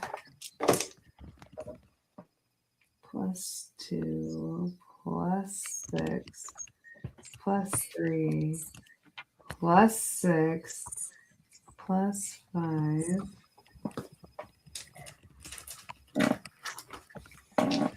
All right, now I'm officially reaching 30. Woohoo! Plus 4 plus 3 plus 5 plus 1 plus 3 equals 117 damage in total. 117 damage. halved Yeah, halved. is going to be. Oh, I got to bust out a calculator. That's Divided Is by going to 2 be is 59, which 59 points of damage. as impressive, no, but still nothing to snub your nose at. Yeah, so upon that, Ayla cannot But yeah, she will not be resurrecting until about 10 minutes later.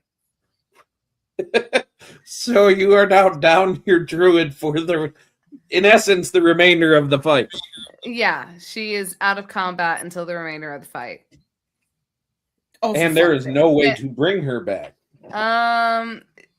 Like I said, after 10 minutes, she's gonna be brought back. Like that's just how the spell works. But yeah, but I'm saying that there's nothing that they can do to bring you back in the meantime because you chose to immolate yourself. There's nothing that they can do to because no spells like True Resurrection or anything can bring you. That's not like a cast it now spell. Got it. Pretty much the only thing that could bring me back is a True Resurrection spell because like pretty much I'm returned to life as if I was brought back to life by a True Resurrection spell, so I think that would be the only way for me to bring me back. But again, you as the DM, that is your call.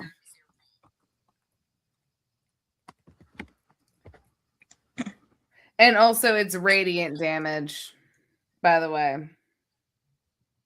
Radiant damage? Yes. Isn't it vulnerable to that? So like that not. half damage would have gone back up to full. What if she pointed that at the gem instead?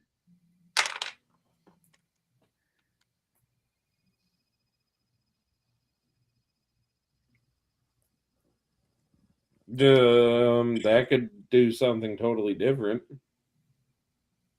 Oh God. Now I have to make choices.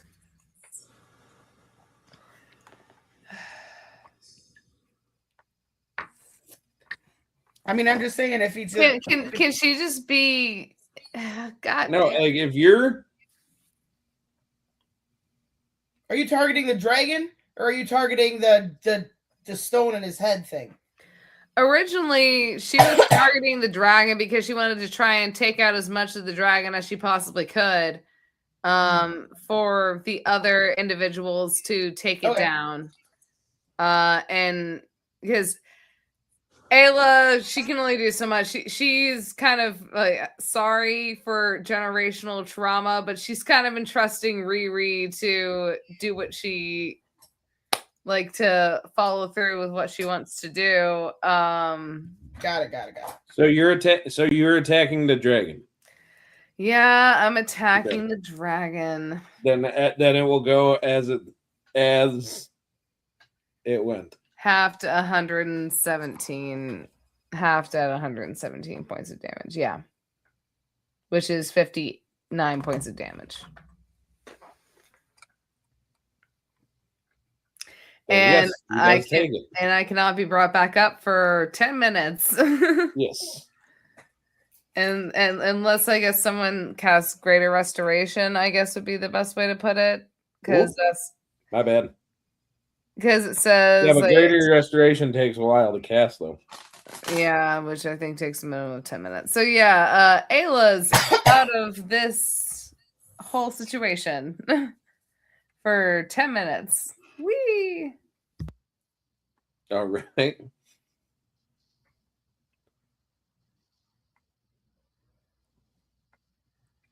Wow, that was a lot. Okay. I'm sorry. I did like honestly. I felt like everything else. Don't you dare be sorry. That was great. That was perfect. All right, Nyx, you are up. All right. Nyx is going to use.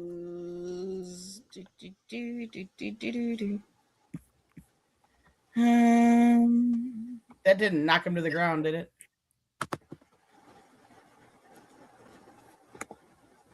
Did it? Sure. Yes. I'm sorry, lovely. I didn't mean to wake you. I'm so sorry. I'm so sorry, lovely girl. Okay. So the remaining berserkers are all going to they're just gonna run and surround the dragon. So that they're all flanking. So they all get advantage. Which they're gonna get anyways, because they're all actually no, they're not going to, because they get advantage from this. So am I doing attack rolls for each of them, or am I just doing like they're all using the same rolls, Chief? Just let them use the same one, because I don't feel like being here until 3:30 for you to figure out which one of them hit. You okayed my magic items. Does a 19 hit? A 19 does not hit. Damn. All right, so they somehow all miss. But they are all just like all of them spread out around the dragon now. Okay. So it's like, So you want them like surrounding him? yeah. No. Okay, well, 3 of them died outright, right? Or 2 of them? 2 of them did. I don't have the ability to move them, so it's kind of on you to take them out. There. But that is still 7 I've been of them doing left. this wrong. I have not been using legendary actions. So is he dead already? Oh no, so sad. Well, I guess I should start now. All right, there. He is surrounded.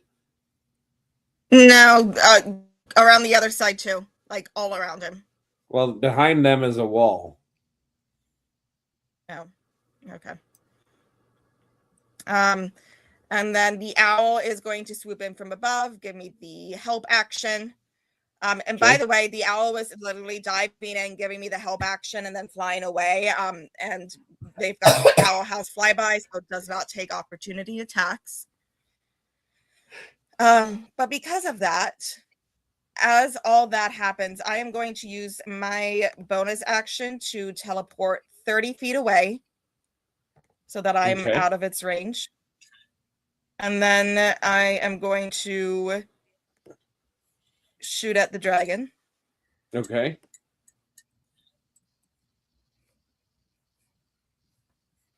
I am using sharpshooter. So I believe we said earlier that a 27 hits, correct? Yeah. Okay. So that is going to be 12 plus, so that'll be 22 with the sharpshooter feat.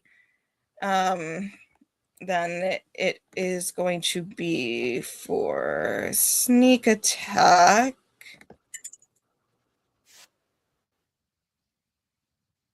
Another 35.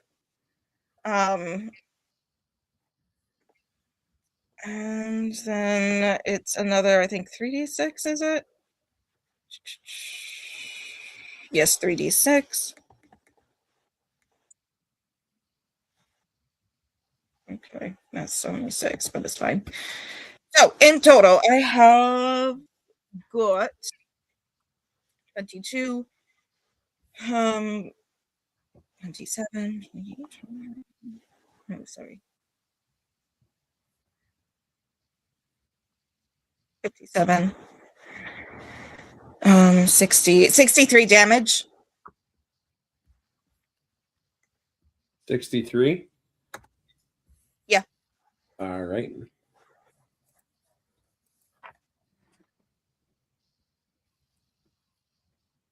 Oh, damn it. Hold on. Hit the wrong button. There we go.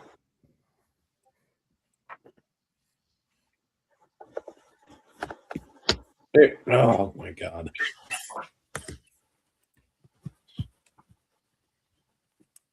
There.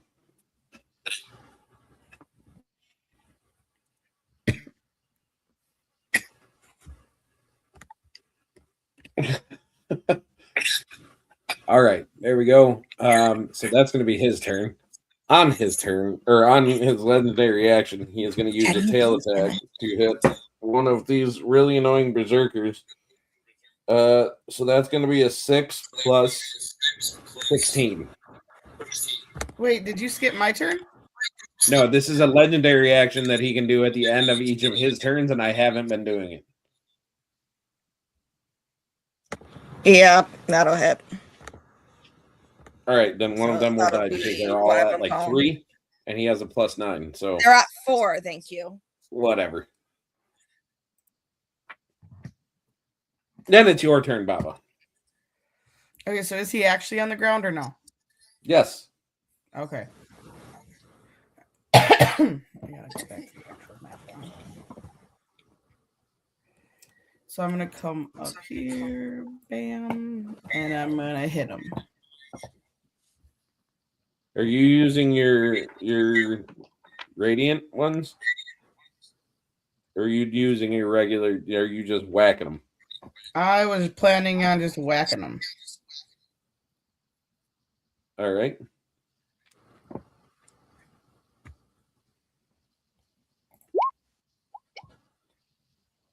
What's happening?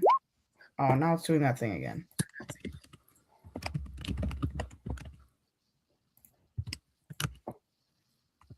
That is a natural 20. There you go. So that is 1d10 plus 7. So that's 17 plus.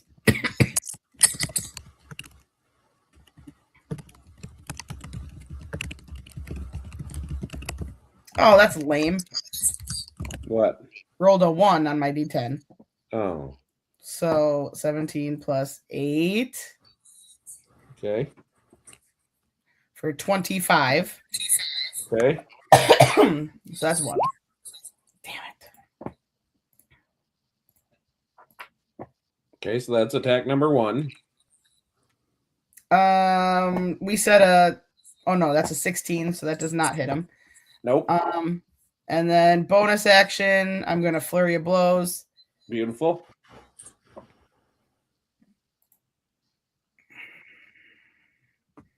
Does a 21 hit him? You're going to say yes. Excellent. And another natural 20. Beautiful. Woo, So- Jen, 2 nat 20s. That never happens. Especially in the same roll. Don't Right? You have That don't you have one never more happens. after that? No, that was my 2. Okay. So it's 15 plus 2d10. 15. 26. For 36 damage.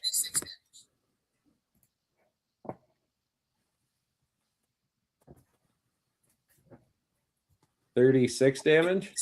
Yes, sir. All right. So at this point, Baba Yaga takes him down. I'm just kidding. gee, come on now. I'm not. That would be. I mean, I whacked him, and now he's unconscious. He did. He did. That would be very nice. You know what? We'll go with it because it is almost 2 a.m. Speak for yourself. So- It's almost 3 a.m. here. Ooh, is So it really? Baba Ugh. goes absolutely ape shit on this thing. You knock him down to the ground, which is amazing to watch considering she's over 900 years old.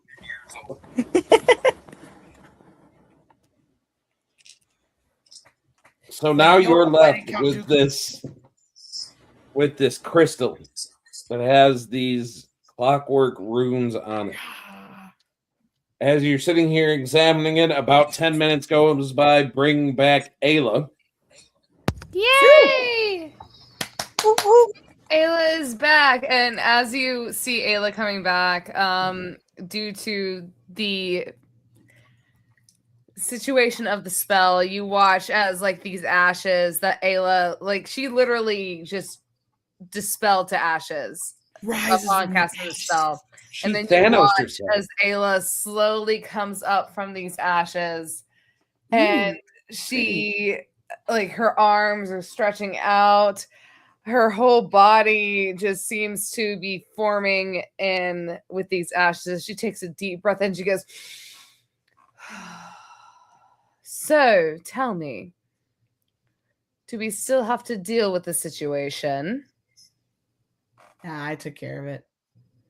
As you would, Yaga. I would not. I would not. Baba bitch slapped a dragon. I would not consider anyone else to finish such a task, Miss Yaga. And that is why I am so grateful to again be on such a venturing party with you. So, she's going to turn. Is this orb still things? Yes. The Yeah. dragon Yeah. is down. It is dispelled into the void, and you're left with just this orb that is kind of sitting here, spinning about 3 feet off the ground. You can see kind of the swirling black void within. You can see these kind of clockwork runes that are trying to penetrate this field, this exterior. Can I do an arcana check on it just to see if this is like the magic that her son Help action.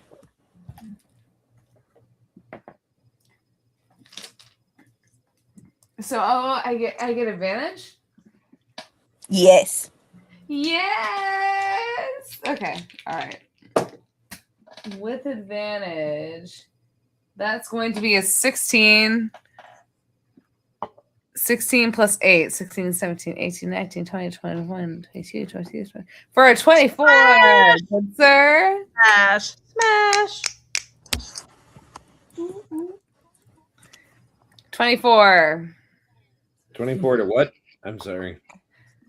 She's It is doing right. she's doing an arcana check Oh, on Okay, sorry. Yes. So a 24 on your arcana check to figure out exactly how to break this thing. Bless you, and God, I miss those sneezes. They are so fucking adorable. I'm sorry. Don't be sorry. I love them. Sorry. I'm sorry. I find them so amusing because my sneezes in particular are these like so the antithesis of that is like the great big like like just the giant thing, and then there's Well, Taylor sneezes. Okay, all right. Well, No, okay, mouse all right. sneeze. Anyway, Okay, sorry. so arcana check, Distracted. arcana check. Yes. Sorry, ADHD is terrible at 2 a.m. Yes, arcana check. So what it is going to take is basically either a strike of incredible power that you're not sure if everybody here has the chance to do, or to funnel enough arcane energy to overcome this barrier, which basically to say would be burning through the majority of all of your spell slots that you have. To basically bring in enough power from the weave to be able to crack this exterior, which Artem was saying you need to get that to happen so that my magic can do its thing. So, upon knowing that, Ayla is going to turn to everybody else in the party. And she is going to look at every single one of them. She goes, "So, I am not going to be able to do this on my own. Nor do I think when it comes to taking on anything in the world is something we can do on our own. And therefore, I would like for us to try and crack this stone together. On the count of 3. Sorry, I don't know where the echo is coming from Danielle. No. What? Continue. But Ayla would like to turn to everyone, to Nyx, to is it Lyric or Lyric. Lyric? Okay. Yeah. To Nyx, to Lyric, to Yaga or Baba, as well as her daughter Riri. And she holds up her staff and she goes, I think for us to be able to combat whatever this is, how we are to take on this particular situation, we must combat it together. And no decision such as this should be put on one person. It should be put on the people. It should be put on those who want to make sure that everyone is taken care of. And she is going to, again, just look at everybody in the whole party as she raises her staff. If you wish to join me to crack this together, for us to be able to do this, to make sure that nobody else suffers or dies at the hands of those who seek above us. May we finally make sure that everyone gets a happy ending. Riri will lift her glaive up, sort of matching her mother's body language, and look at the rest of the party. Like, let's fucking go. And again, Ayla, she's not trying to force anything on anybody. She wants this to be a choice that they take on. She does not want to force this on anyone. This is their choice fully. And if they decide not to, that's completely fine. Nyx is going to just draw back her bow and just channel all of her arcane power and just basically with all the life force left and those Valhalla spirits, the berserkers that she summons, just all of that into her arrow, preparing to shoot that as well. Well, honey, you know I'm here ready to help. And I'll just walk up closer, but I'm not going to hold my staff up because I'm using it to lean on. Ayla will turn her head to Lyric. Yes, milady? This is your choice. Whether you want to do this or not, it's all on you. And I'm sorry, it's not all on you. It's on us, but this choice is yours. And if you want to take it, you're welcome to. But if you don't, I completely understand. We will try our best to make sure that we follow through with what we were trying to do. Well, we're in it together, right? That's what we all swore? Or But my dear, we can all swear so many things, but in the end, it's all about what you want. Do you want to destroy this gem with me? yes. Then we shall. On the count of 3, everybody, are you ready? 1, 2, 3, and she is going to slam. With this, it's going to be her sickle that she has in hand that she's going to be slamming down. Actually, All right. and everyone else is willing to do what they want. I will let loose this arrow, and it just has this kind of raven feather colored magic swirling about it as it just goes right at this crystal.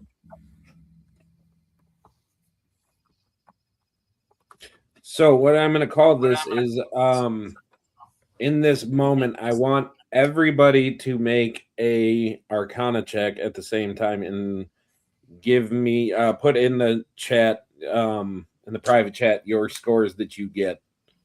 And because all of you did it together, you can do, each of you can do it with advantage. Oh, with advantage? Yes, each of you can have advantage on this. That's good, because my first roll was a nat 1. My second roll got me. What is this? Arcana? Arcana, yeah. Yeah. It's 27 for Ayla.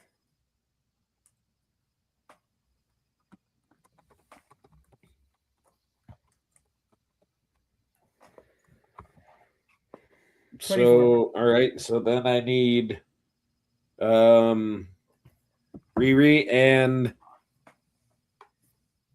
Lyric. I think Lily got or Riri got a nat 20 or who? That was me. That was Oh, okay. Bobby. I didn't know who was calling that shit out. 12. I got a 12 because I have a -1. 26. You guys are carrying me.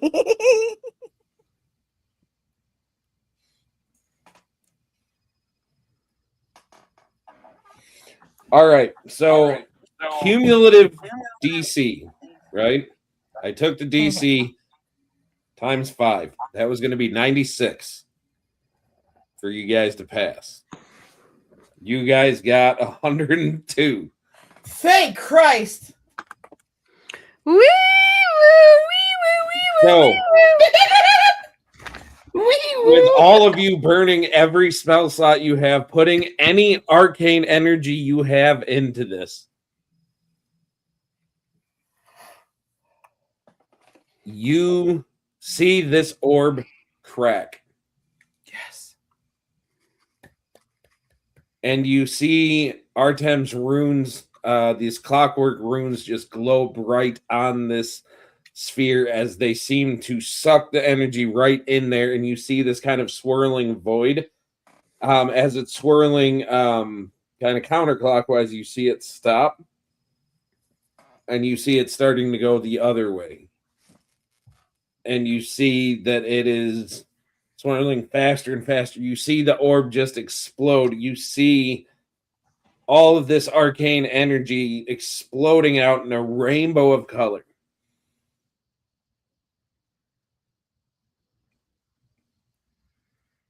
You guys get shunted out of this tower, like almost thrown out of this tower.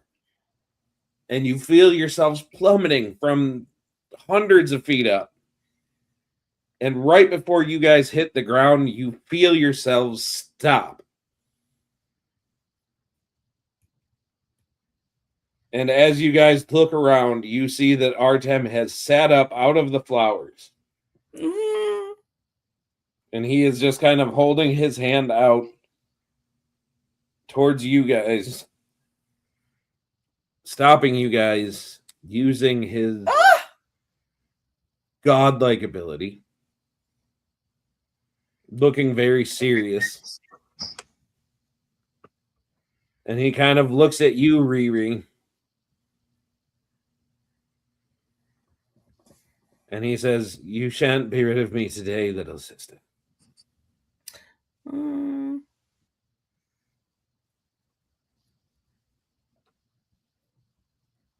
Oh, that's so cool.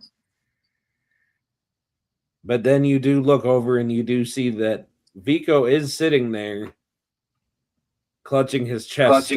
Still.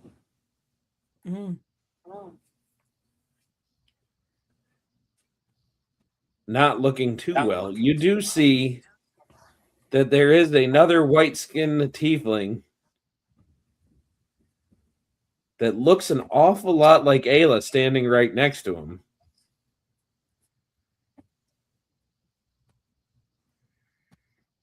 And then Artem just kind of like makes a kind of pushing gesture towards you guys. because you guys remember you got separated from your bodies. Yep. All of you get put back into your bodies.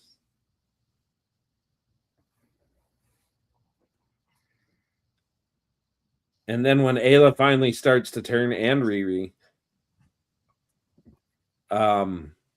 Vico does kind of take a deep breath and just kind of, oh, thank God. Oh. But then you look and Artem is not there. He's about to get dragged back by his mother by the ear.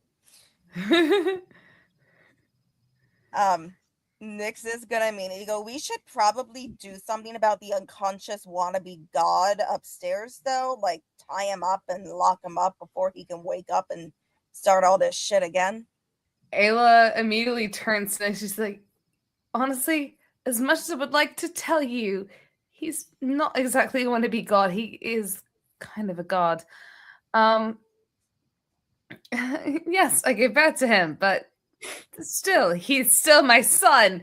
And she immediately is going to any sort of like when it comes to Atan, she's just like, what the fuck did you do? Like, why the hell did you make me fucking be as nervous as I am? Like I said, he's not down there at the moment. And I think she was talking about the dragon god guy. Yeah, I wasn't calling your son a wannabe god. I was calling the guy that. Oh no! Okay, I'm sorry. I'm sorry.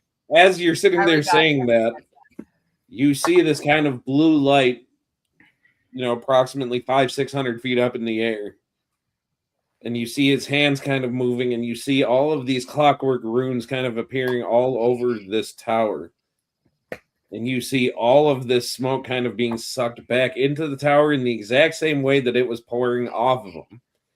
Cool. Right. And then you see the tower just kind of get pulled up out of the ground and it goes on the same trajectory as it did before. And you guys can deduce kind of that Artem is turning back time on these guys. That's awesome. And that you guys broke the thing that was driving this thing, so it is allowing him to work his time magic. How far back in time, you don't know. Whether this thing is going to come back, and if it's aware of the fact that time was turned back, you don't know.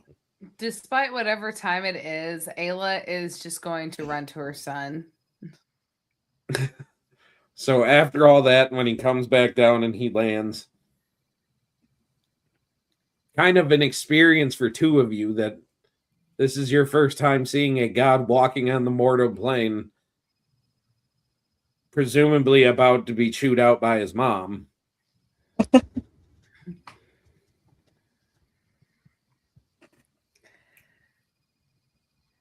What are you guys doing?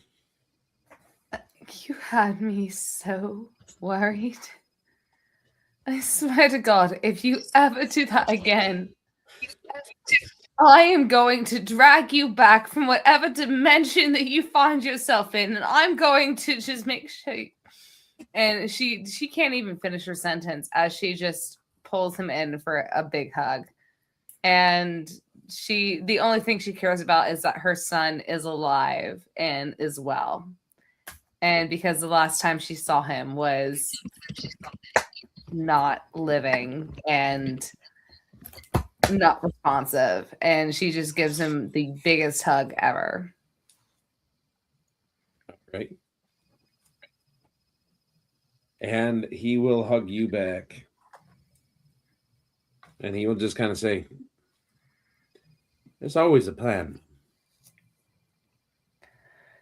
Well, I wish you would at least let your mother know of the plan instead of just, going off on your crazy antics like you always do.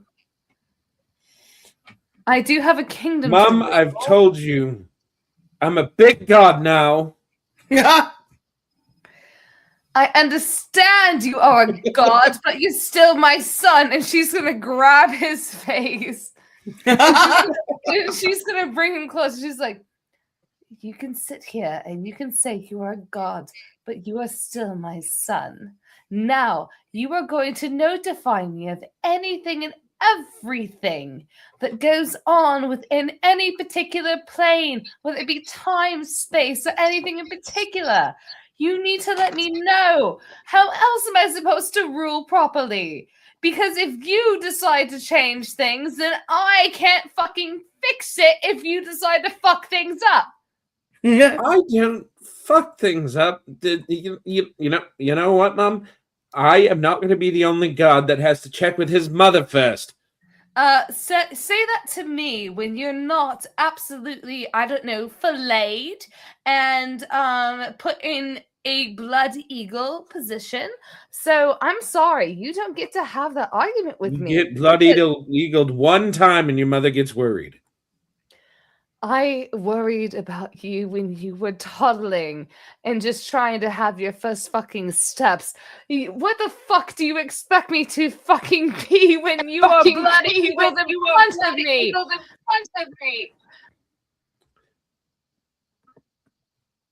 As we hear the echo of Ayla yelling at her son off.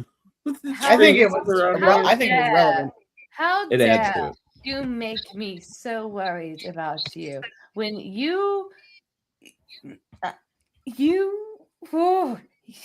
the amount of stress that comes through you is not even funny. Well, Mom, there's going to be a little stress when your son is a god. You just got to kind of take, Well, I give get and that, take. but Give I'm and take. sorry I wasn't expecting my son, who was a god, to end up fucking dead, and for me to have to fight a fucking dragon in order for me to get him back.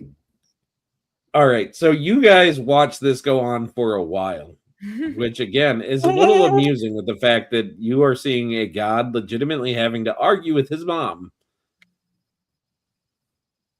Yep. And lose. He's losing. Yeah. He does I'm seem gonna walk to be up losing. to He will lose. Artem and just give him like a punch on the shoulder and say, "Good work, kid." And then I'm gonna start walking the other direction. All right, and with that, I think we will call it a night because it is currently right about 2:15 our time, about 3:15 Danielle's time, which is another way of saying I think we are all ready for bed. We're exhausted. I have to be up at 7 for Luna's meds. Yes, but there's this glorious thing called going back to bed, which is kind of nice. But I have anyway, things to do after. yes. So we are going to go ahead. We are going to call it a night. If one of these people watching is still my daughter watching out on the couch, I'm going to laugh really hard. But you know, probably ground her. It should not be. I don't think I'd ground her. I'd be like, "Congratulations, you made it." Now get your ass to bed. No. So usually at this part of the night, we do what's going on in the Nexus. So I will say that all intents and purposes are that Monday we will be back with Uncharted. That's the plan. And then Tuesday, I don't think we have anything going on Tuesday. Cyberpunk Session 0. So that's nothing that's going to be streamed, but that is something that we're going to handle. So that's on Tuesday, Wednesday. Hopefully, I'm really hoping we're going to get back to Threads of War. It depends on technical issues. It does. We are, when you have a small party, that always breeds certain problems. So our guy being down a computer is generally a problem. But, we're going to work on it. So that's what we got coming up this week. So with that, I think we're going to leave you on a good night. Taylor, thank you for coming back, even if it was only for a one-shot. I love having you around. I'm so happy to be here. Seriously, I do miss playing with you guys. I just with life and everything. And oh, do not apologize. Good things happen, and we love you and we support you. Mm-hmm. And we are so glad to sit here and watch it happen. Pharmacy is a lot. It Good is. for you. But we are very proud of you. That's awesome. But with that, let's go ahead and call it a night and get our asses to bed because we are all very tired. So we love you all. And we will see you guys next time back here at the Clockwork Nexus. Good night, everybody. Good night, guys. Night.